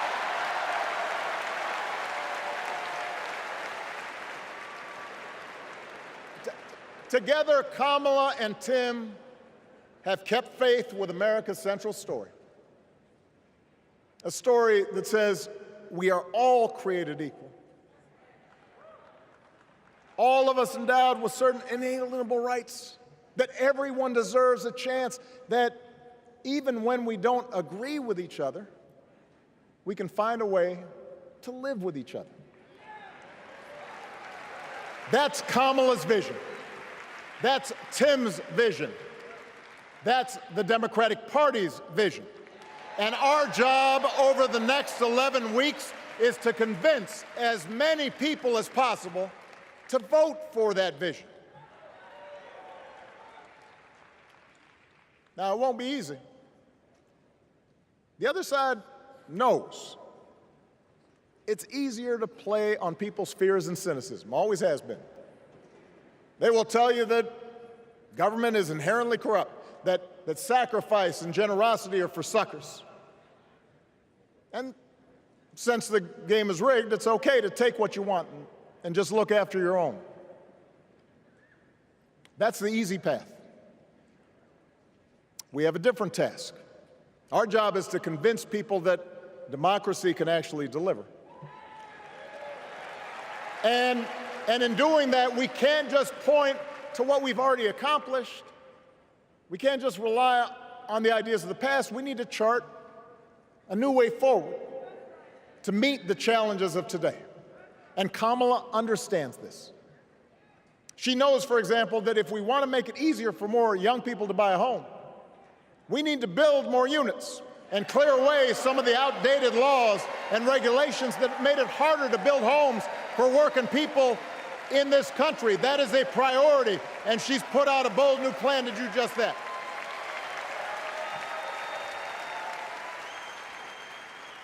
On health care, we should all be proud of the enormous progress that we've made through the Affordable Care Act. providing millions of people access to affordable coverage, protecting millions more from unscrupulous insurance practices. I noticed, by the way, that since it's become popular, they don't call it Obamacare no more.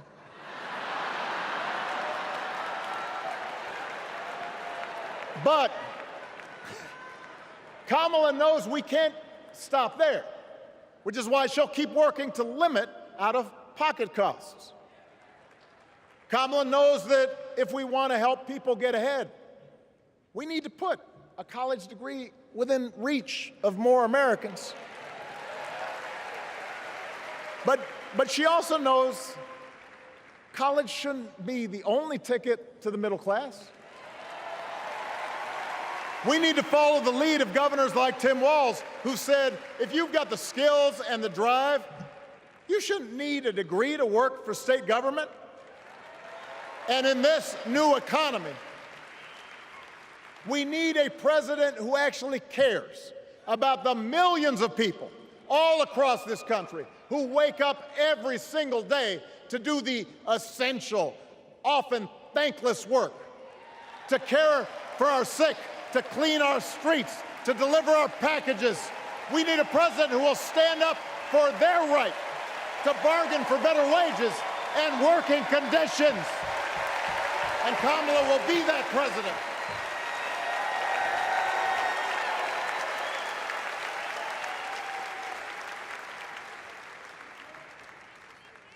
Yes, she can.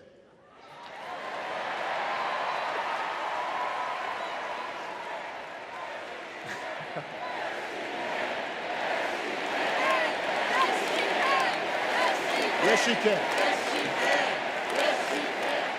A Harris-Walz administration can help us move past some of the tired old debates that keep stifling progress. Because at their core, Kamala and Tim understand that when everybody gets a fair shot, we are all better off.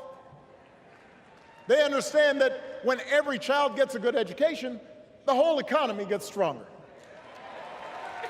When women are paid the same as men for doing the same job, all families benefit.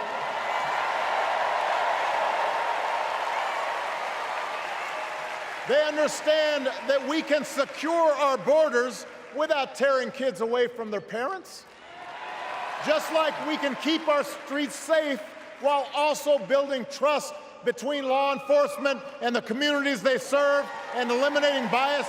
That will make it better for everybody.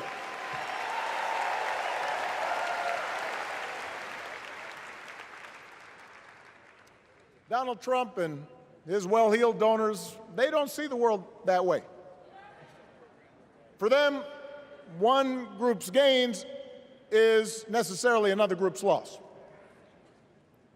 For them, freedom means that the powerful can do pretty much what they please, whether it's fire workers trying to organize a union, or put poison in our rivers, or avoid paying taxes like everybody else has to do. Well, we have a broader idea of freedom. We believe in the freedom to provide for your family if you're willing to work hard. The freedom to breathe clean air and drink clean water and send your kids to school without worrying if they'll come home. We believe that true freedom gives each of us the right to make decisions about our own life, how we worship, what our family looks like, how many kids we have, who we marry. And we believe that freedom requires us to recognize that other people have the freedom to make choices that are different than ours. That's okay.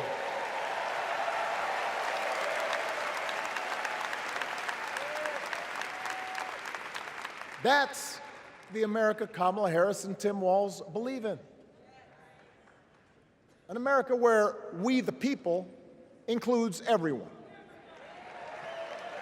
Because that's the only way this American experiment works. And despite what our politics might suggest, I think most Americans understand that. Democracy isn't just a bunch of abstract principles and dusty laws in some book somewhere. It's the values we live by. It's the way we treat each other, including those who don't look like us, or pray like us, or see the world exactly like we do.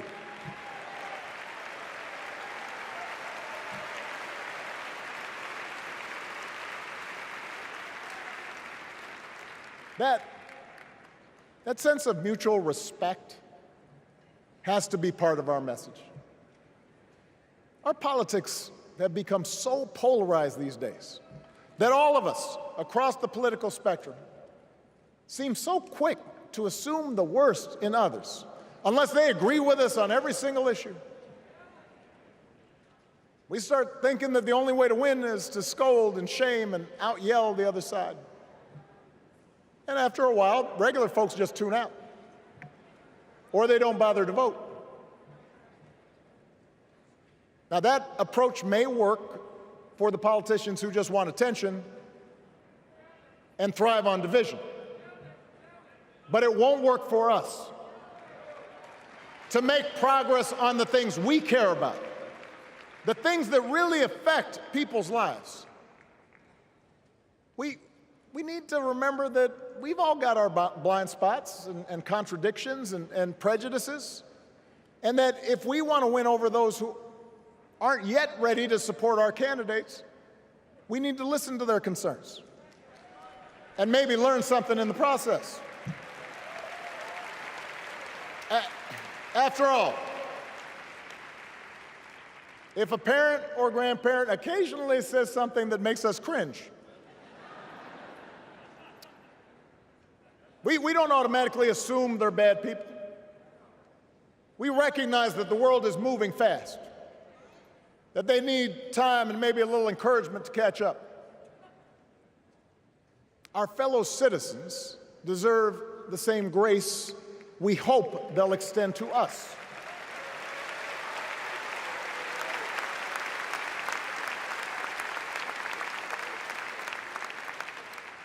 That's how we can build a true democratic majority, one that can get things done. And by the way, that does not just matter to the people in this country. The rest of the world is watching to see if we can actually pull this off.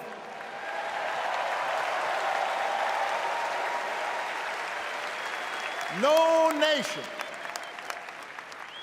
no society has ever tried to build a democracy as big and as diverse as ours before. One that includes people that over decades have come from every corner of the globe. One where our allegiances and our community are defined not by race or blood, but by a common creed. And that's why when we uphold our values, the world's a little brighter. When we don't, the world's a little dimmer. And dictators and autocrats feel emboldened. And over time, we become less safe. We shouldn't be the world's policemen, and we can't eradicate every cruelty and injustice in the world. But America can be and must be a force for good, discouraging conflict, fighting disease, promoting human rights, protecting the planet from climate change, defending freedom, brokering peace. That's what Kamala Harris believes, and so do most Americans.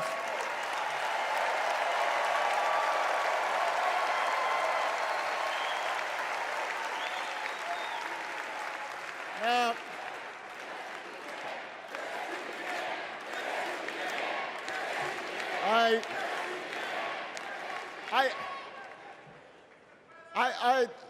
I know these ideas can feel pretty naive right now. We live in a time of such confusion and rancor, with a culture that puts a premium on things that don't last. Money, fame, status, likes. We chase the approval of strangers on our phones. We build all manner of walls and fences around ourselves, and then we wonder why we feel so alone. We don't trust each other as much because we don't take the time to know each other. And in that space between us, politicians and algorithms teach us to caricature each other and troll each other and fear each other. But here's the good news, Chicago. All across America, in big cities and small towns, away from all the noise, the ties that bind us together are still there. We still coach Little League and look out for our elderly neighbors. We still feed the hungry in churches and mosques and synagogues and temples. We share the same pride when our Olympic athletes compete for the gold. Because the vast majority of us do not want to live in a country that's bitter and divided. We want something better. We want to be better. And the joy and the excitement that we're seeing around this campaign tells us we're not alone. You know, I've spent a lot of time thinking about these past few months because, as Michelle mentioned, this summer we lost her mom, Ms. Marion Robinson. And I don't know that anybody has ever loved their mother-in-law any more than I love mine. Mostly it's because she was funny and wise and the least pretentious person I knew. That, and she always defended me with Michelle when I messed up. I'd hide behind her.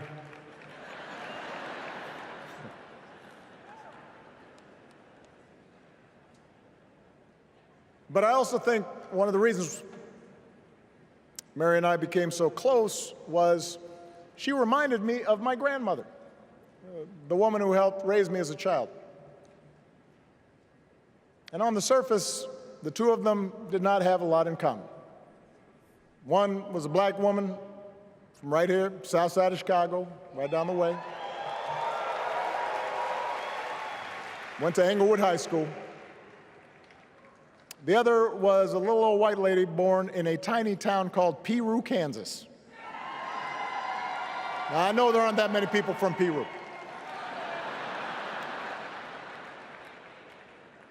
And yet they shared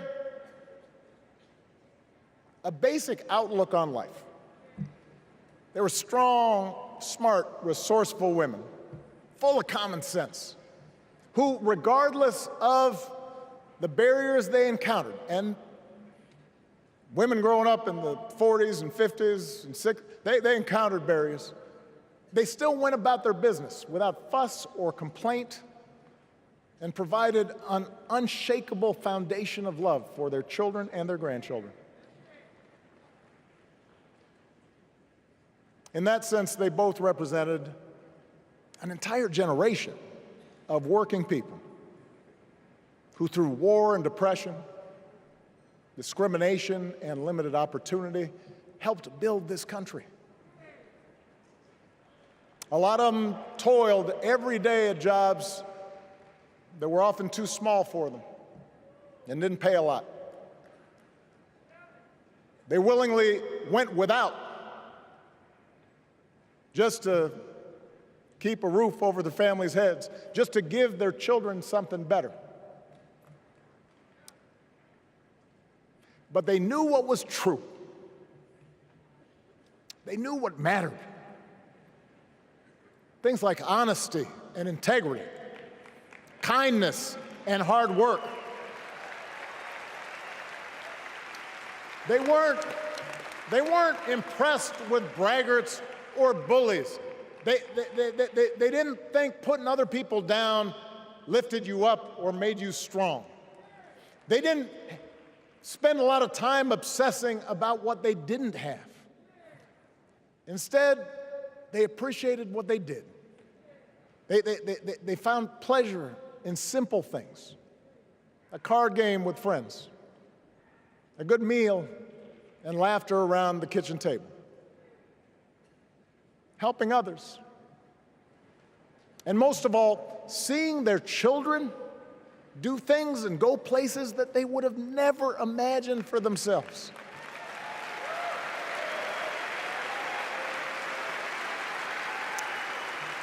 Whether you are a Democrat or a Republican or somewhere in between, we have all had people like that in our lives. People like Kamala's parents, who crossed oceans because they believed in the promise of America. People like Tim's parents, who taught him about the importance of service. Good, hard-working people who weren't famous or powerful, but who managed in countless ways to leave this country just a little bit better than they found it.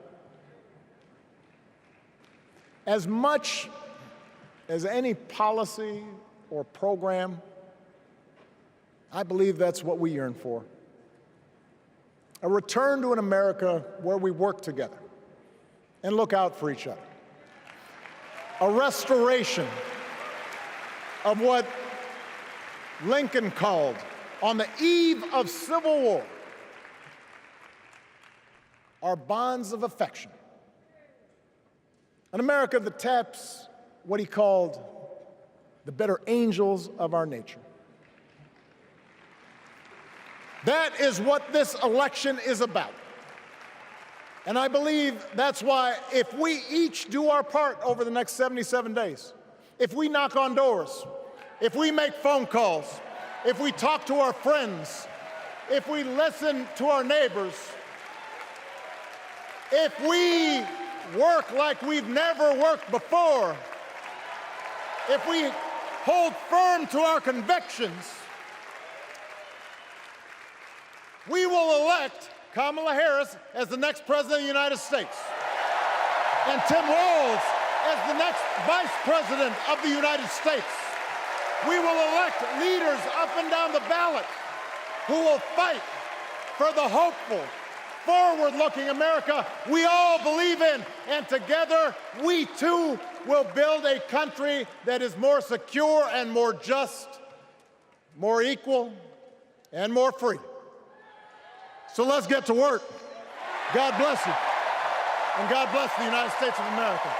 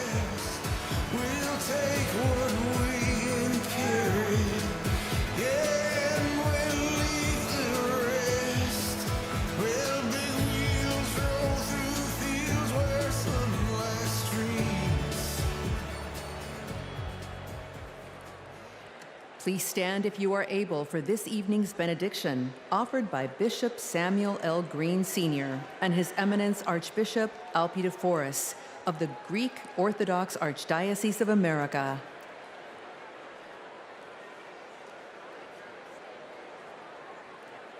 God of our weary years, God of our silent tears, Thou who hast brought us thus far along the way, You are the one who brews over the days of our lives, and without You, we would be nothing. So we lift our hopes and hearts to Thee, and we pause tonight to say thank You. Thank You for loving us. Thank You for not giving up on us. Thank You for giving this nation the benefits of Your mercy, because all of us can feel that something enthusiastic is rising in the soul of America. And all of us can tell that the tyranny of resentment has finally met its match. The candidacy of Kamala Harris has ignited an era of joy across America. Tonight, we thank you that even in the darkest of our pessimistic nights, love has not failed us, and hope has stood its ground. We who gather do so with audacity to believe that there will be compassion in America. So God, deliver us from racism, deliver us from sexism, deliver us from evil, and keep us forever in the path we pray. Amen.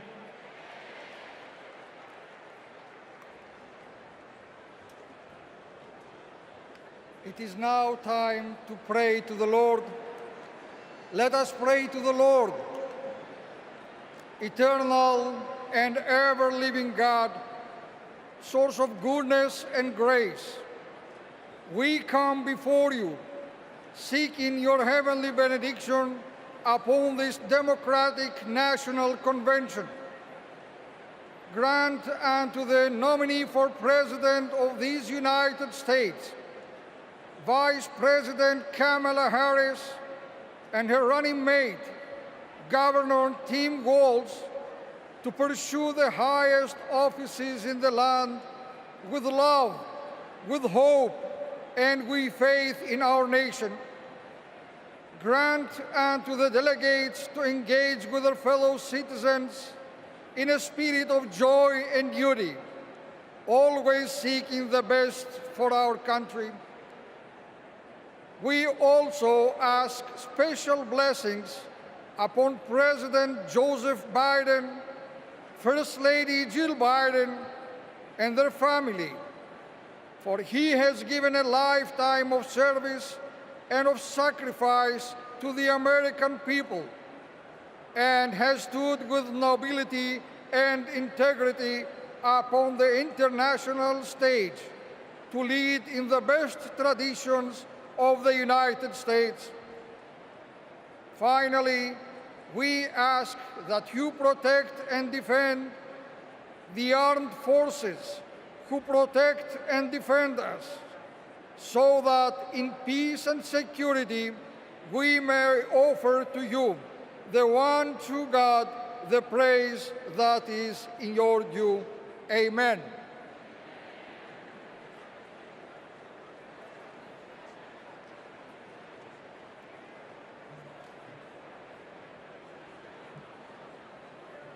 Friends, do I hear a motion to recess until 5:30 tomorrow?